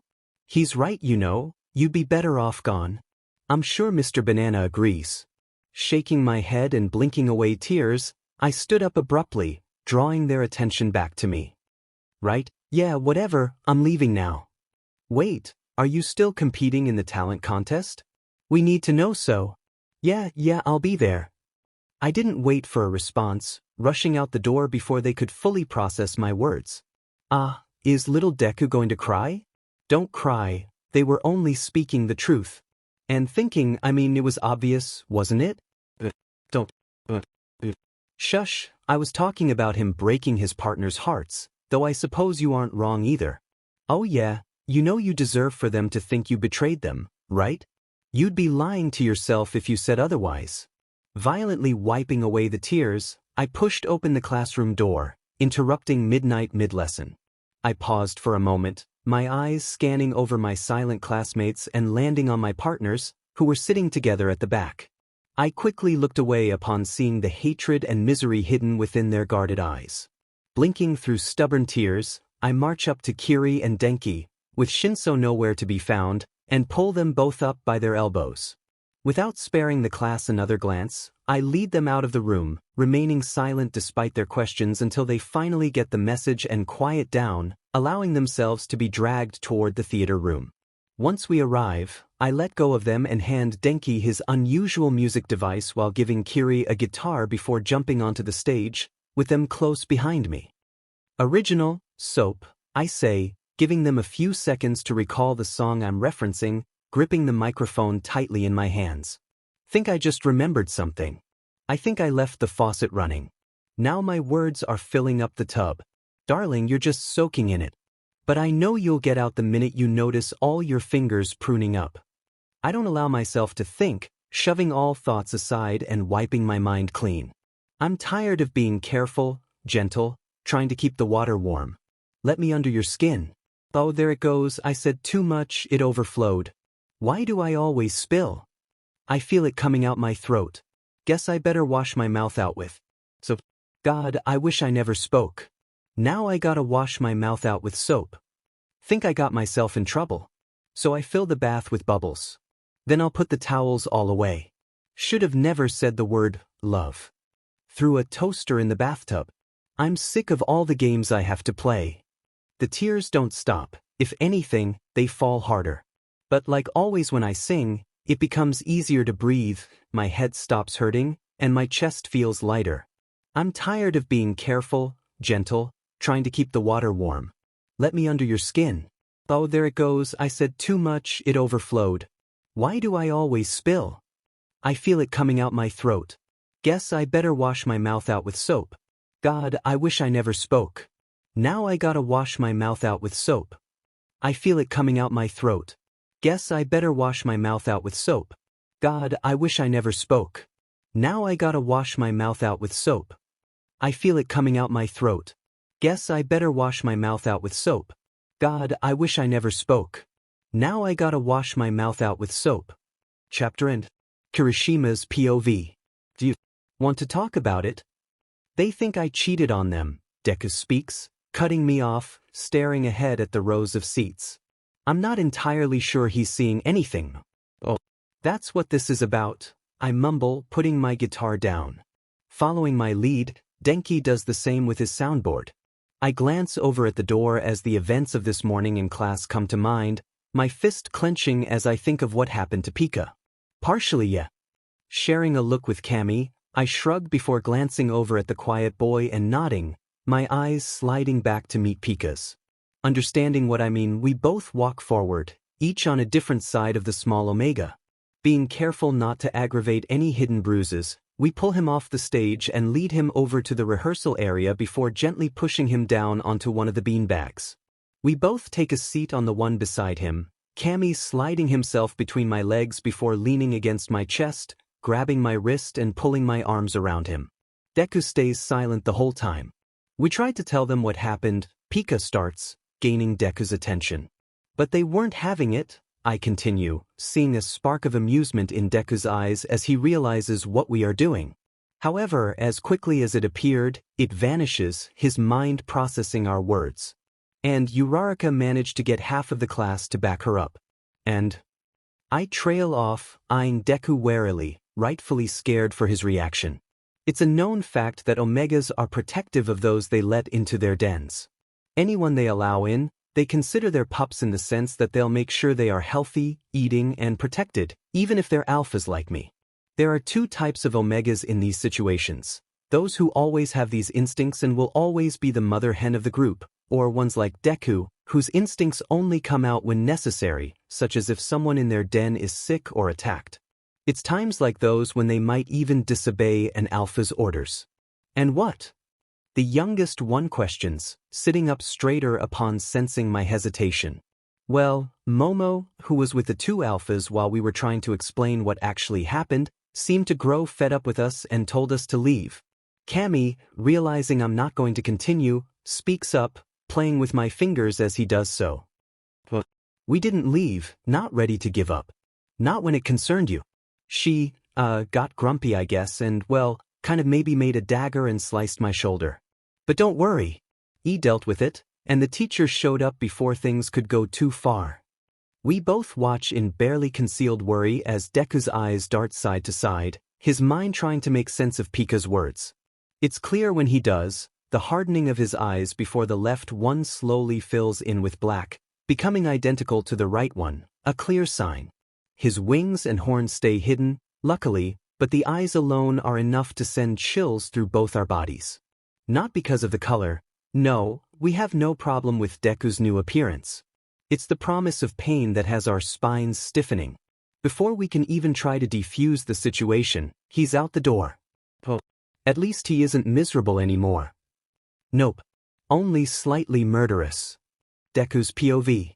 I was up and out of the theater room faster than you could say, All Might Esikis, my mind racing as I quickly figure out where my class would be currently. I can vaguely hear Kiri and Cammy running after me after a moment, though they don't tell me to stop, nor do they hold me back once I arrive at the classroom door.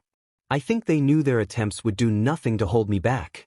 Pushing open the door, I ignored present Mike and my classmates' questions, marching straight up to the black-haired girl. The whole class seemed to freeze as I pulled her out of her seat and pushed her against the wall, my added strength and a small percentage of 1 for all causing her to hit the wall hard.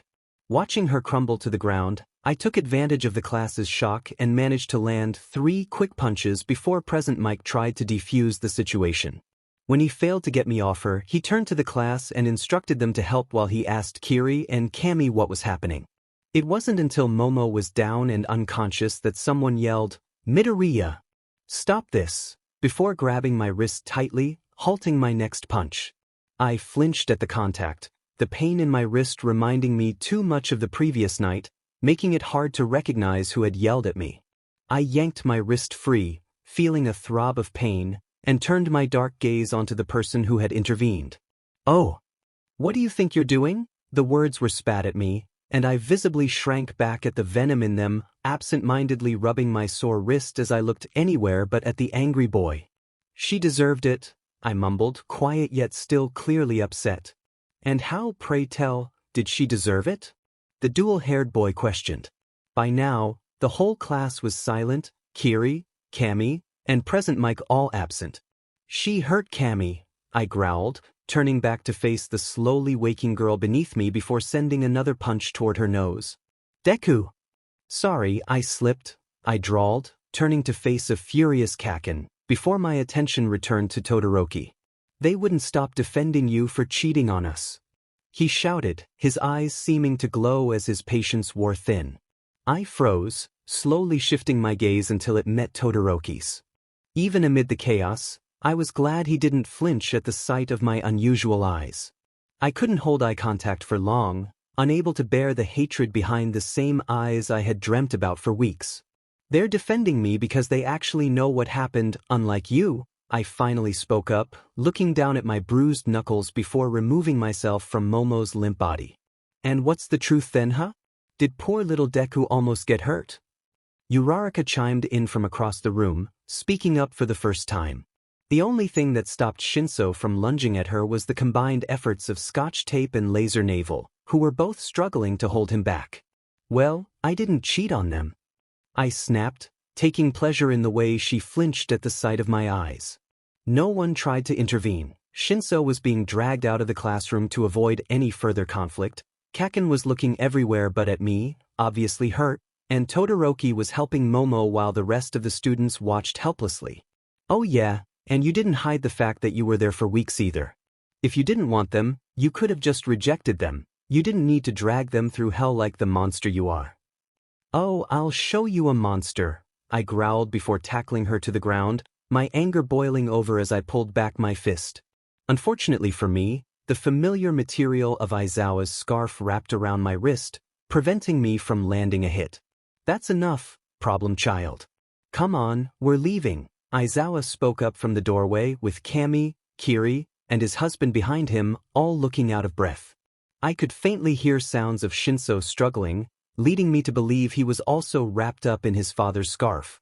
When I didn't move but instead looked back down at the girl pinned beneath me, he took a single step forward, raising his eyebrows as if daring me to punch her. Growling lowly, I pushed myself off Uraraka, glaring at her before redirecting my glare toward the scarf around my wrist. "Next time, you won't be so lucky." "Ah, little Deku thinks he's so tough," I heard her taunt as I started to walk toward the awaiting pro-hero. Pausing, I turned back around and brought the bottom of my shoe down onto her nose, smiling at the satisfying sound of a crack and her cry of pain. When I continued to stand over her, not making another move toward Aizawa, the man took it upon himself to walk away, dragging me along thanks to the scarf around my wrist. "So, you come here a lot?" I asked Shinso, both of us struggling to keep up with the annoyed underground hero. Names are just meaningless sounds we are trained to respond to. Everyone paused mid-bite, turning to look at me blankly. "No, they're not. Holy cow, Dad. They are." Shinso yelped, standing up with a start only to immediately sit down when Aizawa shot him a glare. "Language," he warned before turning back to me. "English," Eri piped up, sounding proud of herself. "Midoriya, problem child, please just shut it and eat already," he begged, probably tired of all my conspiracy theories already. "Wait until he hears that stars are only holes in our container." After being dragged out of the would-be conflict, Aizawa decided to take Shinso and us home, picking up Eri, who immediately latched onto me, along the way. I was shown my room, which happened to be in between Eri's and Shinso's, who said he'd be staying here until my room was inhabitable again so I wouldn't feel lonely, and where the bathrooms and such were. Currently, we were all, minus present Mike who had been called in for some hero work, eating dinner. To say I was actually eating would be a lie. I was more feeding the cat the spaghetti while I entertained the others with a bunch of conspiracy theories that I may or may not believe. We will never know. "I'm full, please excuse me," I said, getting up to store my leftovers before retreating to my new room. "I am never watching Sandersides with you two in my head ever again," I declared, jumping face first onto the bed before rolling onto my back, ignoring their complaints. "Just give up already, you know you're not getting any sleep anytime soon." "Oh, shush, he'll manage. You're starting to sound like Deceit there, knockoff Patton."